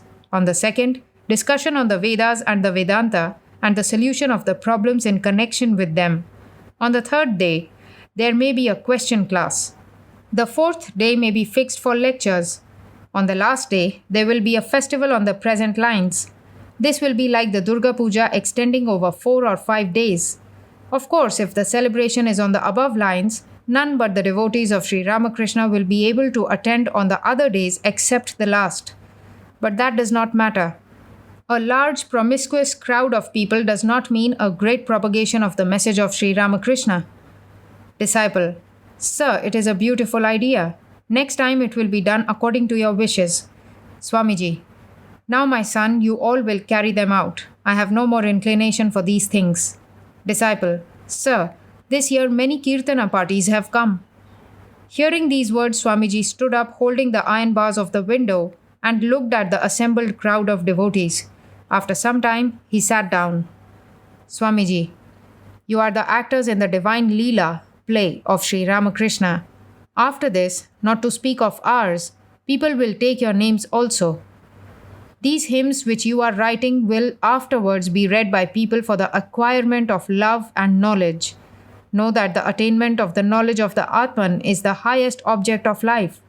If you have devotion for the avatars who are the world teachers, that knowledge will manifest of itself in time. Disciple, Sir, shall I attain to such knowledge? Swamiji, by the blessings of Sri Ramakrishna, you shall attain to divine love and knowledge. You will not find much happiness in the worldly life. Disciple, Sir, if you condescend to destroy the weakness of my mind, then only there is hope for me. Swamiji, what fear? When you have chanced to come here, you shall be free. Disciple, with great entreaty, you must save me and lift me from ignorance in this very life. Swamiji, Say, who can save anybody? The Guru can only take away some covering veils. When these veils are removed, the Atman shines in its own glory and manifests like the sun. Disciple: Then why do we find mention of grace in the scriptures? Swamiji: Grace means this: he who has realized the Atman becomes a storehouse of great power, making him the center, and with a certain radius a circle is formed, and whoever comes within the circle becomes animated with the ideas of that saint, that is, they are overwhelmed by his ideas. Thus, without much religious striving, they inherit the results of his wonderful spirituality. If you call this grace, you may do so. Disciple: Is there no other grace than this? Swamiji: Yes, there is. When the Avatara comes, then with him are born liberated persons as helpers in his world play. Only avatars have the power to dispel the darkness of 1,000,000 souls and give them salvation in one life. This is known as grace. Do you understand? Disciple: Yes, sir. But what is the way for those who have not been blessed with the sight of him? Swamiji: The way for them is to call on him. Calling on him, many are blessed with his vision, can see him in human form just like ours, and obtain his grace. Disciple: Have you ever had a vision of Sri Ramakrishna after his passing away? Swamiji: After his leaving the body, I associated for some time with Pavhari Baba of Ghazipur. There was a garden not far distant from his ashrama where I lived. People used to say it was a haunted garden, but as you know, I am a sort of demon myself and have not much fear of ghosts. In the garden, there were many lemon trees which bore numerous fruits. At that time, I was suffering from diarrhea, and there no food could be had except bread. So, to increase the digestive powers, I used to take plenty of lemons. Mixing with Pavhari Baba, I liked him very much, and he also came to love me deeply. One day I thought that I did not learn any art for making this weak body strong, even though I lived with Sri Ramakrishna for so many years. I had heard that Pavhari Baba knew the science of Hatha Yoga, so I thought I would learn the practices of Hatha Yoga from him and through them strengthen the body. You know, I have a dogged resolution, and whatever I set my heart on, I always carry out. On the eve of the day on which I was to take initiation, I was lying on a cot thinking, and just then I saw the form of Sri Ramakrishna standing on my right side, looking steadfastly at me, as if very much grieved. I had dedicated myself to him, and at the thought that I was taking another guru, I was much ashamed and kept looking at him. Thus perhaps 2 or 3 hours passed, but no words escaped from my mouth. Then he disappeared all on a sudden. My mind became upset seeing Sri Ramakrishna that night, so I postponed the idea of initiation from Pavhari Baba for the day. After a day or two again, the idea of initiation from Pavhari Baba arose in the mind. And again in the night there was the appearance of Sri Ramakrishna as on the previous occasion. Thus, when for several nights in succession I had the vision of Sri Ramakrishna, I gave up the idea of initiation altogether, thinking that as every time I resolved on it, I was getting such a vision, then no good but harm would come from it. After some time, he addressed the disciples, saying, Those who have seen Sri Ramakrishna are really blessed. Their family and birth have become purified by it. All of you will also get his vision. The very fact that you have come here shows that you are very near to him. Nobody has been able to understand who came on earth as Sri Ramakrishna. Even his own nearest devotees have got no real clue to it. Only some have got a little inkling of it. All will understand it afterwards. The conversation was thus going on when Swami Niranjanananda knocked at the door. The disciple rose and inquired, Who has come? Swami Niranjanananda replied, Sister Nivedita and some other English ladies. They were admitted into the room, sat on the floor, and inquired about the health of Swamiji. After a few more words, they went away. Then Swamiji said to the disciple, See how cultured they are. If they were Bengalis, they would have made me talk at least for half an hour, even though they found me unwell. It is about 2:30 now, and there is a great gathering of people outside. Understanding the disciple's mind, Swamiji said, Just go and have a look round, but come back soon.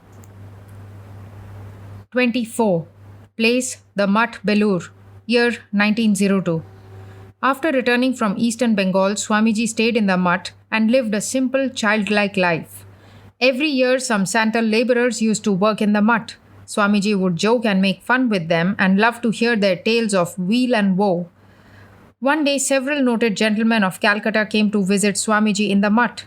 That day, Swamiji had started such a warm talk with the Santals that when he was informed of the arrival of those gentlemen, he said, "I shan't be able to go now. I am happy with these men." Really, that day Swamiji did not leave the poor Santals to see those visitors. One among the Santals was named Keshta. Swamiji loved Keshta very much.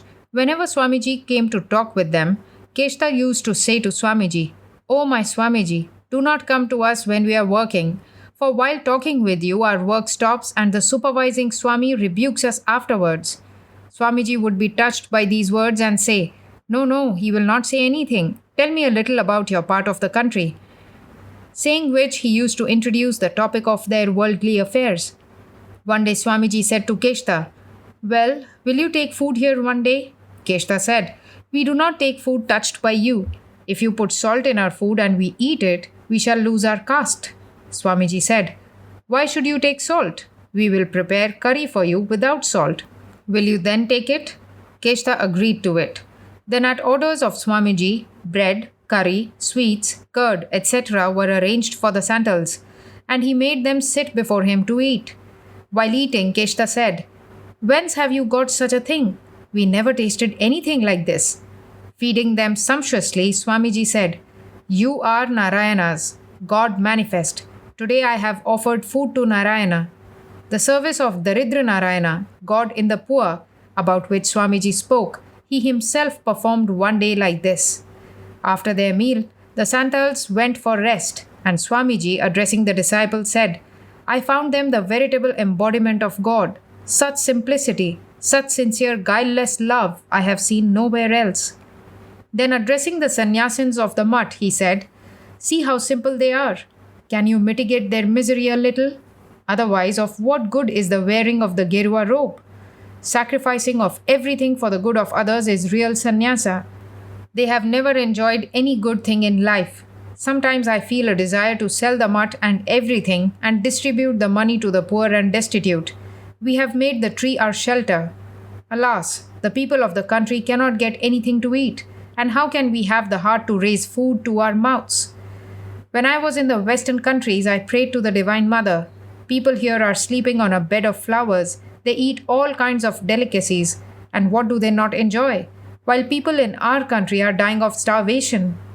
Mother, will there be no way for them?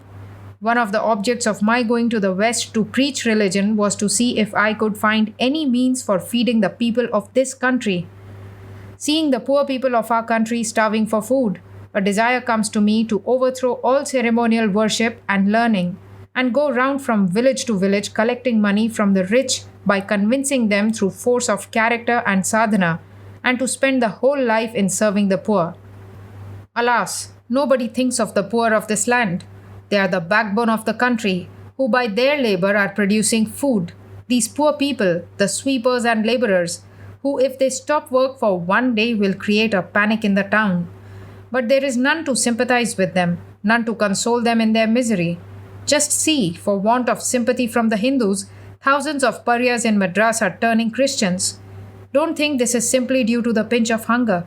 It is because they do not get any sympathy from us. We are day and night calling out to them, "Don't touch us, don't touch us." Is there any compassion or kindliness of heart in the country? Only a class of don't touchists. Kick such customs out. I sometimes feel the urge to break the barriers of don't touchism, to go at once and call out, "Come, all who are poor, miserable, wretched, and downtrodden," and to bring them all together in the name of Sri Ramakrishna. Unless they rise, the mother won't awaken. We could not make any provision for food and clothes for these. What have we done then? Alas, they know nothing of worldliness, and therefore, even after working day and night, cannot provide themselves with food and clothes. Let us open their eyes. I see clear as daylight that there is the one Brahman in all. In them and in me, one Shakti dwells in all. The only difference is of manifestation. Unless the blood circulates over the whole body, Has any country risen at any time? If one limb is paralyzed, then even with the other limbs whole, not much can be done with that body. Know this for certain. Disciple. Sir, there is such a diversity of religions and ideas among the people of this country that it is a difficult affair to bring harmony among them. Swamiji, in anger. If you think any work difficult, then do not come here. Through the grace of God, all paths become easy. Your work is to serve the poor and miserable, without any distinction of caste or color, and you have no need to think about the results. Your duty is to go on working, and then everything will follow of itself. My method of work is to construct and not to pull down. Read the history of the world, and you will find that a great soul stood as the central figure in a certain period of a country.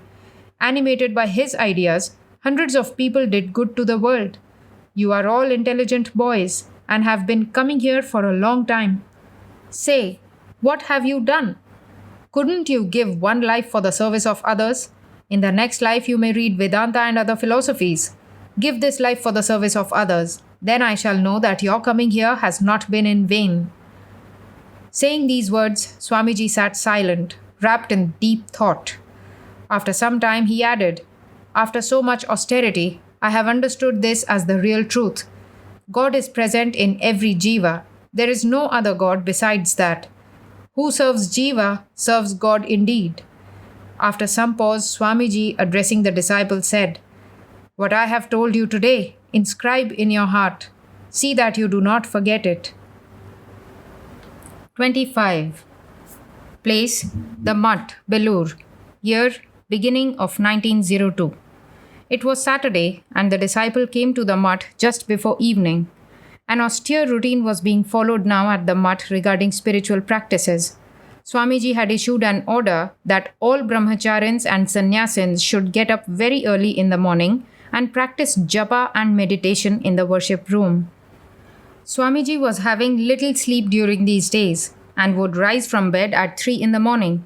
On the disciple saluting Swamiji just after his appearance at the Mutt, he said, Well, see how they are practicing religious exercises here nowadays. Everyone passes a considerable time in japa and meditation on mornings and evenings. Look there, a bell has been procured, which is used for rousing all from sleep. Everyone has to get up before dawn.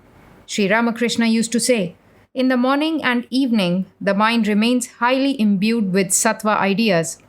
Those are the times when one should meditate with earnestness. After the passing away of Sri Ramakrishna, we underwent a lot of religious practice at the Baranagar Mutt.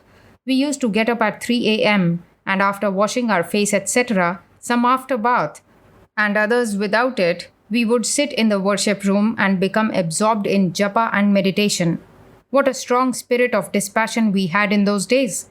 We had no thought even as to whether the world existed or not. Ramakrishnananda busied himself day and night with the duties pertaining to Sri Ramakrishna's worship and service, and occupied the same position in the mutt as the mistress of the house does in a family. It was he who would procure, mostly by begging, the requisite articles for Sri Ramakrishna's worship and our subsistence. There have been days when the japa and meditation continued from morning till 4 or 5 in the afternoon. Ramakrishnananda waited and waited with our meals ready, till at last he would come and snatch us from our meditation by sheer force. Oh, what a wonderful constancy of devotion we have noticed in him. Disciple. Sir, how did you use to meet the mutt expenses then? Swamiji. What a question. Well, we were sadhus, and what would come by begging and other means would be utilized for defraying the mutt expenses.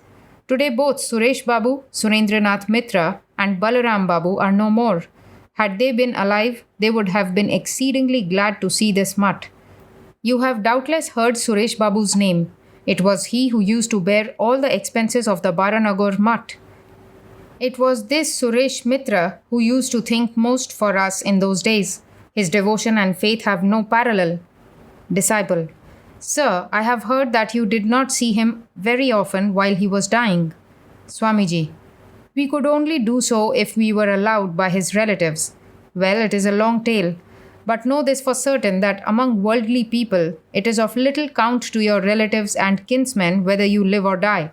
If you succeed in leaving some property, you will find even in your lifetime that there has been set up a brawl over it in your household.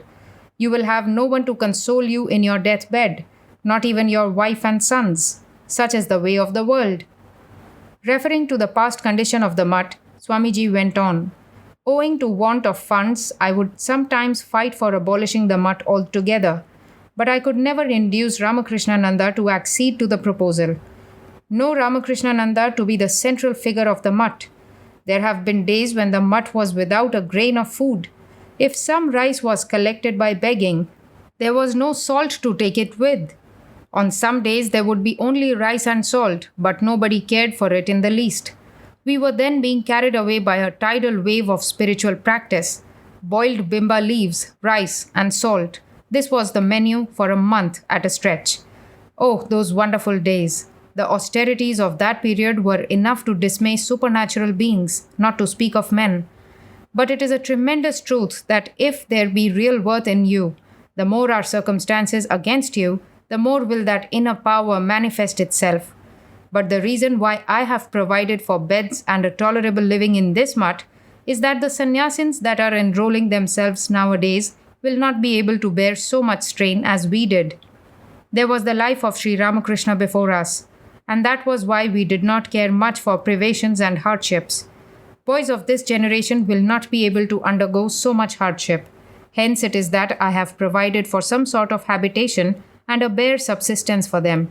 If they get just enough food and clothing, the boys will devote themselves to religious practice and will learn to sacrifice their lives for the good of humanity. Disciple: Sir, outside people say a good deal against this sort of bedding and furniture. Swamiji: Let them say.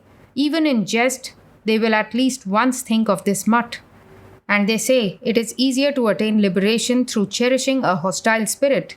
Sri Ramakrishna used to say, men should be ignored like worms. Do you mean we have to conduct ourselves according to the chance opinion of others? Sure. Disciple: Sir, you sometimes say, all are Narayanas, the poor and the needy are my Narayanas. And again you say, men should be ignored like worms. What do you really mean? Swamiji: Well, there is not the least doubt that all are Narayanas, but all Narayanas do not criticize the furniture of the mutt. I shall go on working for the good of men, without caring in the least for the criticisms of others. It is in this sense that the expression, men are to be ignored like worms, has been used. He who has a dogged determination like that shall have everything. Only some may have it sooner and others a little later, that is all. But one is bound to reach the goal. It is because we had such a determination that we have attained the little that we have. Otherwise, what dire days of privation we have had to pass through. One day, for want of food, I fainted in the outer platform of a house on the roadside, and quite a shower of rain had passed over my head before I recovered my senses. Another day, I had to do odd jobs in Calcutta for the whole day without food, and had my meal on my return to the mutt at 10 or 11 in the night. And these were not solitary instances. Saying these words, Swamiji sat for a while pursuing some trend of thought. Then he resumed. Real monasticism is not easy to attain. There is no order of life so rigorous as this. If you stumble ever so little, you are hurled down a precipice and are smashed to pieces. One day I was traveling on foot from Agra to Vrindaban. There was not a farthing with me. I was about a couple of miles from Vrindaban when I found a man smoking on the roadside, and I was seized with a desire to smoke.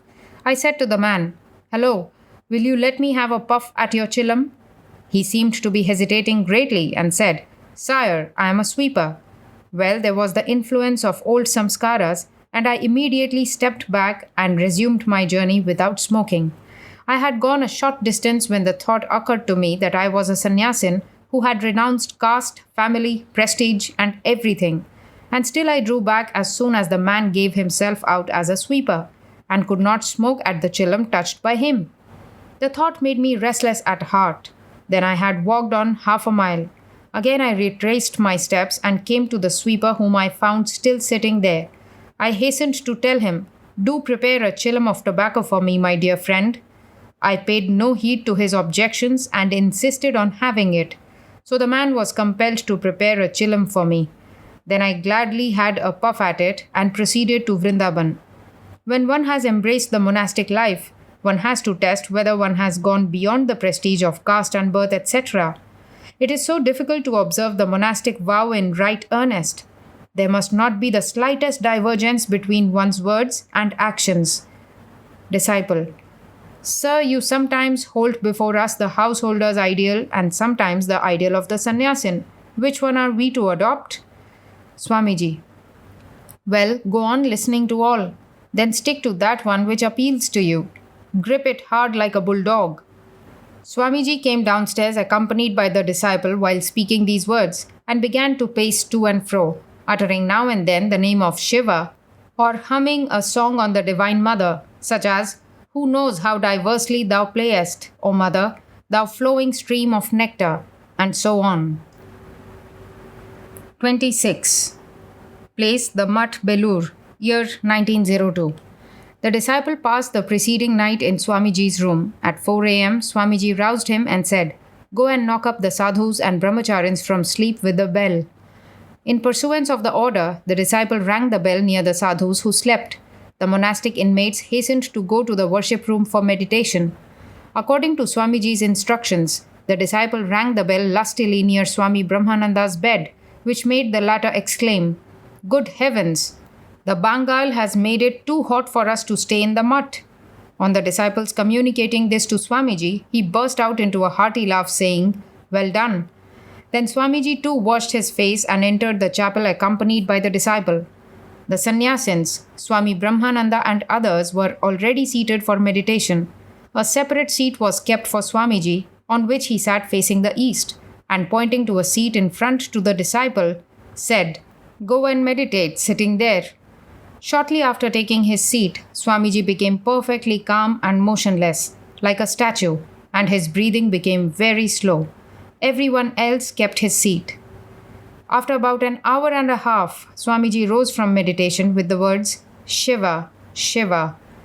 His eyes were flushed, the expression placid, calm, and grave. Bowing before Sri Ramakrishna, he came downstairs and paced the courtyard of the mutt. After a while, he said to the disciple, Do you see how the sadhus are practicing meditation, etc. nowadays? When the meditation is deep, one sees many wonderful things. While meditating at the Baranagar mutt, one day I saw the nerves Ida and Pingala. One can see them with a little effort. Then when one has a vision of the Sushumna, one can see anything one likes. If a man has unflinching devotion to the Guru, spiritual practices, meditation, japa and so forth come quite naturally. One need not struggle for them. The Guru is Brahma, the Guru is Vishnu, and the Guru is Shiva himself. Then the disciple prepared tobacco for Swamiji, and when he returned with it, Swamiji spoke as he puffed at it. Within there is the lion, the eternally pure, illumined, and ever free Atman. And directly one realizes him through meditation and concentration. This world of Maya vanishes. He is equally present in all, and the more one practices, the quicker does the Kundalini, the coiled up power, awaken in him. When this power reaches the head, one's vision is unobstructed. One realizes the Atman. Disciple: Sir, I have only read of these things in the scriptures, but nothing has been realized as yet. Swamiji: Kale Natmani Vindati is bound to come in time. But some attain this early and others are a little late. One must stick to it, determined never to let it go. This is true manliness. You must keep the mind fixed on one object, like an unbroken stream of oil. The ordinary man's mind is scattered on different objects, and at the time of meditation too, the mind is at first apt to wander. But let any desire whatever arise in the mind, you must sit calmly and watch what sort of ideas are coming. By continuing to watch in that way, the mind becomes calm, and there are no more thought waves in it. These waves represent the thought activity of the mind. Those things that you have previously thought deeply have transformed themselves into a subconscious current, and therefore these come up in the mind in meditation. The rise of these waves or thoughts during meditation is an evidence that your mind is tending towards concentration. Sometimes the mind is concentrated on a set of ideas. This is called meditation with vikalpa or oscillation. But when the mind becomes almost free from all activities, it melts in the inner self, which is the essence of infinite knowledge, one and itself its own support. This is what is called Nirvikalpa Samadhi, free from all activities. In Sri Ramakrishna, we have again and again noticed both these forms of samadhi. He had not to struggle to get these states. They came to him spontaneously, then and there. It was a wonderful phenomenon. It was by seeing him that we could rightly understand these things. Meditate every day alone. Everything will open up of itself. Now the Divine Mother, the embodiment of illumination, is sleeping within. Hence you do not understand this. She is the Kundalini. When before meditating you proceed to purify the nerves, you must mentally strike hard on the Kundalini in the Mooladhara, sacral plexus, and repeat, "Arise, Mother, arise." One must practice these slowly. During meditation, suppress the emotional side altogether. This is a great source of danger. Those that are very emotional no doubt have their Kundalini rushing quickly upwards, but it is as quick to come down as to go up. And when it does come down, it leaves the devotee in a state of utter ruin. It is for this reason that kirtanas and other auxiliaries to emotional development have a great drawback. It is true that by dancing and jumping, etc., through a momentary impulse, that power is made to course upwards, but it is never enduring. On the contrary, when it traces back its course, it rouses violent lust in the individual. Listening to my lectures in America, through temporary excitement, many among the audience used to get into an ecstatic state, and some would even become motionless like statues. But on inquiry, I afterwards found that many of them had an excess of the carnal instinct immediately after that state. But this happens simply owing to a lack of steady practice in meditation and concentration. Disciple: Sir, in no scriptures have I ever read these secrets of spiritual practice. Today I have heard quite new things. Swamiji: Do you think the scriptures contain all the secrets of spiritual practice? These are being handed down secretly through a succession of gurus and disciples. Practice meditation and concentration with the utmost care. Place fragrant flowers in front and burn incense. At the outset, take such external help as will make the mind pure. As you repeat the name of your Guru and Ishta, say, "Peace be to all creatures and the universe." First send impulses of these good wishes to the north, south, east, west, above, below, in all directions, and then sit down to meditate. One has to do this during the early stages. Then sitting still, you may face in any direction. Meditate in the way I have taught you while initiating. Don't leave out a single day. If you have too much pressing work, go through the spiritual exercises for at least a quarter of an hour. Can you reach the goal without steadfast devotion, my son? Now Swamiji went upstairs, and as he did so, he said, "You people will have your spiritual insight opened without much trouble. Now that you have chanced to come here, you have liberation and all under your thumb. Besides practicing meditation, etc., set yourselves heart and soul to remove to a certain extent the miseries of the world, so full of wails. Through hard austerities, I have almost ruined this body. There is hardly any energy left in this pack of bones and flesh. You set yourselves to work now, and let me rest a while. If you fail to do anything else, well, you can tell the world at large about the scriptural truths you have studied so long. There is no higher gift than this, for the gift of knowledge is the highest gift in the world." 27. Place: The Mutt, Belur. Year: 1902. Swamiji was now staying at the Mutt. The disciple came to the Mutt and towards the evening accompanied Swamiji and Swami Premananda for a walk. Finding Swamiji absorbed in thought, the disciple entered into a conversation with Swami Premananda on what Sri Ramakrishna used to say of Swamiji's greatness. After walking some distance, Swamiji turned to go back to the Mutt. Seeing Swami Premananda and the disciple nearby, he said, "Well, what were you talking?" The disciple said, "We were talking about Sri Ramakrishna and his words." Swamiji only heard the reply, but again lapsed into thought and walking along the road returned to the Mutt. He sat on the camp cot placed under the mango tree and resting there some time, washed his face and then pacing the upper veranda, spoke to the disciple thus, Why do you not set about propagating Vedanta in your part of the country? There, Tantrikism prevails to a fearful extent. Rouse and agitate the country with the lion roar of Advaitavada, monism. Then I shall know you to be a Vedantist. First, open a Sanskrit school there and teach the Upanishads and the Brahma Sutras. Teach the boys the system of Brahmacharya. I have heard that in your country there is much logic chopping of the Nyaya school. What is there in it? Only Vyapti, pervasiveness, and Anumana, inference. On these subjects, the Pandits of the Nyaya school discuss for months. What does it help towards the knowledge of the Atman? Either in your village or Nag Mahashayas, open a Chatushpathi, indigenous school, in which the scriptures will be studied and also the life and teachings of Sri Ramakrishna. In this way, you will advance your own good as well as the good of the people, and your fame will endure. Disciple: Sir, I cherish no desire for name or fame. Only sometimes I feel to do as you are saying. But by marriage, I have got so entangled in the world that I fear my desire will always remain in the mind only.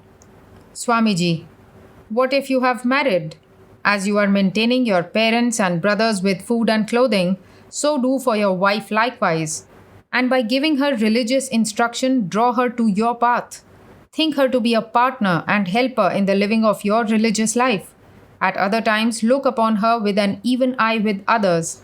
Thinking thus, all the unsteadiness of the mind will die out. What fear? The disciple felt assured by these words. After his meal, Swamiji sat on his own bed, and the disciple had an opportunity of doing some personal service for him. Swamiji began to speak to the disciple, enjoining him to be reverential to the Mutt members. These children of Sri Ramakrishna whom you see are wonderful Tyagis, selfless souls, and by service to them you will attain to the purification of mind and be blessed with the vision of the Atman. You remember the words of the Gita, by interrogation and service to the great soul. Therefore, you must serve them, by which you will attain your goal, and you know how much they love you. Disciple: But I find it very difficult to understand them. Each one seems to be of a different type. Swamiji: Sri Ramakrishna was a wonderful gardener. Therefore, he has made a bouquet of different flowers and formed his order. All different types and ideas have come into it, and many more will come. Sri Ramakrishna used to say, whoever has prayed to God sincerely for one day must come here. Know each of those who are here to be of great spiritual power. Because they remain shriveled before me, do not think them to be ordinary souls. When they will go out, they will be the cause of the awakening of spirituality in people. Know them to be part of the spiritual body of Sri Ramakrishna, who was the embodiment of infinite religious ideas. I look upon them with that eye. See, for instance, Brahmananda, who is here. Even I have not the spirituality which he has. Sri Ramakrishna looked upon him as his mind-born son, and he lived and walked, ate and slept with him. He is the ornament of our Mutt, our king.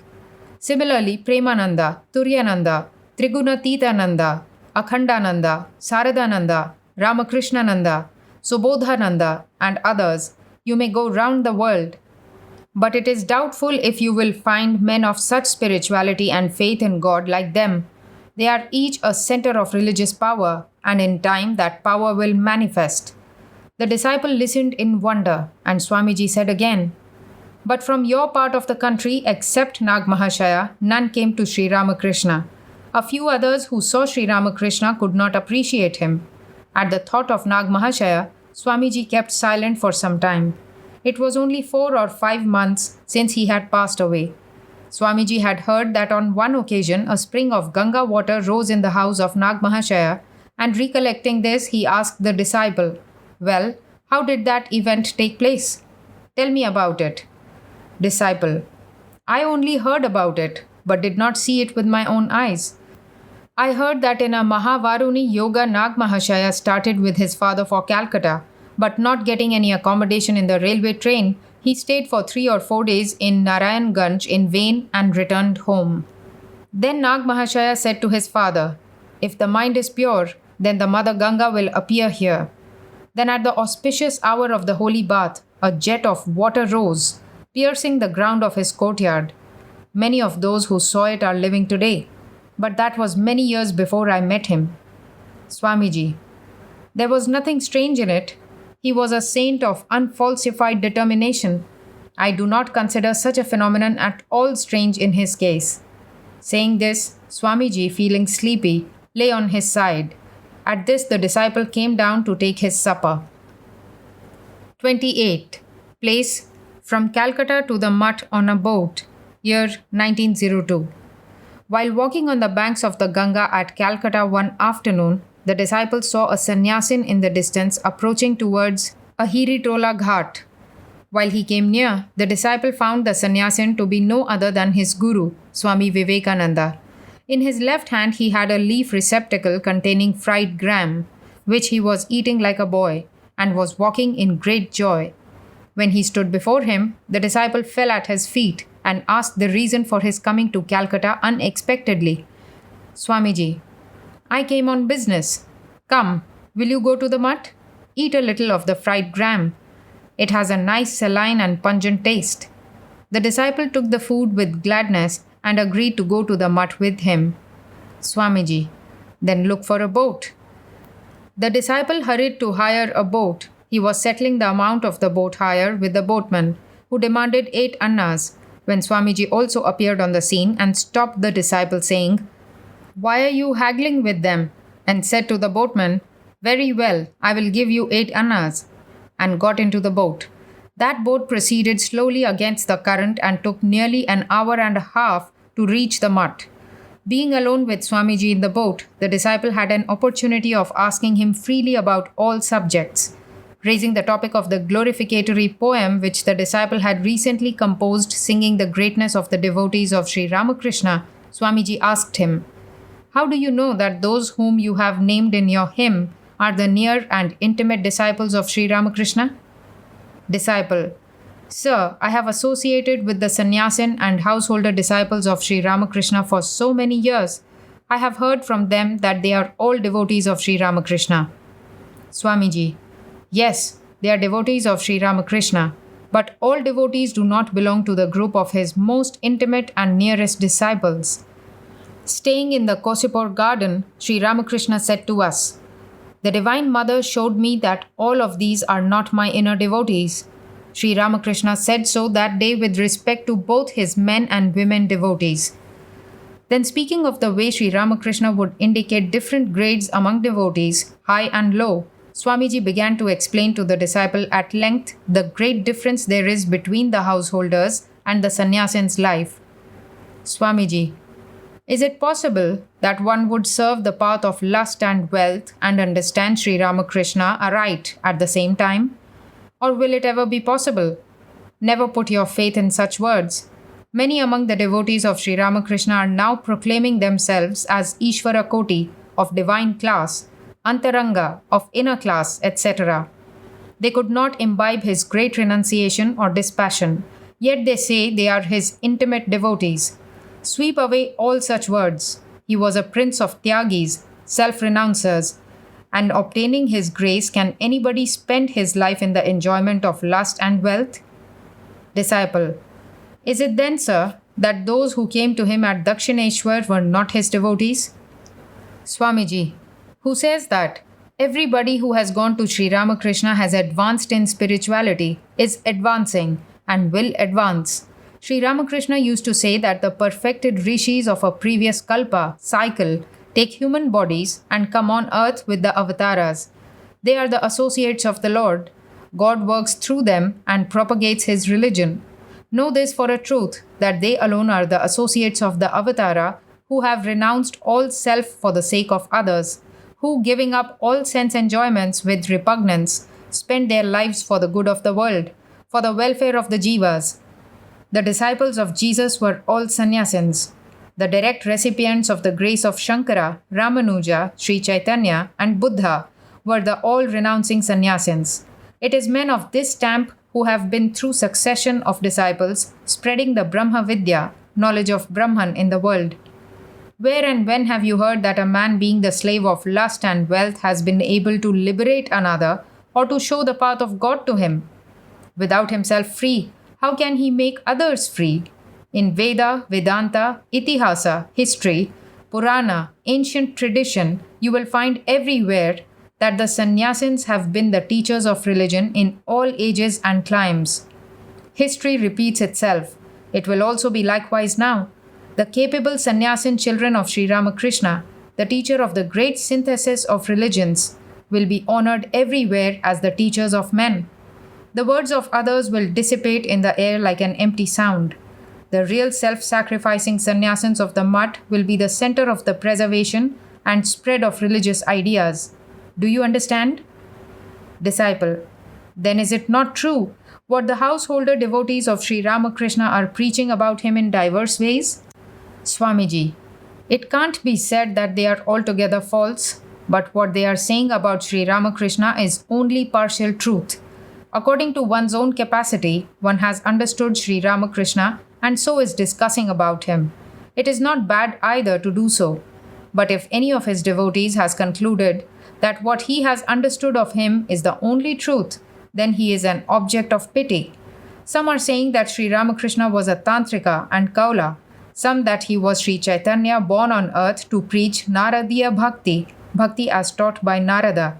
Some again that to undertake spiritual practices is opposed to faith in him as an avatara, while some are opining that it is not agreeable to his teachings to take to sannyasa. You will hear such words from the householder devotees, but do not listen to such one-sided estimates. He was the concentrated embodiment of how many previous avatars? Even spending the whole life in religious austerity, we could not understand it. Therefore, one has to speak about him with caution and restraint. As are one's capacities, so he fills one with spiritual ideas. One spray from the full ocean of his spirituality, if realized, will make gods of men. Such a synthesis of universal ideas you will not find in the history of the world again. Understand from this who was born in the person of Sri Ramakrishna. When he used to instruct his sannyasin disciples, he would rise from his seat and look about to see if any householder was coming that way or not. If he found none, then in glowing words he would depict the glory of renunciation and austerity. As a result of the rousing power of that fiery dispassion, we have renounced the world and become averse to worldliness. Disciple. He used to make such distinctions between householders and sannyasins. Swamiji. Ask and learn from the householder devotees themselves about it, and you yourself can think and know which are greater, those of his children who for the realization of God have renounced all enjoyments of the worldly life and are spending themselves in the practice of austerities on hills and forests, tirthas and ashramas, holy places and hermitages, or those who are praising and glorifying his name and practicing his remembrance, but are not able to rise above the delusion and bondage of the world.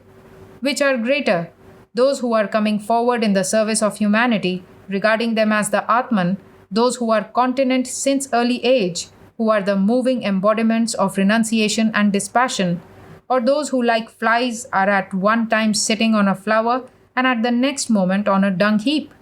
You can yourself think and come to a conclusion. Disciple. But sir, what does the world really mean to those who have obtained his grace?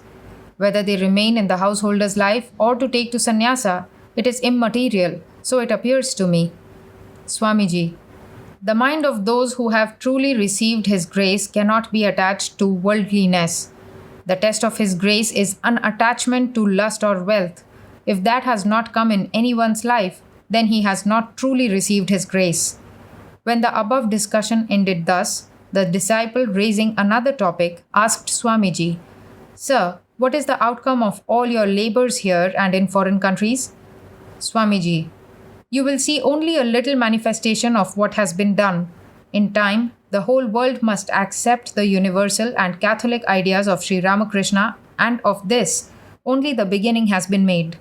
Before this flood, everybody will be swept off. Disciple. Please tell me more about Sri Ramakrishna. I like very much to hear of him from your lips. Swamiji. You are hearing so much about him all the time. What more? He himself is his own parallel. Has he any exemplar? Disciple. What is the way for us who have not seen him? Swamiji, you have been blessed with the company of these sadhus who are the direct recipients of his grace. How then can you say you have not seen him? He is present among his sannyasin disciples. By service to them, he will in time be revealed in your heart. In time, you will realize everything. Disciple, but sir, you speak about others who have received his grace, but never about what he used to say about yourself. Swamiji, what shall I say about myself? You see, I must be one of his demons. In his presence, even, I would sometimes speak ill of him, hearing which he would laugh. Saying thus, Swamiji's face assumed a grave aspect, and he looked towards the river with an absent mind and sat still for some time. Within a short time, the evening fell, and the boat also reached the mutt. Swamiji was then humming a tune to himself. Now, in the evening of life, take the child back to his home. When the song was finished, Swamiji said, in your part of the country, East Bengal, sweet-voiced singers are not born. Without drinking the water of Mother Ganga, a sweet musical voice is not acquired. After paying the hire, Swamiji descended from the boat and taking off his coat sat in the western veranda of the mutt. His fair complexion and ochre robe presented a beautiful sight. 29. Place Belur Mutt, year 1902. Today is the 1st of Ashad, June-July. The disciple has come to the mutt before dusk from Bali, with his office dress on, as he has not found time to change it. Coming to the mutt, he prostrated himself at the feet of Swamiji and inquired about his health. Swamiji replied that he was well, but looking at his dress, he said, you put on coat and trousers, why don't you put on collars? Saying this, he called Swami Saradananda, who was near, and said, give him tomorrow 2 collars from my stock. Swami Saradananda bowed assent to his order. The disciple then changed his office dress and came to Swamiji, who, addressing him, said, by giving up one's national costume and ways of eating and living, one gets denationalized. One can learn from all. But that learning which leads to denationalization does not help one's uplift but becomes the cause of degradation. Disciple, sir, one cannot do without putting on dress approved by superior European officers in official quarters. Swamiji, no one prevents that. In the interests of your service, you put on official dress in official quarters. But on returning home, you should be a regular Bengali Babu, with flowing cloth, a native shirt, and with the chadar on the shoulder. Do you understand? Disciple, yes, sir. Swamiji, you go about from house to house only with the European shirt on. In the West, to go about visiting people with simply the shirt on is ungentlemanly. One is considered naked. Without putting on a coat over the shirt, you will not be welcomed in a gentleman's house. What nonsense have you learnt to imitate in the matter of dress?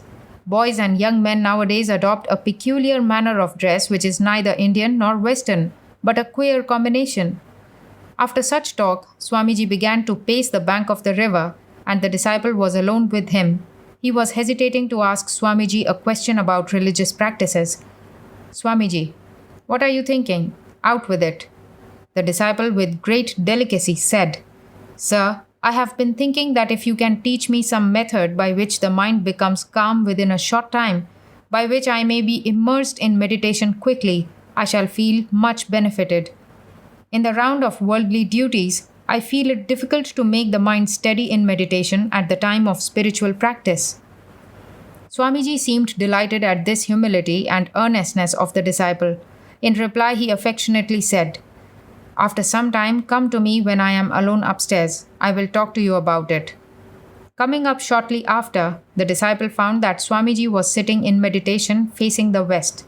His face wore a wonderful expression, and his whole body was completely motionless. The disciple stood by, looking with speechless wonder on the figure of Swamiji in meditation, and when even after standing long he found no sign of external consciousness in Swamiji, he sat noiselessly by. After half an hour, Swamiji seemed to show signs of a return to external consciousness. The disciple found that his folded hands began to quiver, and a few minutes later, Swamiji opened his eyes and looking at the disciple said, when did you come?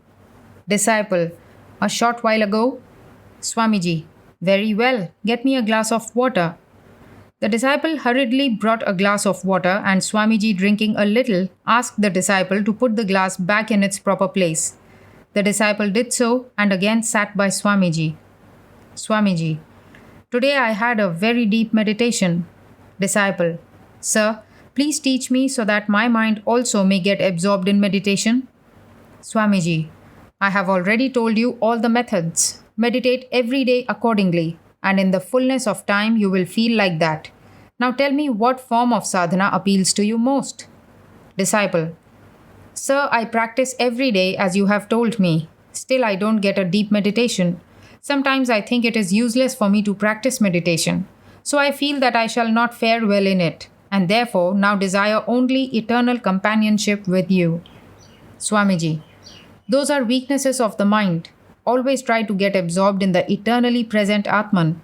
If you once get the vision of the Atman, you will get everything. The bonds of birth and death will be broken. Disciple, you bless me to attain to it.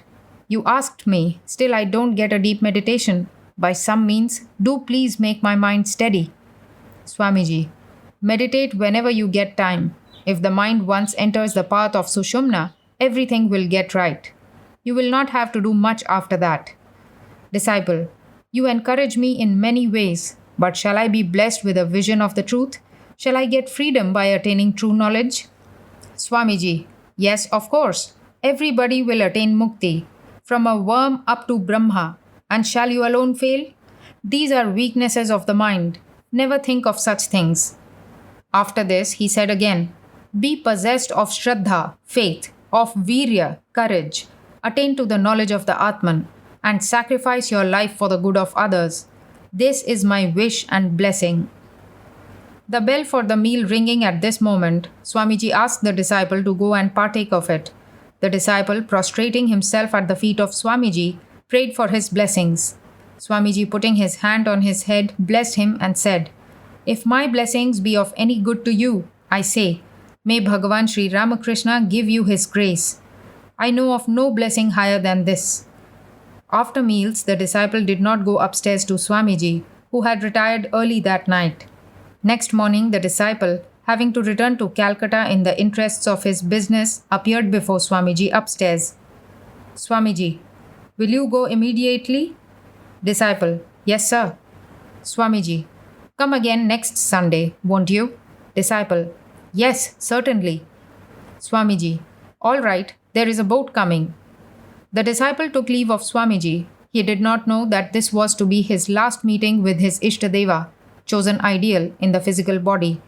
Swamiji, with a glad heart, bade him farewell and said, come on Sunday. The disciple replied, yes, I will, and got downstairs.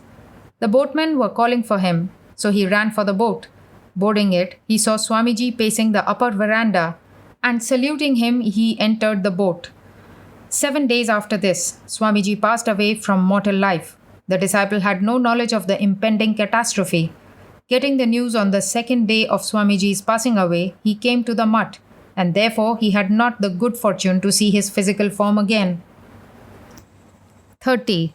Sri Priyanath Sinha. We evince a sad lack of restraint in conversation or any conjoint action such as music and so on. Everyone tries to put himself foremost. The jostling at railway or steamer station is another illustration of his. A friend of Swamiji had a talk with him one day at the mutt on this subject. Swamiji remarked, you see, we have an old adage. If your son is not inclined to study, put him in the darbars, sabha. The word sabha here does not mean social meetings, such as take place occasionally at people's houses. It means royal darbars. In the days of the independent kings of Bengal, they used to hold their courts mornings and evenings. There, all the affairs of the state were discussed in the morning. And as there were no newspapers at that time, the king used to converse with the leading gentry of the capital and gather from them all information regarding the people and the state. These gentlemen had to attend these meetings, for if they did not do so, the king would inquire into the reason of their non-attendance. Such darbars were the centers of culture in every country and not merely in ours. In the present day, the western parts of India, especially Rajputana, are much better off in this respect than Bengal, as something similar to these old darbars still obtains there. Question. Then, Maharaj, have our people lost their own good manners because we have no kings of our own? Swamiji. It is all a degeneration which has its root in selfishness. That in boarding a steamer one follows the vulgar maxim, Uncle, save thy own precious skin. And in music and moments of recreation, everyone tries to make a display of himself, is a typical picture of our mental state. Only a little training in self sacrifice would take it away. It is the fault of the parents who do not teach their children good manners. Self sacrifice, indeed, is the basis of all civilization. On the other hand, owing to the undue domination exercised by the parents, our boys do not get free scope for growth. The parents consider singing as improper, but the son, when he hears a fine piece of music, at once sets his whole mind on how to learn it, and naturally he must look out for an adda. Then again, it is a sin to smoke. So what else can the young man do than mix with the servants of the house to indulge in this habit in secret? In everyone there are infinite tendencies, which require proper scope for satisfaction. But in our country, that is not allowed, and to bring about a different order of things would require a fresh training of the parents. Such is the condition. What a pity! We have not yet developed a high grade of civilization, and in spite of this, our educated babus want the British to hand over the government to them to manage. It makes me laugh and cry as well. Well, where is that martial spirit which at the very outset requires one to know how to serve and obey and to practice self-restraint? The martial spirit is not self-assertion but self-sacrifice. One must be ready to advance and lay down one's life at the word of command before he can command the hearts and lives of others. One must sacrifice himself first. A devotee of Sri Ramakrishna once passed some severe remarks in a book written by him against those who did not believe in Sri Ramakrishna as an incarnation of God. Swamiji summoned the writer to his presence and addressed him thus in a spirited manner. What right had you to write like that, abusing others? What matters it if they do not believe in your Lord? Have we created a sect? Are we Ramakrishnites, that we should look upon anyone who will not worship him as our enemy? By your bigotry, you have only lowered him and made him small. If your Lord is God himself, then you ought to know that in whatsoever name one is calling upon him, it is his worship only.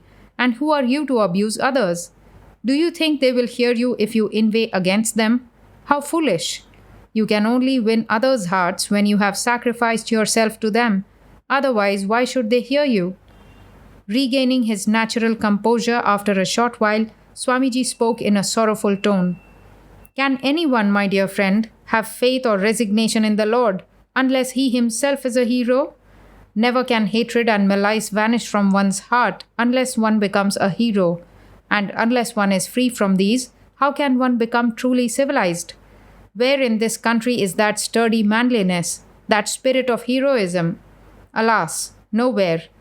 Often have I looked for that, and I found only one instance of it, and only one. Question. In whom have you found it, Swamiji? Swamiji. In GC alone I have seen that true resignation, that true spirit of a servant of the Lord. And was it not because he was ever ready to sacrifice himself that Sri Ramakrishna took upon himself all his responsibility? What a unique spirit of resignation to the Lord! I have not met his parallel. From him have I learnt the lesson of self-surrender. So saying, Swamiji raised his folded hands to his head out of respect to him. 31. Sri Priyanath Sinha. Arrangements were being made for Swamiji's leaving India for America for the second time, 1899 AD. He had gone to Calcutta to see one of his friends, and returning from there stopped for a few minutes at Balaram Babu's house at Bagh Bazar. He then sent for another friend to accompany him to the mutt. The friend came, and the following conversation took place between him and Swamiji. Swamiji. A very funny thing happened today. I went to a friend's house. He has had a picture painted, the subject of which is Sri Krishna addressing Arjuna on the battlefield of Kurukshetra. Sri Krishna stands on the chariot, holding the reins in his hand and preaching the Gita to Arjuna. He showed me the picture and asked me how I liked it. Fairly well, I said. But as he insisted on having my criticism on it, I had to give my honest opinion by saying, there is nothing in it to commend itself to me. First, because the chariot of the time of Sri Krishna was not like the modern pagoda-shaped car. And also, there is no expression in the figure of Sri Krishna. Question. Was not the pagoda chariot in use then? Swamiji, don't you know that since the Buddhistic era, there has been a great confusion in everything in our country? The kings never used to fight in pagoda chariots. There are chariots even today in Rajputana that greatly resemble the chariots of old. Have you seen the chariots in the pictures of Grecian mythology? They have two wheels and one mounts them from behind. We had that sort of chariot. What good is it to paint a picture if the details are wrong? An historical picture comes up to a standard of excellence when, after making proper study and research, things are portrayed exactly as they were at that period. The truth must be represented, otherwise the picture is nothing. In these days, our young men who go in for painting are generally those who were unsuccessful at school and who have been given up at home as good for nothing. What work of art can you expect from them? To paint a really good picture requires as much talent as to produce a perfect drama. Question. How then should Sri Krishna be represented in the picture in question? Swamiji.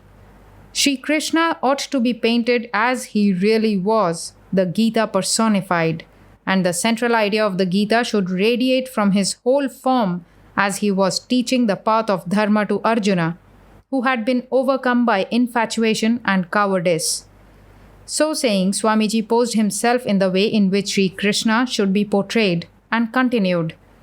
Look here. Thus does he hold the bridle of the horses, so tight that they are brought to their haunches, with their forelegs fighting the air and their mouths gaping. This will show a tremendous play of action in the figure of Sri Krishna. His friend, the world-renowned hero, casting aside his bow and arrows, has sunk down like a coward on the chariot, in the midst of the two armies.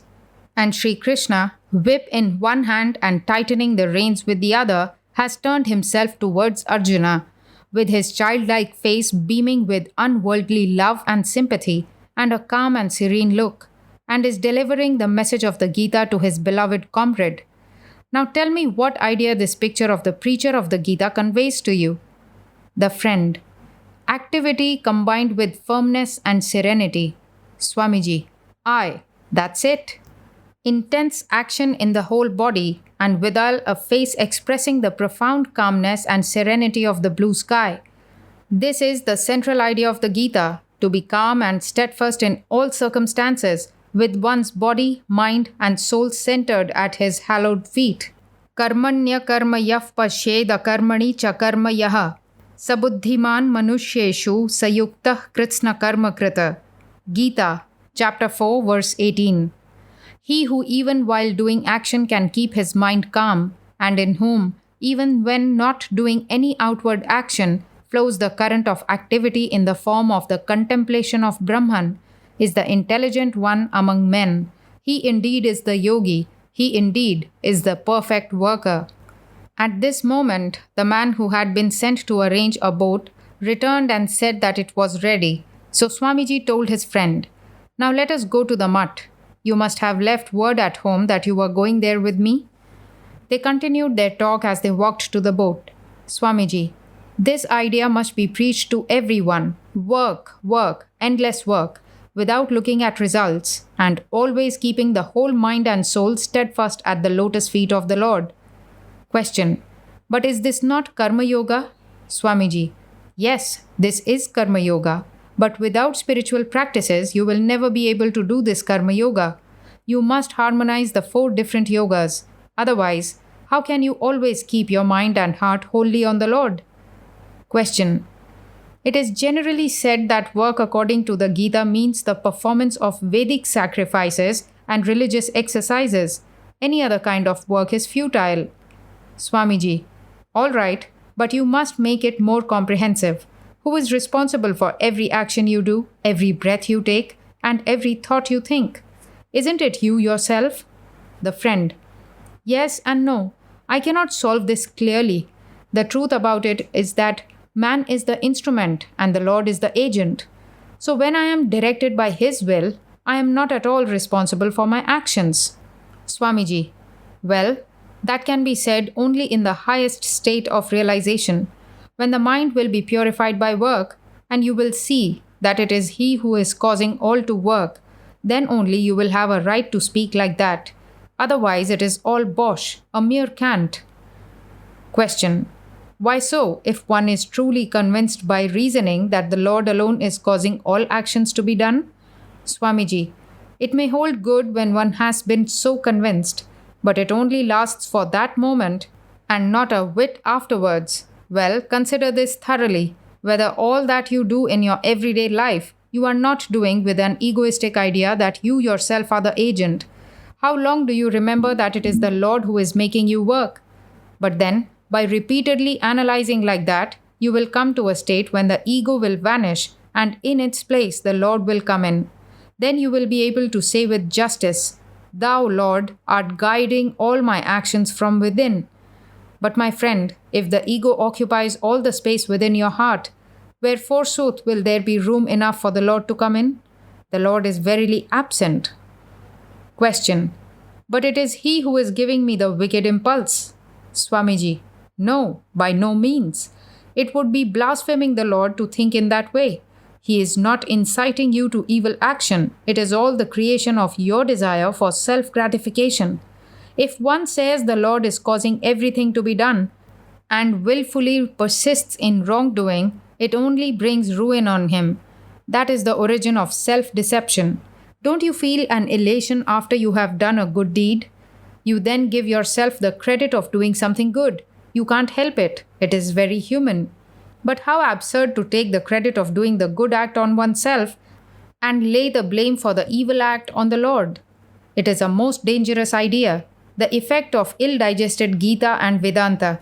Never hold that view. Rather say that He is causing the good work to be done while you are responsible for the evil action. That will bring on devotion and faith, and you will see His grace manifested at every step. The truth about it is that no one has created you. You have created yourself. This is discrimination. This is Vedanta. But one does not understand it before realization. Therefore, the aspirant should begin with the dualistic standpoint that the Lord is causing the good actions while He is doing the evil. This is the easiest way to the purification of the mind. Hence, you find dualism so strong among the Vaishnavas. It is very difficult to entertain Advaitic, non-dualistic ideas at the outset. But the dualistic standpoint gradually leads to the realization of the Advaita. Hypocrisy is always a dangerous thing. If there is no willful self-deception, that is to say, if one sincerely believes that the most wicked impulse is also prompted by the Lord, rest assured that one will not have to do those mean acts for long. All the impurities of the mind are quickly destroyed. Our ancient scriptural writers understood this well, and I think that the Tantrika form of worship originated from the time that Buddhism began to decline, and through the oppression of the Buddhists, people began to perform their Vedic sacrifices in secret. They had no more opportunity to conduct them for 2 months at a stretch, so they made clay images, worshipped them, and consigned them to the water, finishing everything in one night, without leaving the least trace. Man longs for a concrete symbol, otherwise his heart is not satisfied. So in every home that one-night sacrifice began to take place. As Sri Ramakrishna used to say, some enter the house by the scavenger's entrance. So the spiritual teachers of that time saw that those who could not perform any religious rite owing to their evil propensities also needed some way of coming round by degrees to the path of virtue. For them, those queer tantrika rites came to be invented. Question. They went on doing evil actions thinking them to be good. So how could this remove their evil tendencies? Swamiji. Why, they gave a different direction to their propensities. They did them, but with the object of realizing the Lord. Question. Can this really be done? Swamiji. It comes to the same thing. The motive must be right. And what should prevent them from succeeding? Question. But many are caught in the temptation for wine, meat, etc. in trying to get along with such means. Swamiji, it was therefore that Sri Ramakrishna came.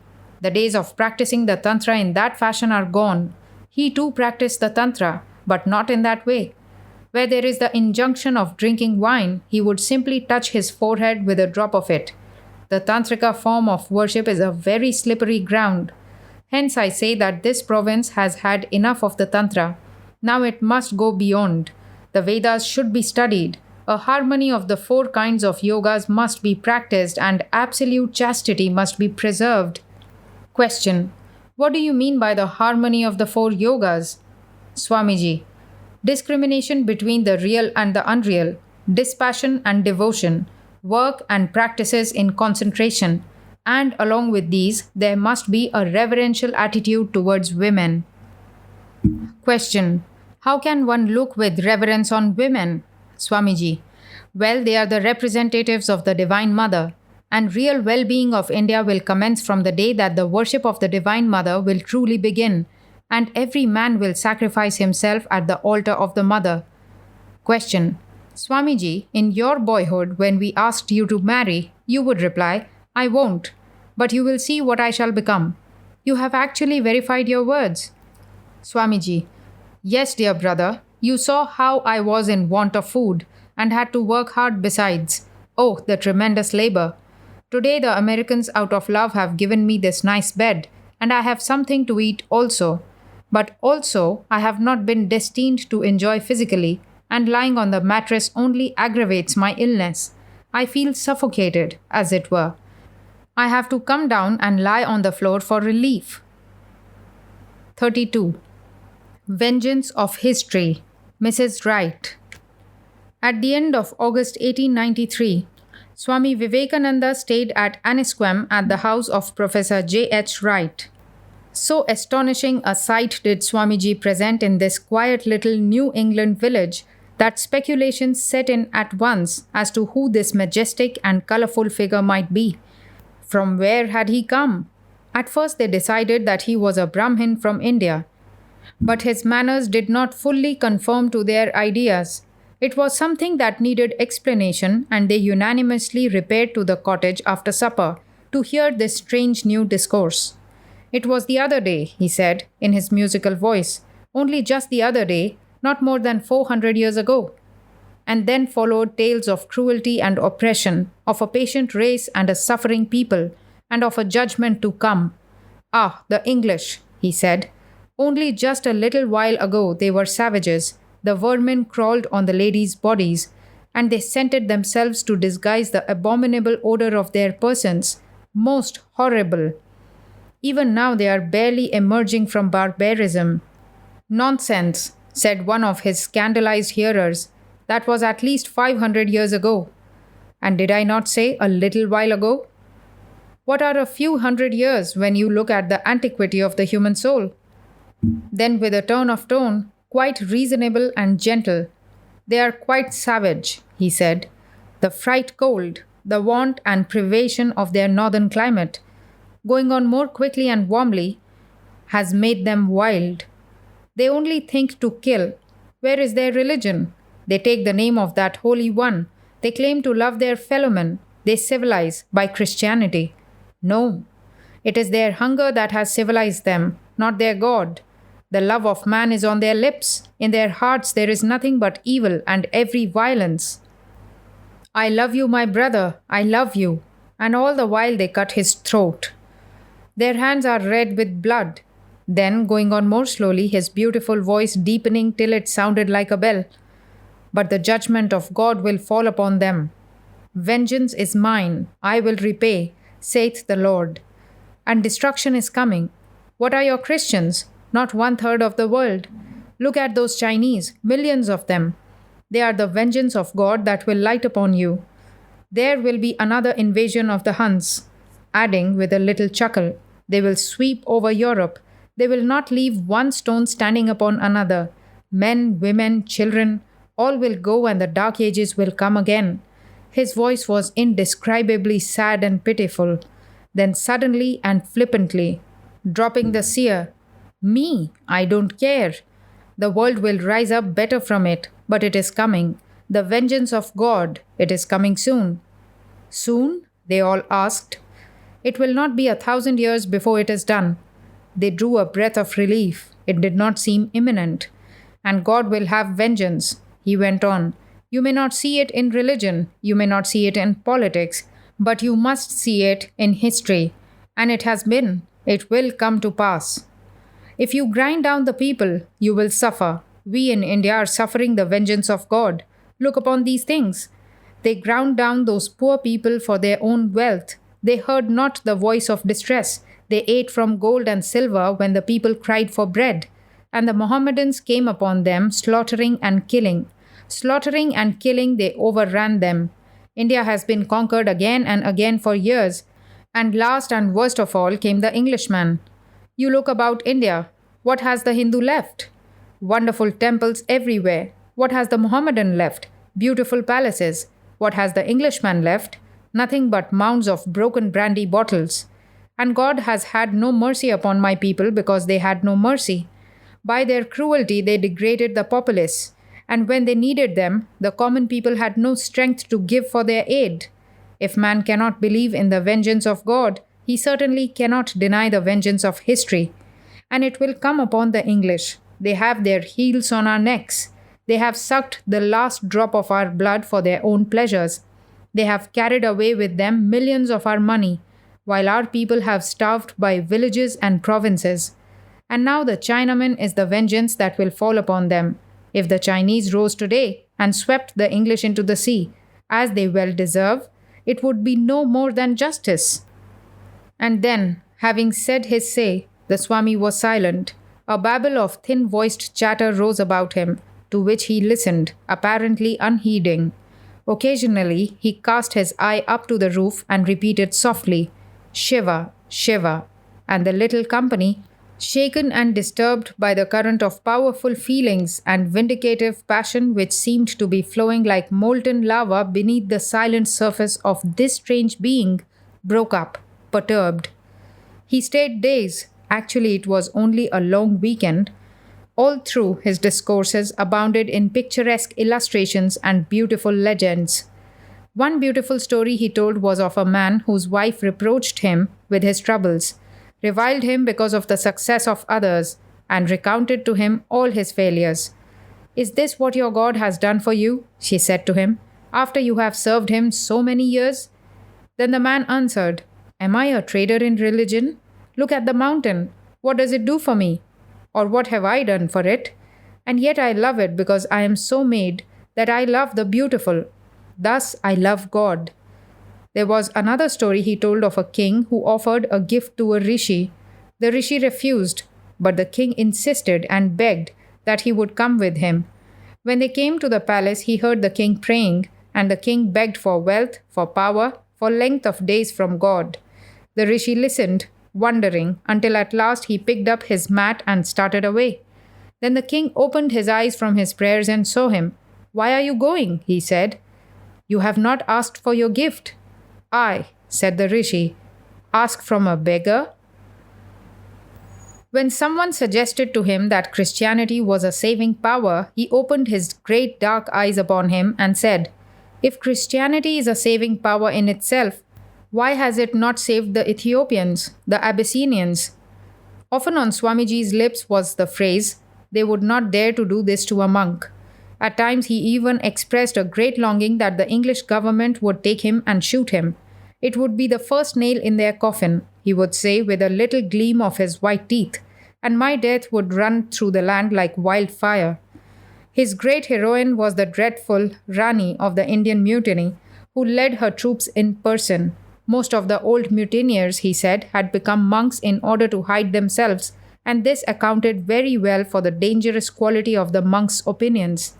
There was one man of them who had lost 4 sons and could speak of them with composure, but whenever he mentioned the Rani, he would weep, with tears streaming down his face. That woman was a goddess, he said, a Devi. When overcome, she fell on her sword and died like a man. It was strange to hear the other side of the Indian Mutiny, when you would never believe that there was another side to it, and to be assured that a Hindu could not possibly kill a woman. 33. Religion, Civilization, and Miracles. The Appeal Avalanche. I am a monk, he said, as he sat on the parlors of La Salette Academy, which is his home while in Memphis, and not a priest. When at home, I travel from place to place, teaching the people of the villages and towns through which I pass. I am dependent upon them for my sustenance, as I am not allowed to touch money.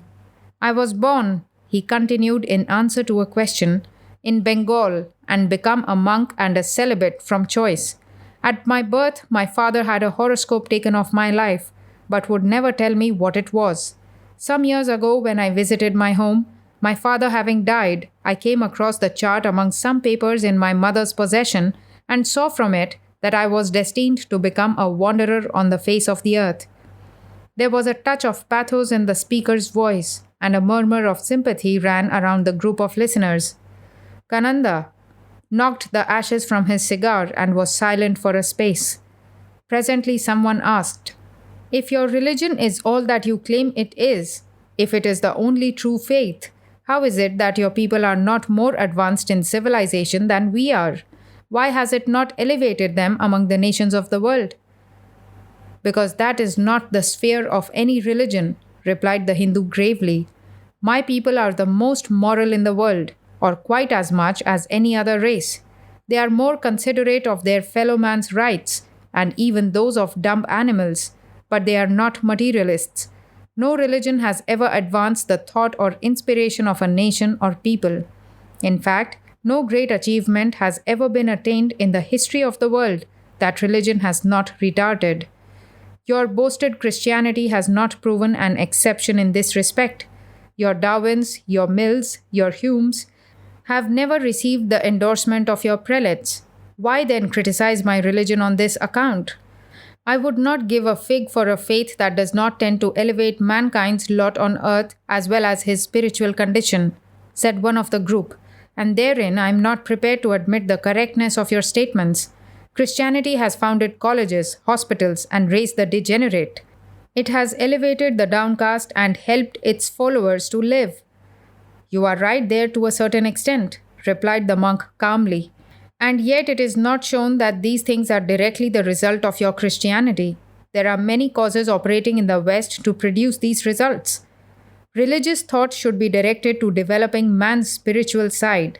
Science, art, learning, and metaphysical research all have their proper functions in life, but if you seek to blend them, you destroy their individual characteristics until in time you eliminate the spiritual, for instance, from the religious altogether. You Americans worship what? The dollar. In the mad rush for gold, you forget the spiritual until you have become a nation of materialists. Even your preachers and churches are tainted with the all-pervading desire. Show me one in the history of your people who has led the spiritual lives that those whom I can name at home have done. Where are those who, when death comes, could say, 'O brother death, I welcome thee'? Your religion helps you to build Ferris wheels and Eiffel towers, but does it aid you in the development of your inner lives?" The monk spoke earnestly, and his voice, rich and well modulated, came through the dusk that pervaded the apartment, half sadly, half accusingly. There was something of the weird in the comments of this stranger from a land whose history dates back 6,000 years upon the civilization of the 19th century America. "But in pursuing the spiritual, you lost sight of the demands of the present," said someone. "Your doctrine does not help men to live. It helps them to die," was the answer. "We are sure of the present. You are sure of nothing. The aim of the ideal religion should be to help one to live and to prepare one to die at the same time." "Exactly," said the Hindu, quickly. "And it is that which we are seeking to attain. I believe that the Hindu faith has developed the spiritual in its devotees at the expense of the material. And I think that in the Western world, the contrary is true. By uniting the materialism of the West with the spiritualism of the East, I believe much can be accomplished. It may be that in the attempt, the Hindu faith will lose much of its individuality. Would not the entire social system of India have to be revolutionized to do what you hope to do?" Yet, probably, still the religion would remain unimpaired. The conversation here turned upon the form of worship of the Hindus, and Kananda gave some interesting information on this subject. There are agnostics and atheists in India as well as elsewhere. Realization is the one thing essential in the lives of the followers of Brahma. Faith is not necessary. Theosophy is a subject with which Kananda is not versed, nor is it a part of his creed unless he chooses to make it so. It is more of a separate study. Kananda never met Madame Blavatsky but has met Colonel Olcott of the American Theosophical Society. He is also acquainted with Annie Besant. Speaking of the fakirs of India, the famous jugglers or magicians, whose feats have made for them a worldwide reputation, Kananda told of a few episodes that had come within his observation and which almost surpassed belief. 5 months ago, he said, when questioned on this subject, or just 1 month before I left India to come to this country, I happened in company in a caravan or party of 25 to sojourn for a space in a city in the interior. While there we learned of the marvelous work of one of these itinerant magicians and had him brought before us. He told us he would produce for us any article we desired.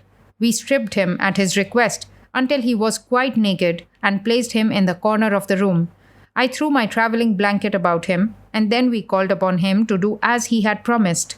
He asked what we should like, and I asked for a bunch of California grapes, and straightway the fellow brought them forth from under his blanket. Oranges and other fruits were produced, and finally great dishes of steaming rice. Continuing, the monk said he believed in the existence of a sixth sense and in telepathy. He offered no explanation of the feats of the fakirs, merely saying that they were very wonderful. The subject of idols came up, and the monk said that idols formed a part of his religion in so much as the symbol is concerned. "What do you worship?" said the monk. "What is your idea of God?" "The spirit," said a lady quietly. "What is the spirit? Do you Protestants worship the words of the Bible or something beyond?" "We worship the God through the idol." "That is, you attain the subjective through the objective," said a gentleman who had listened attentively to the words of the stranger. "Yes, that is it," said the monk gratefully. Vivekananda discussed further in the same strain until the call terminated as the hour for the Hindu's lecture approached. 34. Religious Harmony. The Detroit Free Press, February 14, 1894. Swami is a person of medium stature, with the dusky complexion common with people of his nationality, gentle in manner, deliberate in movement, and extremely courteous in every word, movement, and gesture. But the most striking feature of his personality are his eyes, which are of great brilliancy. The conversation naturally drifted upon the subject of religion when Swami said, among many other striking remarks, "I make the distinction between religion and creed. Religion is the acceptance of all existing creeds, seeing in them the same striving towards the same destination. Creed is something antagonistic and combative. There are different creeds because there are different people, and the creed is adapted to the commonwealth where it furnishes what people want. As the world is made up of infinite variety of persons of different natures, intellectually, spiritually, and materially, so these people take to themselves that form of belief in the existence of a great and good moral law, which is best fitted for them.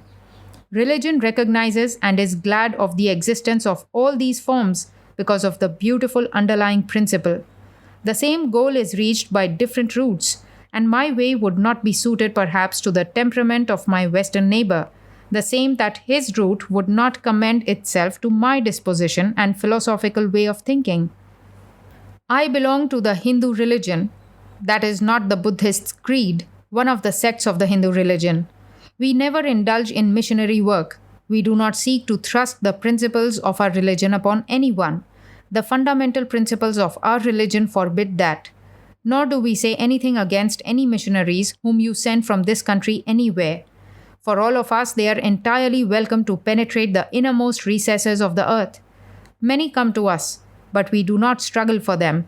We have no missionaries striving to bring anyone to our way of thinking.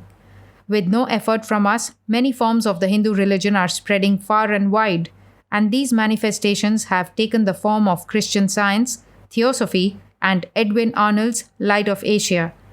Our religion is older than most religions and the Christian creed. I do not call it religion because of its antagonistic features, came directly from the Hindu religion. It is one of the great offshoots. The Catholic religion also takes all its forms from us, the confessional, the belief in saints, and so on. And a Catholic priest who saw this absolute similarity and recognized the truth of the origin of the Catholic religion was dethroned from his position because he dared to publish a volume explaining all that he observed and was convinced of. You recognize agnostics in your religion? Was asked. Oh, yes, philosophical agnostics and what you call infidels. When Buddha, who is with us a saint, was asked by one of his followers, "Does God exist?" he replied, "God. When have I spoken to you about God? This I tell you, be good and do good." The philosophical agnostics, there are many of us, believe in the great moral law underlying everything in nature and in the ultimate perfection.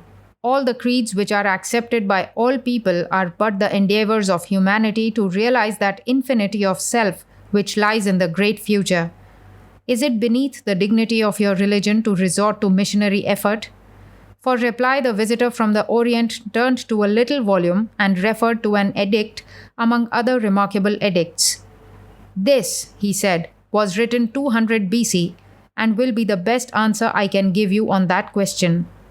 In delightfully clear, well-modulated tones, he read, "The King Piyadasi, beloved of the gods, honors all sects, both ascetics and householders. He propitiates them by alms and other gifts, but he attaches less importance to gifts and honors than to endeavor to promote the essential moral virtues. It is true the prevalence of essential virtues differs in different sects, but there is a common basis. That is gentleness, moderation in language, and morality. Thus, one should not exalt one's own sect and decry others, but tender them on every occasion the honor they deserve. Striving thus, one promotes the welfare of his own sect, while serving the others. Striving otherwise, one does not serve his own sect, while disserving others. And whosoever, from attachment to his own sect and with a view to promoting it, decries others, only deals rude blows to his own sect. Hence, concord alone is meritorious, so that all bear and love to bear the beliefs of each other. It is with this purpose that this edict has been inscribed, that all people, whatever their fate may be, should be encouraged to promote the essential moral doctrines in each and mutual respects for all other sects. It is with this object that the ministers of religion, the inspectors, and other bodies of officers should all work. After reading this impressive passage, Swami Vivekananda remarked that the same wise king who had caused this edict to be inscribed had forbidden the indulgence of war, as its horrors were antagonistic to all the principles of the great and universal moral doctrine. For this reason, remarked the visitor, India has suffered in its material aspect. Where brute strength and bloodshed has advanced other nations, India has deprecated such brutal manifestations, and by the law of the survival of the fittest, which applies to nations as well as to individuals, it has fallen behind as a power on the earth in the material sense. But will it not be an impossibility to find in the great combative Western countries, where such tremendous energy is needed to develop the pressing practical necessities of the 19th century, this spirit which prevails in placid India? The brilliant eyes flashed, and a smile crossed the features of the Eastern brother. May not one combine the energy of the lion with the gentleness of the lamb? He asked. Continuing, he intimated that perhaps the future holds the conjunction of the East and the West, a combination which would be productive of marvelous results. A condition which speaks well for the natures of the Western nation is the reverence in which women are held and the gentle consideration with which they are treated. He says with the dying Buddha, "Work out your own salvation. I cannot help you. No man can help you. Help yourself." Harmony and peace, and not dissension, is his watchword. The following story is one which he related recently regarding the practice of fault-finding among creeds. A frog lived in a well. It had lived there for a long time. It was born there and brought up there, and yet was a little small frog. Of course, the evolutionists were not there to tell us whether the frog lost its eyes or not, but for our story's sake, we must take it for granted that it had eyes, and that it every day cleansed the waters of all the worms and bacilli that lived in it, with an energy that would give credit to our modern bacteriologists. In this way, it went on and became a little sleek and fat, perhaps as much so as myself. Well, one day another frog that lived in the sea came and fell into the well. Whence are you from? I am from the sea. The sea? How big is that? Is it as big as my well? And he took a leap from one side of the well to the other. My friend, says the frog of the sea, how do you compare the sea with your little well? Then the frog took another leap and asked, is your sea so big? What nonsense you speak to compare the sea with your well. Well then, said the frog of the well, nothing can be bigger than my well. There can be nothing bigger than this. This fellow is a liar, so turn him out. That has been the difficulty all the while. I am a Hindu. I am sitting in my own little well and thinking that the world is my well. The Christian sits in his little well and the whole world is his well. The Mohammedan sits in his well and thinks the whole world that. I have to thank you of America for the great attempt you are making to break down the barriers of this little world of ours, and hope that in the future the Lord will help you to accomplish that purpose. 35. Fallen Women. The Detroit Tribune, March 17, 1894. Lalun is a member of the most ancient profession in the world. Lilith was her very great-grandmama, and that was before the days of Eve, as everyone knows. In the West, people say rude things about Lalun's profession and write lectures about it, and distribute the lectures to young persons in order that morality may be preserved. In the East, where the profession is hereditary, descending from mother to daughter, nobody writes lectures or takes any notice. Rudyard Kipling, the story of which the sentences that precede this one are a paragraph, was written in India. They were written by Rudyard Kipling, from whom most of us have learned all that we definitely know about India, with the exception of the fact that India raises wheat enough to be a great competitor of our own farmers, that men work there for 2 cents a day, and that women throw their babies into the Ganga, which is the sacred river of the country. But Vivekananda, since he came to this country, has exploded the story about the women of India feeding their babies to the alligators, and now he says that he never heard of Rudyard Kipling until he came to America, and that it is not proper in India to talk of such a profession as that of Lalun, out of which Mr. Kipling has made one of his most delightful and instructive tales. In India, said Kananda yesterday, we do not discuss such things. No one ever speaks of those unfortunate women. When a woman is discovered to be unchaste in India, she is hurled out from her caste. No one thereafter can touch or speak to her. If she went into the house, they would take up and clean the carpets and wash the walls she breathed against. No one can have anything to do with such a person. There are no women who are not virtuous in Indian society. It is not at all as it is in this country. Here there are bad women living side by side with virtuous women in your society. One cannot know who is bad and who is good in America. But in India, once a woman slips, she is an outcast forever. She and her children, sons and daughters. It is terrible, I admit, but it keeps society pure. How about the men? Was asked. Does the same rule hold in regard to them? Are they outcast when they are proven to be unchaste? Oh no, it is quite different with them. It would be so perhaps if they could be found out. But the men move about. They can go from place to place. It is not possible to discover them. The women are shut up in the house. They are certainly discovered if they do anything wrong. And when they are discovered, they are thrown out. Nothing can save them. Sometimes it is very hard when a father has to give up his daughter or a husband his wife.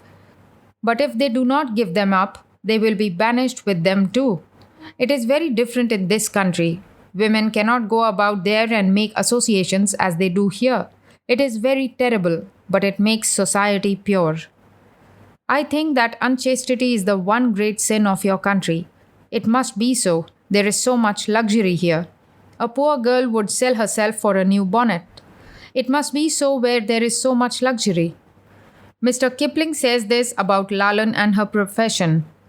Lalan's real husband, for even ladies of Lalan's profession have husbands in the East, was a great big jujube tree. Her mama, who had married a fig, spent 10,000 rupees on Lalan's wedding, which was blessed by 47 clergymen of Mama's church and distributed 5,000 rupees in charity to the poor, and that was a custom of the land. In India, when a woman is unfaithful to her husband, she loses her caste, but none of her civil or religious rights. She can still own property, and the temples are still open to her. Yes, said Kananda, a bad woman is not allowed to marry. She cannot marry anyone without their being an outcast like herself. So she marries a tree, or sometimes a sword. It is the custom. Sometimes these women grow very rich and become very charitable, but they can never regain their caste. In the interior towns, where they still adhere to the old customs, she cannot ride in a carriage, no matter how wealthy she may be. The best that she is allowed is a pair of bullocks. And then in India, she has to wear a dress of her own, so that she can be distinguished. You can see these people going by, but no one ever speaks to them. The greatest number of these women is in the cities. A good many of them are Jews too, but they all have different quarters of the cities, you know.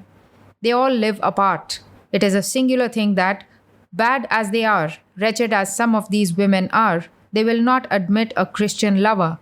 They will not eat with them or touch them, the omnivorous barbarians, as they call them. They call them that because they eat everything. Do you know what that disease, the unspeakable disease, is called in India? It is called bad Faringan, which means the Christian disease. It was the Christian that brought it into India. Has there been any attempt in India to solve this question? Is it a public question the way it is in America? No, there has been very little done in India. There is a great field for women missionaries if they would convert prostitutes in India. They do nothing in India, very little. There is one sect, the Vaishnava, who try to reclaim these women. This is a religious sect.